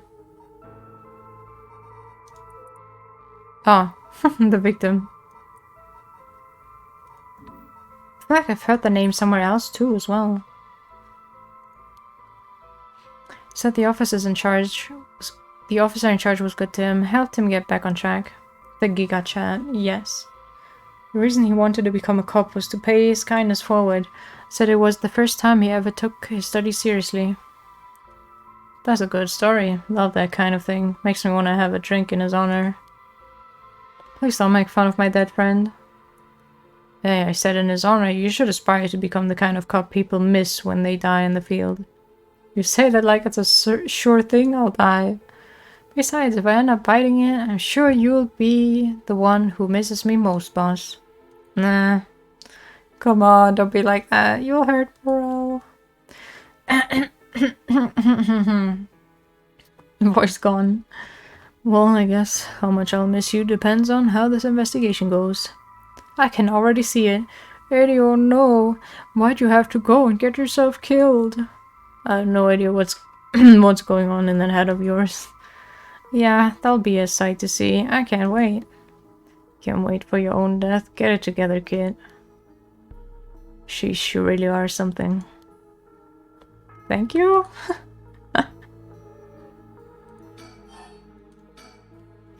What about the family? The Yoshimi family is from Kitasenju in Adachi City, but Hajime's parents died a long time ago. He lived there alone. No siblings or anything. I went to his house a few times for drinks. I was surprised it's this huge, old-looking place. Like, you know, the kind of place that seems super haunted. He lived there alone. Looked like the home of an old noble family. It was hard to imagine him being such a delinquent living in a house like that. There's that bias I was talking about. If he's from an old family, I'm sure things were complicated. That's a bias too. He never talked about any of that, even when we were drunk, so I don't know much about it. Oh, one more thing. Yeah. Hajime was engaged. He'd been seeing his fiancé ever since they were in school. Over 10 years, they just started talking about getting married. What was her name again? She showed me a picture once. She was a beautiful woman. That's so? How terrible for her. She may know if there'd been anything going on with him lately. We should speak to her. Yes, fiancé may have been his only confidant. I'm sure someone at the Sumida police department has already contacted her. I'll look into it tomorrow. Yes, boss? I looked into the case that Hajime was running.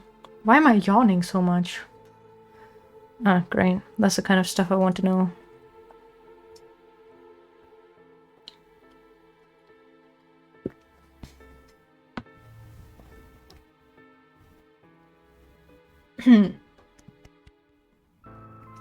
Was Hajime working on the day he died? Well, according to his report from the day before, he had 2 cases involving juveniles. Uh-oh. Ghosts are leaving my body. Everything is leaving my body. Oh. Thank you, thank you. A bit low. Boop. Health. Yes, yes, yes, I should.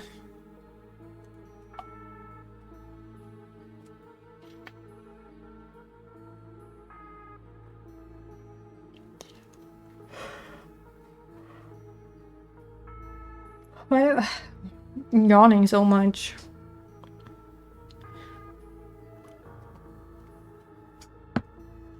Alright. I'm in front of the text as well, but I mean I'm reading it soon. The first was the suicide of a high school girl who jumped off a building in Kamezawa last week. Oh yeah, I did hear about that. Scene is a night, making me sleepy. Girl's name was Michio Shiraishi. She was a second-year student at Komagata High School. A method actor. But it seems as though Hajime had contact with her even before this incident. So she'd been troubled for some time. That's the thing. About a month ago, he happened to see her walking around town. She looked upset, so he struck up a conversation with her. He was sure there was something bothering her, but she wouldn't tell him what. Must have been trouble at home. That's what he thought too. It seems he visited her home and spoke to her parents, but they said there was no problem, so there was nothing else he could do. And now she's dead. Then it's possible he could have prevented her suicide then. He must have been devastated. Hey, Tony. Oh my god. I wonder how long it's gonna take me until I can't speak anymore today. Oh, yeah. And that's why he was looking into this Michio Shiraishi again. He must have thought that something terrible had happened that drove her to end her life, but ultimately he never reported the findings of his investigation. I see. You're thinking that it may have had something to do with his death? Kill him. I can't. I don't have a curse anymore. I can't kill people anymore. I cry. We'll have to find out what it is Hajime discovered. Right, I'll check with Sumida Police Department about that tomorrow too. What was the other case he was working on? This one is also related to Komagata High student. Is this the other one? Troublemaker named Hitomi Okuda. She seems to be the leader of a group, of kids who get up to no good. Juvenile delinquency, fun. She was pretty bad for a while. Multiple charges of destruction of property, assault and battery, you name it. Hajime had been working with her for about 6 months, and she was finally starting to open up. Then he met with the girl the day he died. Well, every school got its problems. But I'm sure he'd be worried about how she'd get on without him. Right, just when she'd finally found an adult she could trust. She might act out without someone to help her get through this. We'll have to make sure the Sumida Community Safety Bureau does their job. But... Can't rule out the possibility that meeting with this delinquent girl had something to do with his death. Then we'll have to interview her too. Ah yes, you're right. She may have been the last person to see him alive after all. I'll ask Sumida to introduce us tomorrow. Though, who knows if they'll actually let us talk with her. Tsutsumi is a funny name, I agree. It's kind of weird.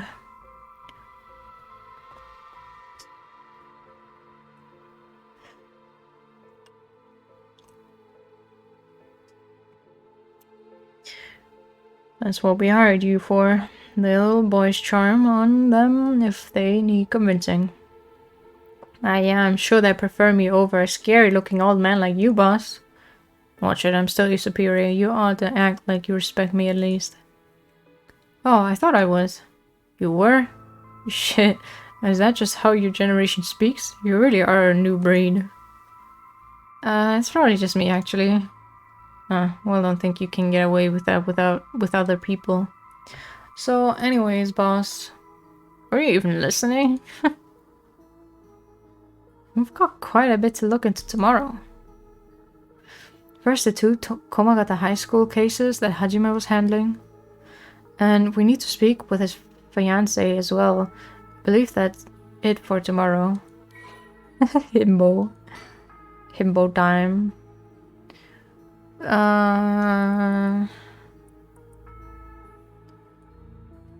Heart failure.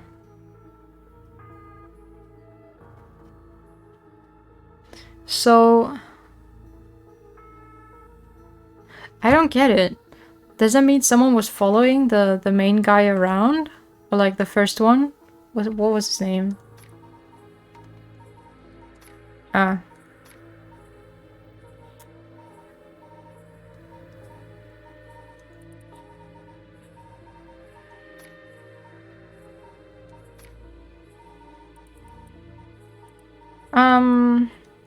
This one? Yeah. 2 days prior, his death, heart failure, struggle phone, groundskeeper, okay.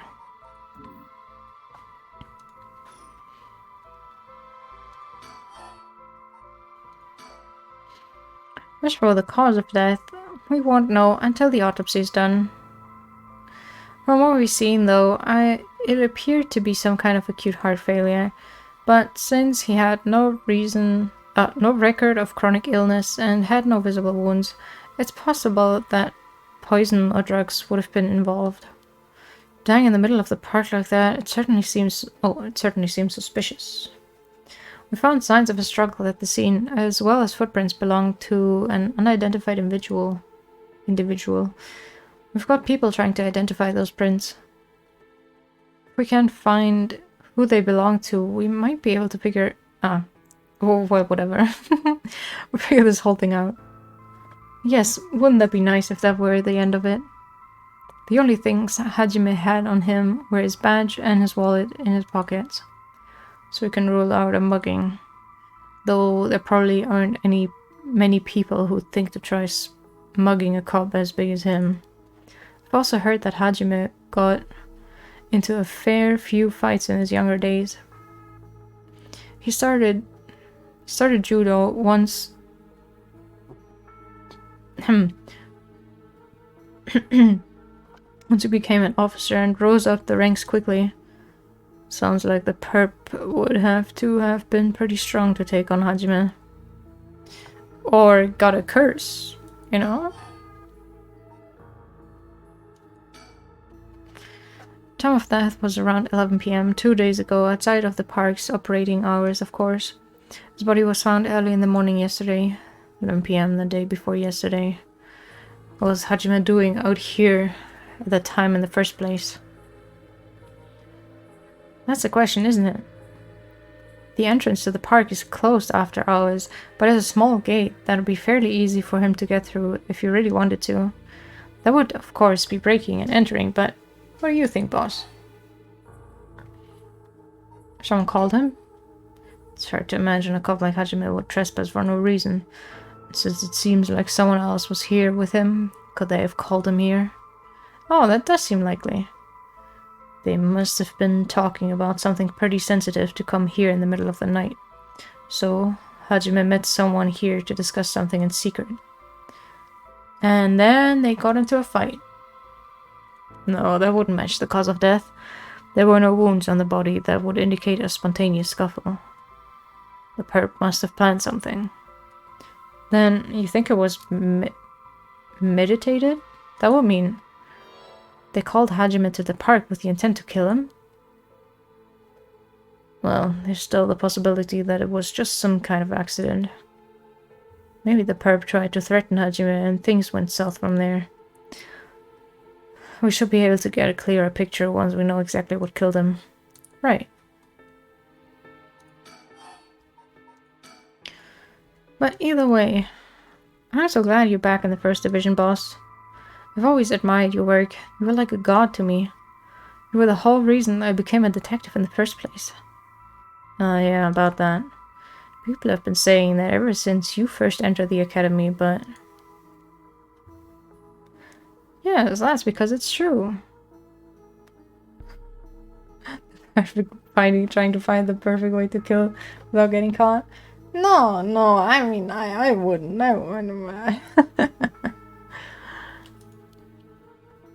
Couldn't believe you got transferred out of the first just as I was assigned to it. So getting to work a case like this now, just the two of us, is a dream come true. Happy as I am to hear that, huh? Well, how should I put it? What is it? If that's true, I'm not sure you've been showing me the appropriate amount of respect. Huh? But I do respect you. Don't tell me you're going senile, boss. That's exactly what I'm talking about, when you run your mouth like that. It's getting late. You must be sleepy. Don't worry, boss. I'll make sure we get out of here soon. Yeah, I get it.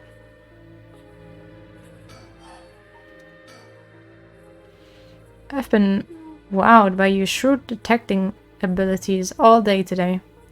Oh, really? Funny. I've been wowed by you too. On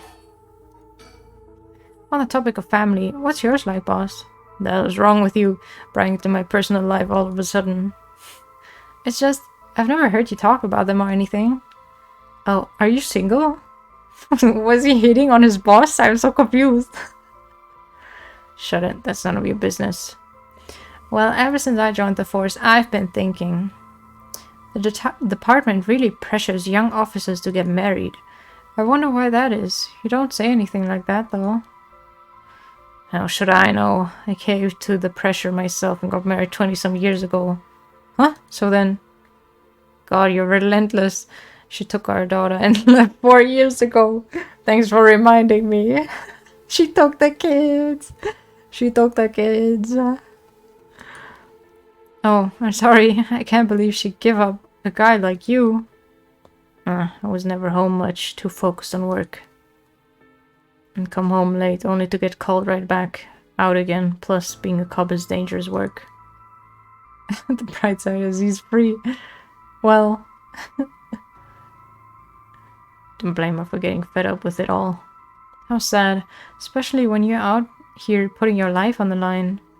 Oh, is that why you transferred out of the first? It was already too late by then. You better be careful, Ariel. You say that, but there's not much I can do, is there? That's the nature of our job. There aren't many who can really understand it, not unless they're involved with police work themselves, or related to someone who is. But wait, you have a daughter, boss? You really think I want to talk about her after all that? Have some sense. Come on, I promise I don't mean this the way it sounds, but how old is she? Jeez, you don't know when to quit, do you? At least try not to look so intrigued. She's a bit rough around the edges. I think most men are intimidated by her. Last I heard, she's living by herself and going to college. Wow, a college student. Men love educated lady. What? What did he say? Men love an educated lady. Ah. Stop that. What kind of cop are you, making baseless assumptions like that? She's living on her own, though? Huh? You must be worried about her. Worry? I don't even know where she lives. Oh, so she hasn't told you. Probably because she knows you'd follow her around everywhere. I would not. I don't think. Come on now, we both know that's not true. Listen here. You may look mean and you may look like a mean old man, but you sure have a soft side. What? Is that supposed to be a compliment? I can't keep up with you. We're not talking about this.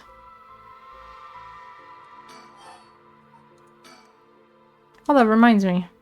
If you got married 20 years ago, it must have been right around... Oh, the Nejima murder. You know your history. And that happened a year or two after our wedding. You were the one who arrested the killer, weren't you? We studied that case at the academy. I was only in elementary school at the time, but I still remember people talking about some dangerous criminal getting arrested. All that was just cracking the case, finding the guy. It was all just happenstance. I'd really rather not think about it. It was a disturbing case. Did it not make your skin crawl when you learned about it at the academy? It did. We were all terrified. Sounds about right. No one could believe that such a mild-mannered man could have committed such a terrible murder. If we had overlooked one little thing, we may never have caught him at all. I think I remember hearing there was only one charge brought against him in the end. That's right, we didn't have the evidence. I knew there was no way such a meticulously planned crime could have been there first, but we may have stuck Fumichika Nejima in a cell. But it was no victory. He always had the upper hand. And all the damage he did to everyone involved, especially the victim's classmates. It's already been 20 years, huh? God damn it. This is why I try not to think about it. I'm sorry. So, all this occult stuff, have you heard about it, boss? What are you talking about? This rite of resurrection thing that everyone's talking about. No, not you too. I've been hearing about that shit everywhere. Oh, you have? That's surprising. Who cares what people are talking about? It's got nothing to do with your job. But don't you think the occult stuff with this case feels, I don't know, realer somehow? The whole thing started right here in Honjo in Sumida City, so I thought that maybe... Cut it out. Nothing good can come of getting involved with that rite or whatever, or that record of fates. Sounds like you know all about it. Boss, are you secretly into the occult? Stop that, seriously, this isn't a joke. I get why you'd be intrigued by something called the Rite of Resurrection after a buddy of yours died, but bringing the dead back to life, that's the stuff of fantasy, it's not real. So don't go hoping for miracles, got it? Oh, I'm done. Got a bad feeling about this case, and my gut is rarely wrong.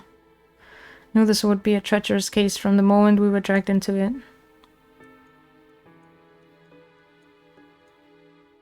Pond. This pond, they say it used to flow into the Sumida River, but the river became so polluted that they cut it off.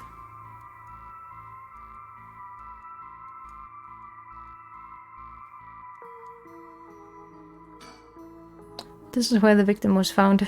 It's clean now. It almost feels like nothing happened here at all. But once an incident like this has come to pass, there is no going back. Not that knowing that is any consolation. Well, boss, I think that about does it. Alright, let's call it for tonight. I'll see you tomorrow. Oh. Oh god, what is that? Huh? Boss, what's wrong? Don't tell me you're going senile. Damn it. It was that case all along. Boss, what is it? Is there something over there? Such deep sorrow. Resentful memories flowing. Hung up forever in eternal darkness. Kill them. Kill them. Those who spread lies. Kill them all. Can use it to kill those who intentionally try to mislead you. Okay. Once upon a time in North Okurabashi, a beautiful beech tree stood in the gardens. Wait, I read this. Deceived us with his so-called rite of resurrection. The man who tricked the people with his false dark arts swings from a rope. They thought the man had escaped the previous night, but oddly enough, he was found hanging in the garden of the daimyo's mansion that morning. The man, a local named Jinkichi, was known for his kind temperament and skill in crafting netsuke clasps. While his life wasn't always easy, he was optimistic, the type to smile through whatever life threw at him. He was the kind of man who would take care of those who didn't have anyone else to rely on. The prosperity that the ukiyo-e boom brought must have been what fanned the flames of his greed. The old craftsman was found in a miserable state, as if sentenced to some cruel fate. Perhaps he'd ended his own life unable to bear the weight of his crime. But dead men tell no tales, and the people thought of him as a bad man even in death.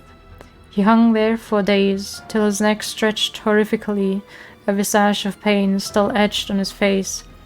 It was clear he must have struggled greatly as he died, his flesh marked with dark scars where the rope wrapped around his whole body. The beech tree's leaves do not fall, and neither did the man's body hanging from it.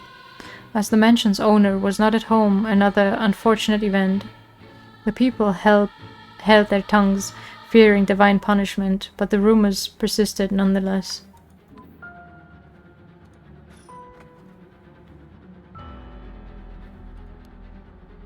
A murderous impulse seeps into my soul like thick black tar.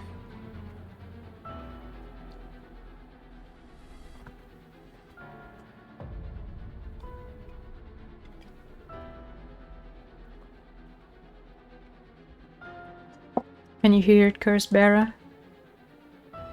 You, who strongly desire the right, kill them. But why would he care about the right of resurrection? Boss.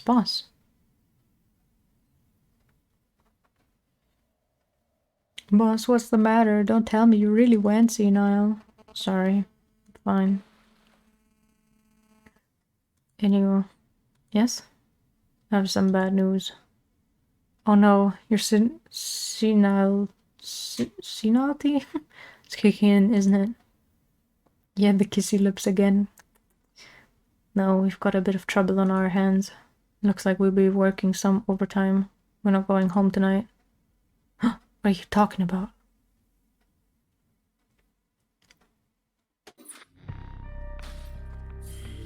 Okay, but this one I can continue.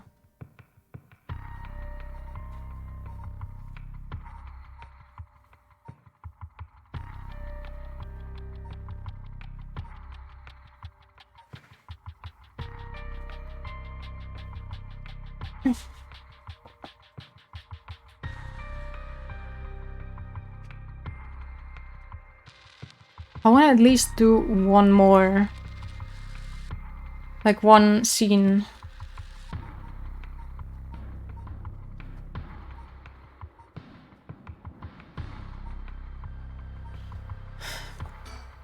I don't think I can do more than that. My voice is not made for this. Not for so many hours, no. Sorting through the facts, the scene of or mysterious death. The cursed echo appears before them, yes.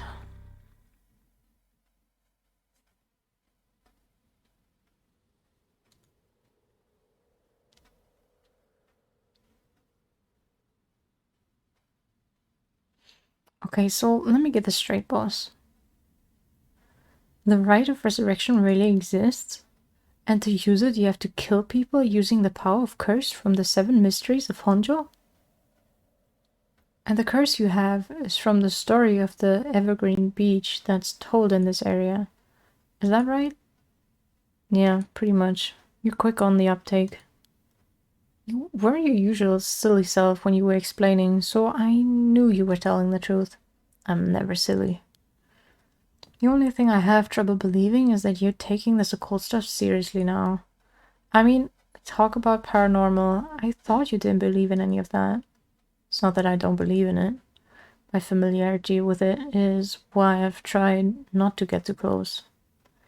Ah, you just being a sore loser, not used to admitting you were wrong. Oh, shut up and listen to me. No point in trying to hide things anymore. You won't get anywhere if you don't understand this, so listen up. Please just listen. You don't have to keep saying it, I'm listening. We don't have time to waste. We'll talk as we walk. Hey, wait for me, boss.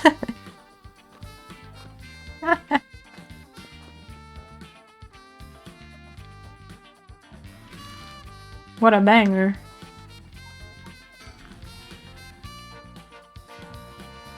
They were cooking with the soundtrack.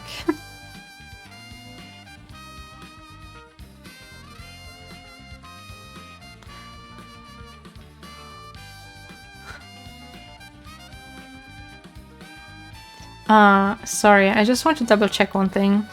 You're telling the truth, right? This isn't a side effect of your senility. It's the truth. Not like I can prove it, though.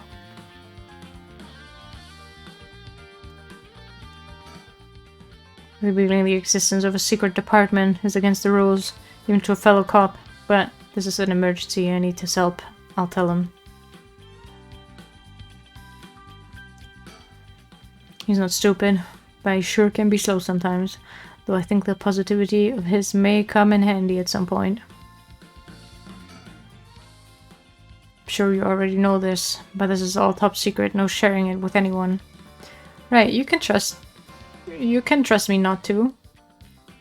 But no, I just can't believe it. I heard rumors that you used to be a member of a secret division attached to the Security Bureau. I can't believe we actually have a department called Paranormal Affairs. Yeah, I'm sure it comes as a shock. I couldn't believe it myself. I thought the higher-ups were messing with me. Really had me worried for a while there. No, this is incredible. That's the whole reason I became a cop. I was always fascinated by secret agencies and stuff. You're serious? But thinking about it, it totally makes sense. If curses and spirits really do exist, then of course we'd need a special department to protect citizens from it. You seem a bit too eager to believe all this. And hang on, I thought you joined up because of me. Come on, boss, do you only have one favorite food? You can like more than one thing. Yeah, whatever. In any case, the official stance is that the supernatural doesn't exist, so Paranormal Affairs operates in secret. Still not sure why they stuck me there. Those 4 years I worked nothing but cases involving the supernatural. Oh, so much text.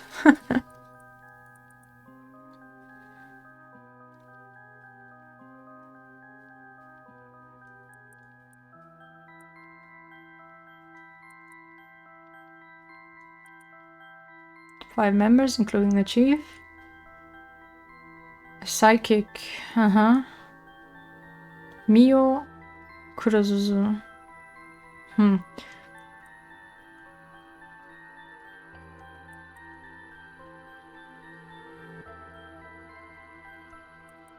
Okay.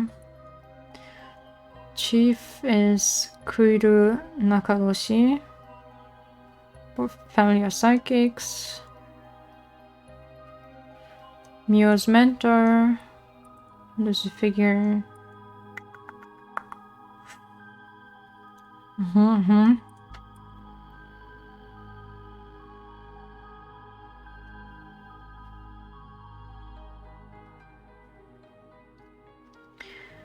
Alright.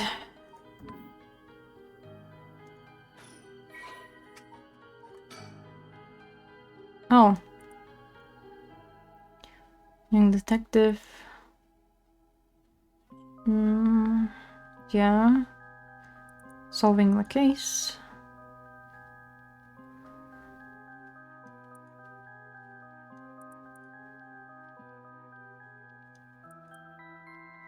Got inspired to become a police officer.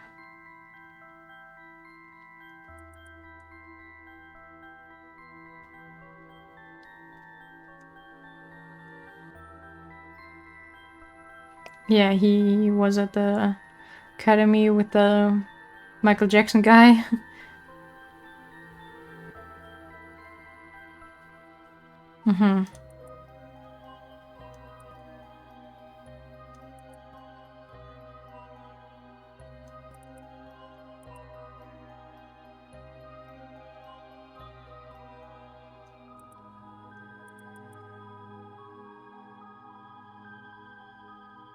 He does have a sweet tooth. It wasn't even a lie.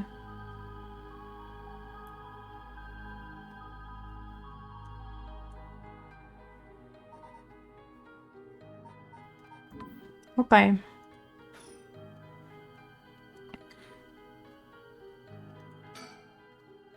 So, do you know?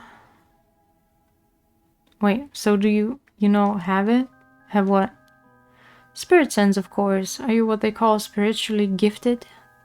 Nope, I've never felt anything at all. Even if I did, I'd be a lightweight at best. One beer and I'm down for the count. Huh? Is that how people in the field quantify someone's spirit sense?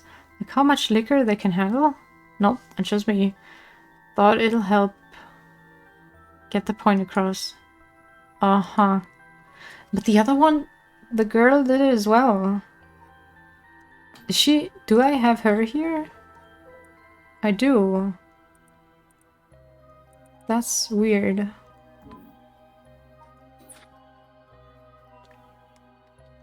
Sorry, seems like I keep disappointing you.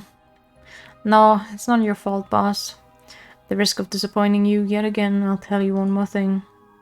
Spirit sense is usually something you're born with. It's tough to develop it later on. What? So there's no hope for me? No, say it isn't so? Of course you were interested. Well, you never know. You may have some hidden potential. I know there's a high schooler who's got so much spirit sense that she works on the front lines. I say work, but she wasn't paid, because it was supposedly part of her training. Yikes. That seems like it'd be in violation of Article 69 of the Labor Standards Act. Well, you really know the law. No comment. Even the occult field has workers' rights issues, huh? So, what do we do now?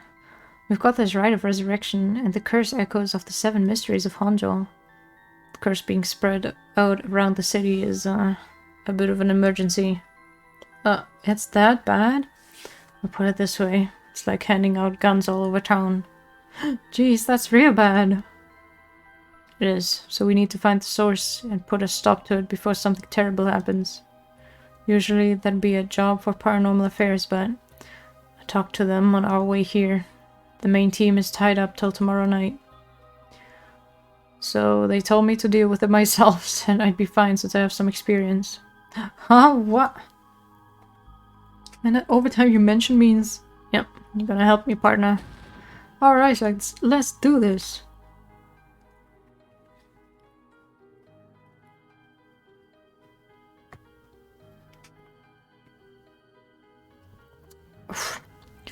Seem a bit too eager to dive into all this. You really have no reservations working a case you know nothing about. You said this was an emergency. I didn't think we had a choice. I'm just trying to be logical about this, boss. You really are something. Might actually be nice having you around. Why, thank you.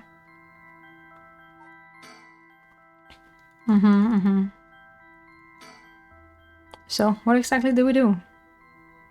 These curses are connected to the 7 mysteries, then the people who have the others should be here in town. Right, if there's 7 of them, that means there are 6 more out there.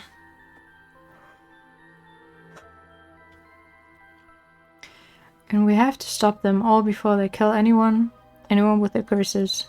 If we can, we should find and collect all the curse stones. But, boss, from what you said earlier, killing a curse bearer gets you close to completing the rite of resurrection.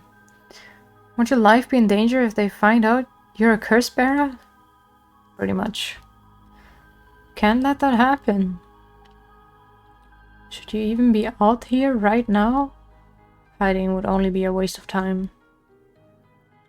The mystery of the one-sided reed is associated with Ryugoku Bridge. I was hoping we'd be quick enough to run into the one-sided reed's curse bearer. No such luck, it seems. Well, if nothing else, maybe word will spread that the cops are on the lookout and people will behave. It's putting a lot of trust in whoever these other people are. But it's possible that other curse bearers with the same idea will come here. Wait, let me count. So it's supposedly 7, right? So we have this guy. Got the lady with the burning. Then we got the schoolgirl.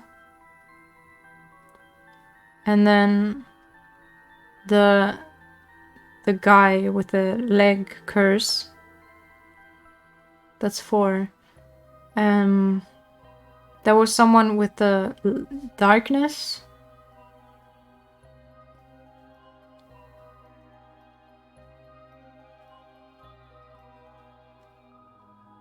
Was there someone else? That's 5.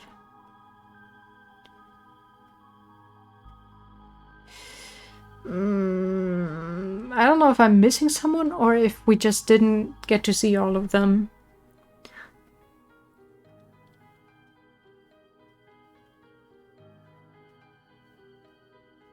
I guess we just don't know all of them. The guy that we started as had one as well, but that's still a missing one. So I wonder.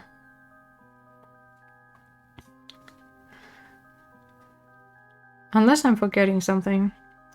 It's possible that other curse bearers with the same idea will come here. Talk to anyone you see who seems suspicious.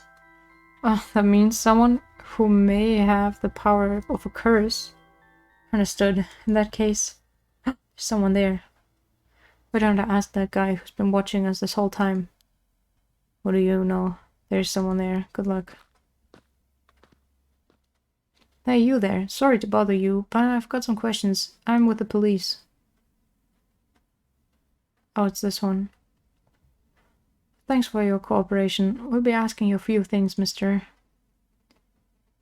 Yutaro Namigaki. That's your name, correct? Yes. I don't mind answering your questions. You're a detective. Did something happen?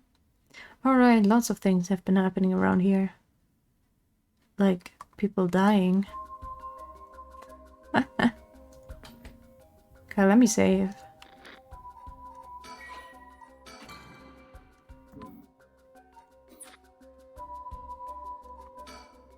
So, what do you make of this guy? So, what is it you were doing here? Ah, it must be the incident at the former Yasuda Gardens. That policeman. I can't imagine a detective would come all the way out here otherwise. Ah, say, Mr. Detective, have you ever heard of the Evergreen Beach? Ah. The 7 Mysteries of Honjo, right? What do you ask? Oh, I was just looking for it. Actually, I was wondering if either of you knew anything about it. I don't know. Nope, sorry. Really? You know what I'm gonna do? Options. Because he's being mighty suspicious.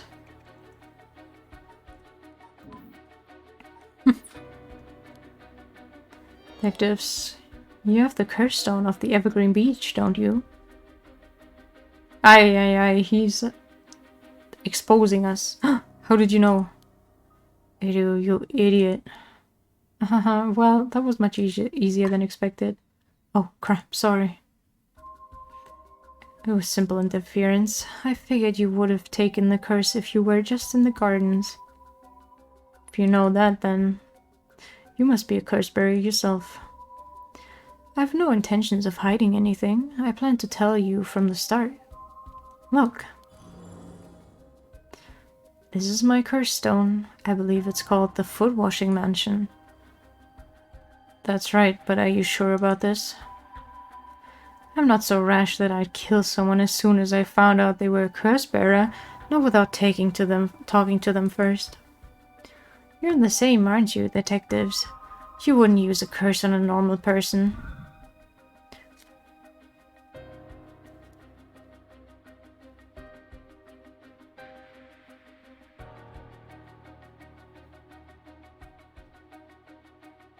Should I? Let's speak as equals, shall we, boss? Sure, we'd rather resolve this amicably too. He really is a curse bearer. He may only be talking with us to try and activate his curse. I'll have to be wary of anything he asks me to do, but I already know what his curse does. I could tackle him and pin him to the ground, but that might have something to do with his curse. Any slip of the tongue could get us killed. I have to try and discern what activates his curse. So what do? I just keep talking, it's fine. But before we talk, there's something I should tell you. This is my curse stone, the evergreen beech, just like you thought. What? What, boss? What would you tell him? As for how the curse works. Boss, are you having another senior moment? If you tell him that. Hangs to death anyone who would try to mislead me. So if you try to lie to me, the cursed stone will let me know. I don't have to use it to tell, understand? Oh, really? That's super useful. I see, understood. That's a pretty useful power for a detective. Now then, let's talk. Damn, it seems I've lost the upper hand. No point for petty tricks then, I'll be honest with you. Should I? Should I just kill him?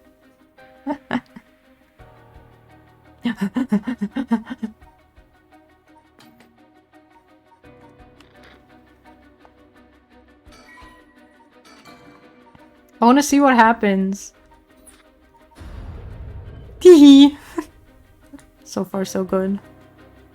Oh, he doesn't kill him. He just... God damn it. There's someone I want to bring back, so I'd like your assistance in collecting soul dregs. Can't help you. Please, all you'd have to do is tell me who the other curse bearers are. Or you want to kill them? Why does it feel like the fucking Vine Boom? Sorry, but as a police officer, I can't just look the other way and let you go. If you help me, I'll let you two go as well. Is that a threat? No. It's your final warning.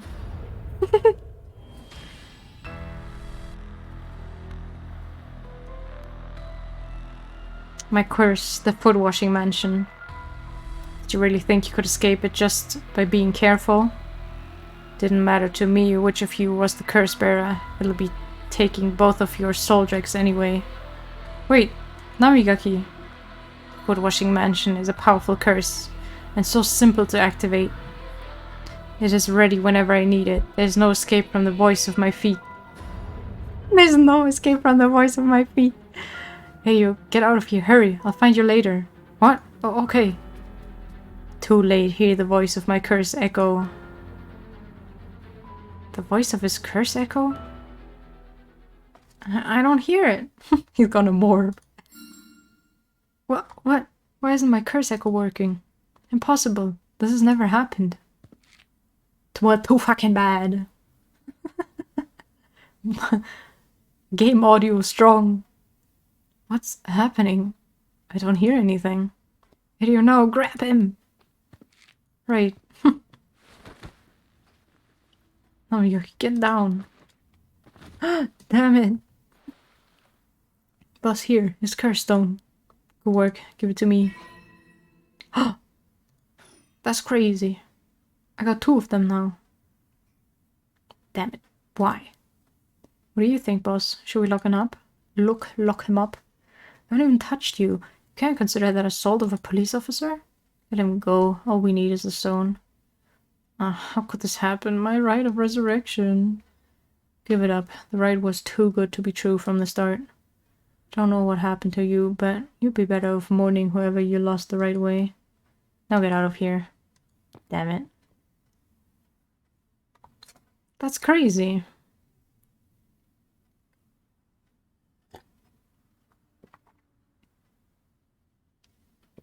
I didn't think there would be like a branch where you just collect all of them. Whew.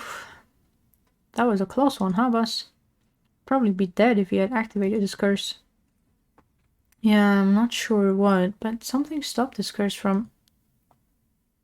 Boss, Boss, are you okay? having another curse don't hurt? Yeah, the curse from this one is flowing to me too. Oh no. I saw what activates the curse of the foot washing mansion and the resentful memories bound to it. Ah, I see. I always thought this one was one of the stranger of the 7 mysteries. Now I know why. This sure is something. What did you see? Let's save that for later. All you need to know for now is that it's a particularly powerful curse. We're lucky we took it from him quickly. Phew. Yeah, what is this one? Wash. Resentful memory. She was an accomplished onmyoji. Alas, she did not use her talent for the good of the world or the people, but for her own selfish pursuit of beauty. After fierce battle, the woman dragged herself through the streets. It was like something had gnawed away at her body. Will I die? I've already obtained what I needed. As long as I have this. Suddenly a terrible realization dawned on her. Her legs wouldn't move. She fell to the ground. What was happening? Surprised, she looked down. Her foot, once so beautiful and delicate, had grown ulcerated and rotten. He got her. She was on the verge of death and covered in filth to boot. Crawling to a nearby house, her breath caught in her throat. The curious residents opened up, but recoiled from what they saw. My foot is so filthy. Someone, please, quickly. The woman expired while mumbling something unintelligible, and so ended the life of a woman consumed by evil. Well, that makes one stone. Where do we go now? I'll visit all the places associated with the mysteries while it's still dark out. You mean we have to do that all over again? I hope they aren't all as aggressive as him, but people will do crazy things to bring back someone they love. It seems that the hatred the cursed stones are imbued with makes people more willing to kill. Really? Then what about you, boss? I'm fine. I may not have any spirit sense, but I'm tough when it comes to this stuff. That's why they loved me in Paranormal Affairs. So you are spiritually gifted after all. Alright, let's head to the next place. I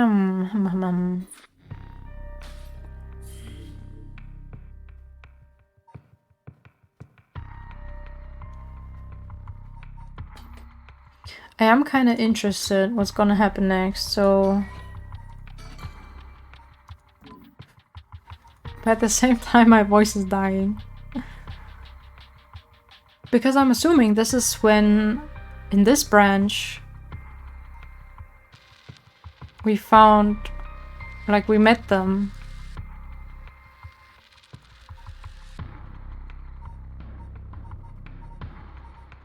Yeah, I mean, why shouldn't I?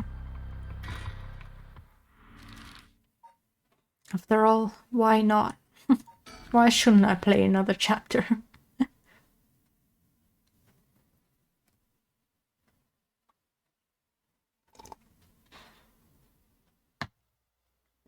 Oh, this is someone else. Excuse me, sorry to bother you, but we have some questions for you. Who is that? Anaishi. Is that the father of the girl that died? Who was called Anaishi?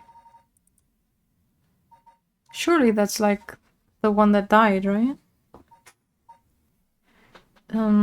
Files.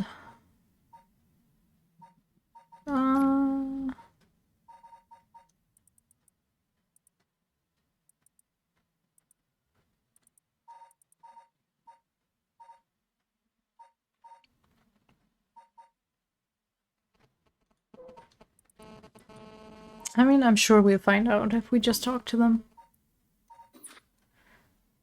What? Why are you with the police? I haven't done anything. Don't worry, this isn't an interrogation or anything. We just want to talk. You're Hideki Araishi, right? The historian. We know who you are, so this won't take long. But since we saw you here, we'd just like to ask you a couple questions. Hideki Araishi. Right.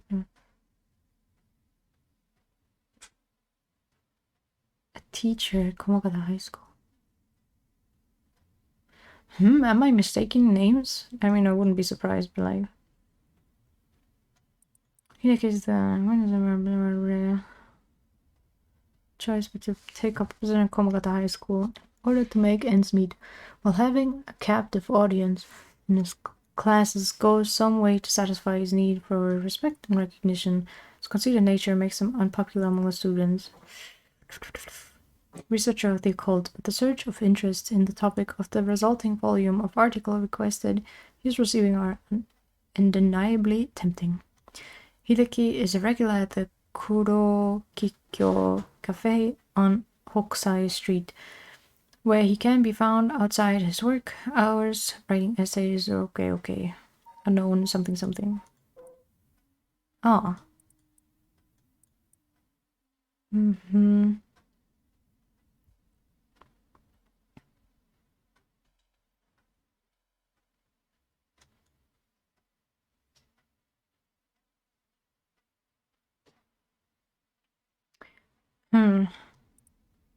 It doesn't say why he was... who he was trying to resurrect, though. Well, let's get this over with. I'm a busy man. Sure. What are you doing? I don't think I can do more, actually. My voice. I should have paused when I could. God damn it.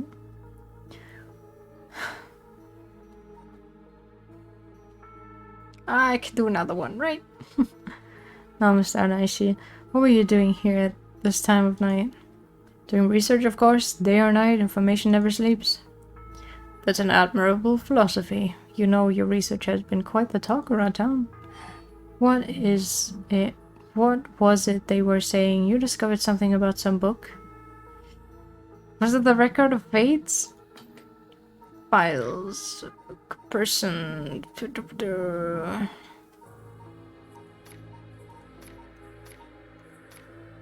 Wait, it's not here? Huh.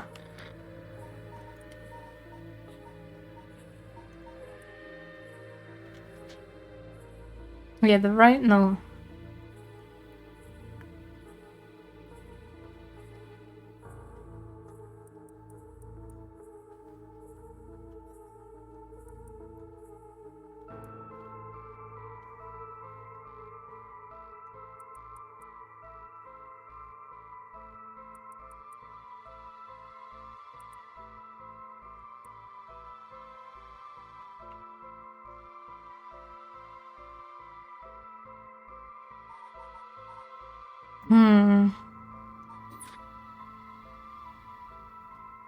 But I remember the Record of Fates or something. Right, you found some kind of ritual in the Record of Fates. Oh, don't tell me you don't. You want to know how to carry out the rite of resurrection too? To be perfectly honest, I'm tired of people asking me about it all the time. None of you even care about the local history. You just come crawling out of the woodwork when something interesting comes up. Looks like I hit a nerve. If you think you can force me to tell you because you're a policeman, you're sorely mistaken.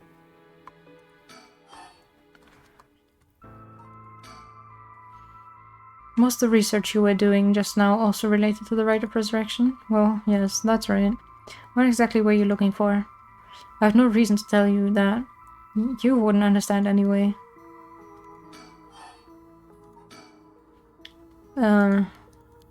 Right. Are you doing all this research so you can use the rite of resurrection yourself? Huh, you're a policeman. Do you really think people can be brought back to life? Everyone I meet, pitiful. Huh? So you don't believe in the rite? Whether it's real or not has nothing to do with my research. Such things are better left to the occult freaks. Or so I thought. Huh? Things changed. It has become necessary for me to pursue the rite. So now I pray that it is real. What changed? I'm sure you can imagine the funds for my research. I receive a large amount of funds for seeking the rite of resurrection, and if I find it, I'll receive a sum so great that I'll never have to worry about money again. Then that means someone is sponsoring your research, is that right? So what if they are? You have no idea how hard we work to secure funding for our research. I have no interest in teaching those children. Listen to me, I'll tell you one thing. Those experts you see writing provocative books or spouting nonsense on TV to try and get popular, all of them are just trying to get the money they need to do their research. With how popular the occult is, saying something even remotely spooky can lead to big money. What? But I bought your book. The pursuit of the unknown begins first and foremost with belief. I was so inspired by that bit. I do appreciate your patronage. Unfortunately, however, the occult is not my true interest.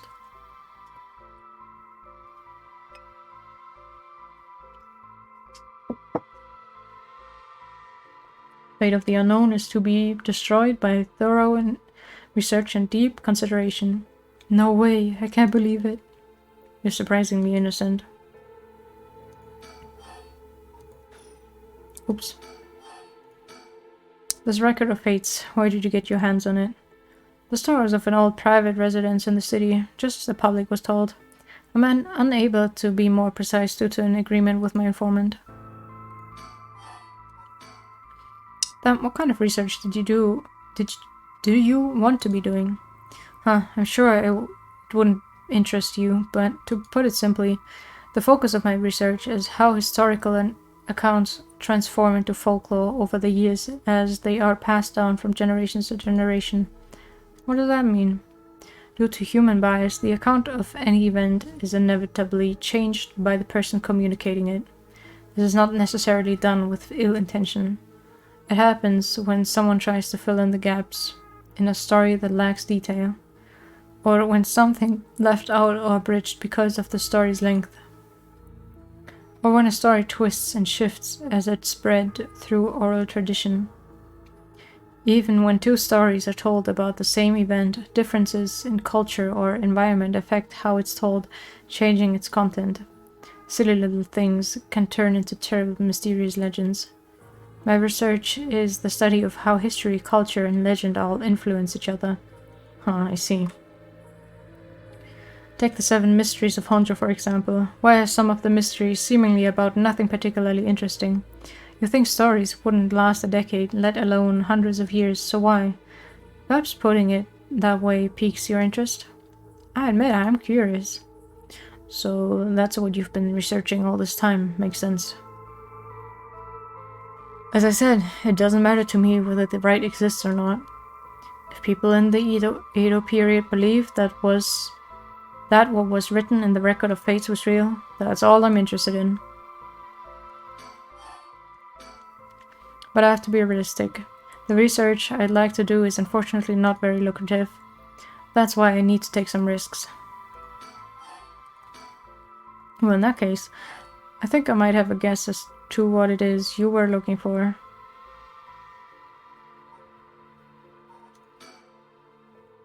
Surprised you know that.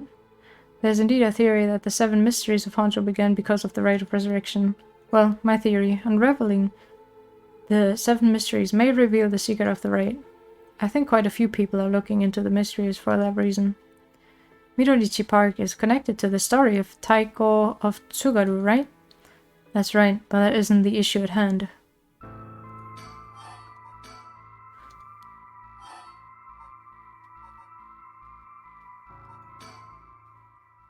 What? Damn it. If you know about that, then calm down. No need to get so defensive. You both want information, right? Why don't we have a nice friendly chat? A curse stone. You're a curse bearer. A leaf. Is it the Evergreen Beach, then?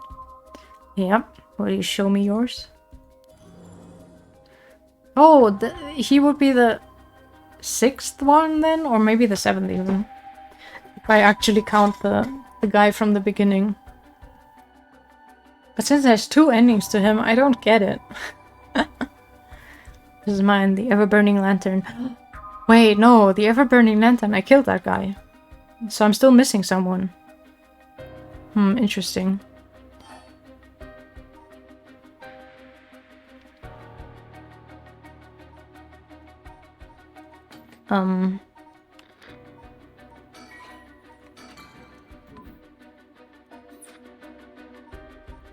Sure. I'll tell you this for free. The Evergreen Beach comes from a man who was hanged for spreading false rumors, but the accusation against him were unfounded, and he died cursing those who deceived him. So that is the resentful memory held within the Evergreen Beach. The memories of the 7 mysteries are truly fascinating, if only I could collect them all. So whatever you want. But, well, do whatever you want, but you should know something. The stone of mine lets me curse anyone who tries to mislead me. But... So don't try and lie to me, I'll know. You will curse a citizen? And you call yourself an officer of the law? That all depends on you. I don't want to use it if I don't have to. What is it you want? Curse stones are dangerous. I'd like to confiscate yours. Excuse me? But my right. First, let me ask you one thing. You haven't used that curse, have you? No, of course I haven't, I swear.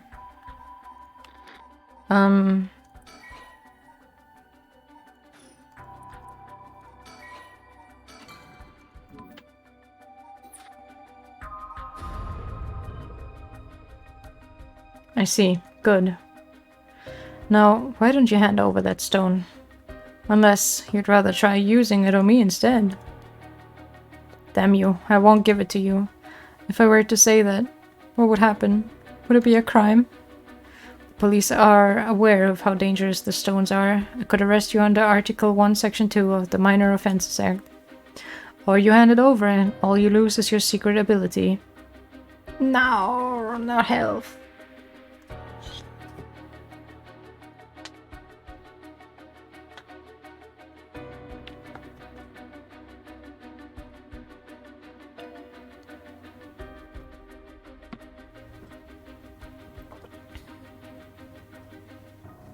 Just dropping into health. Oh my god. Musty.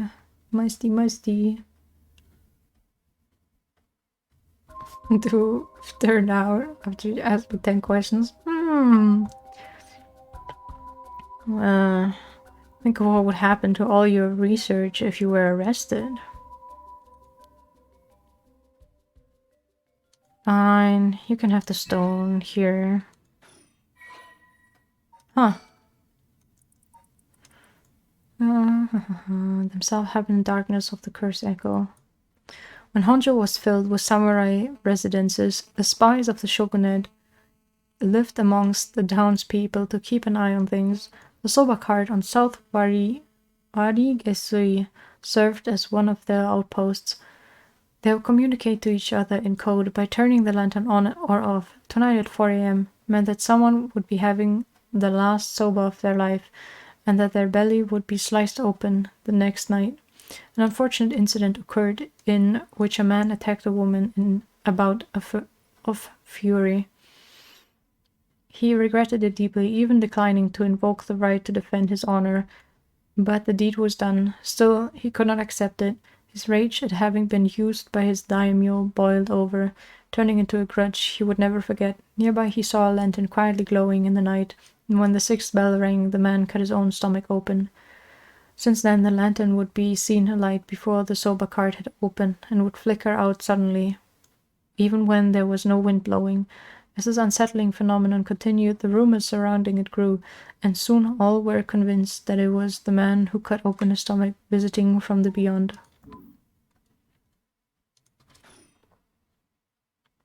Good choice. I look forward to seeing how your research pans out. Alright, would you tell us everything you know about what's been going on? If you help us, we'll give you all the information we've gotten after we solve this case. What do you say? In that case, will you tell me about all the resentful memories of the 7 mysteries? I believe they are the key to the secret hidden in the Record of Fates. Sure, why not?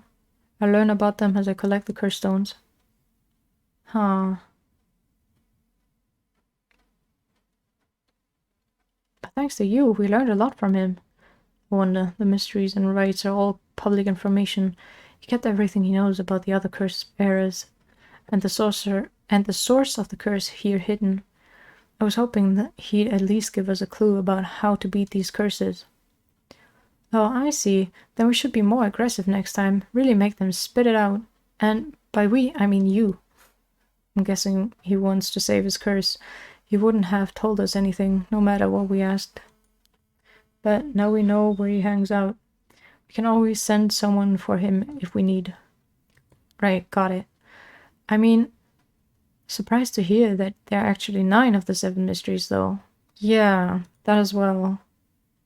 But there's more mysteries, but does that mean there's more curse bearers as well?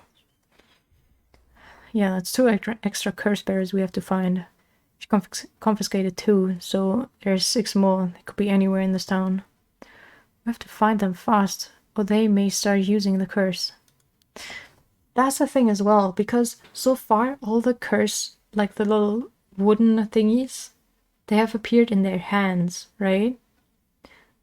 And the first guy, he found it lying on the floor. So it was definitely not his curse.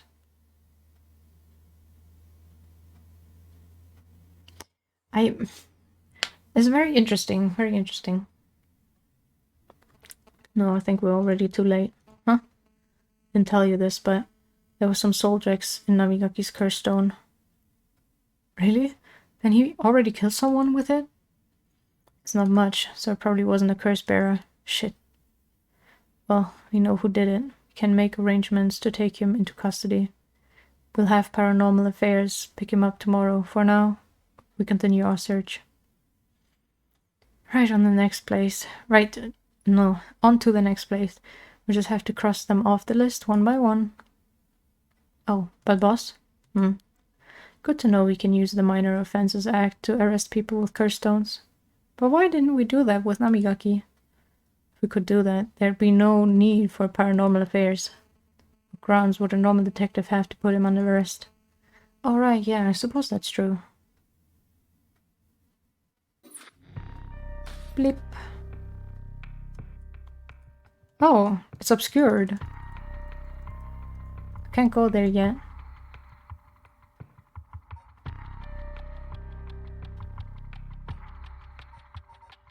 Huh. Well, this is probably a good place to stop.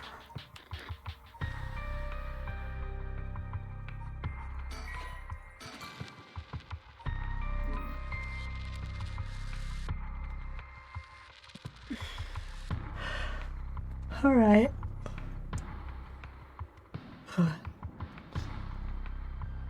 Let's see who I can raid.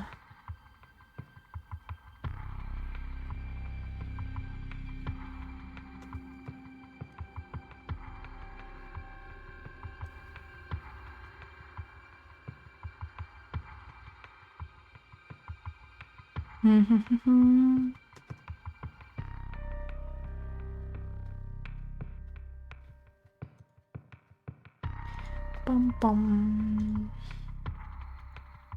Spooky, spooky.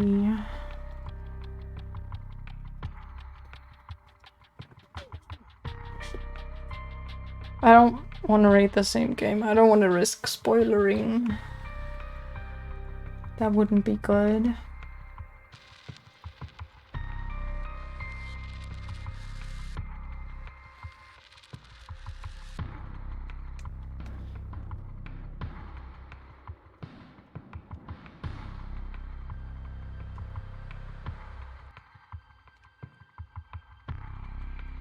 Just trying to find someone to raid just now.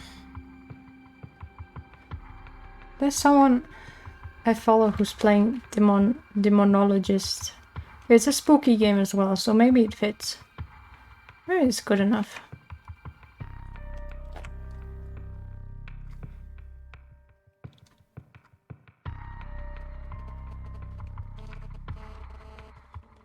Yeah.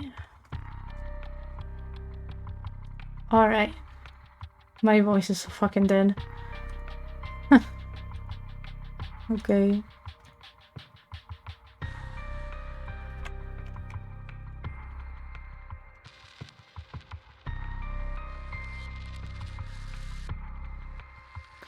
Let's go, let's go, let's go.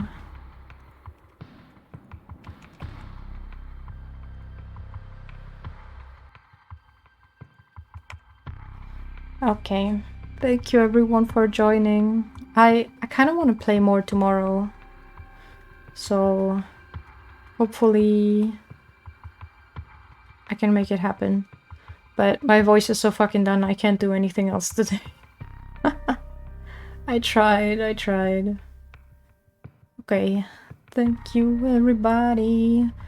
And maybe see you tomorrow, I guess. Bye bye. Bye.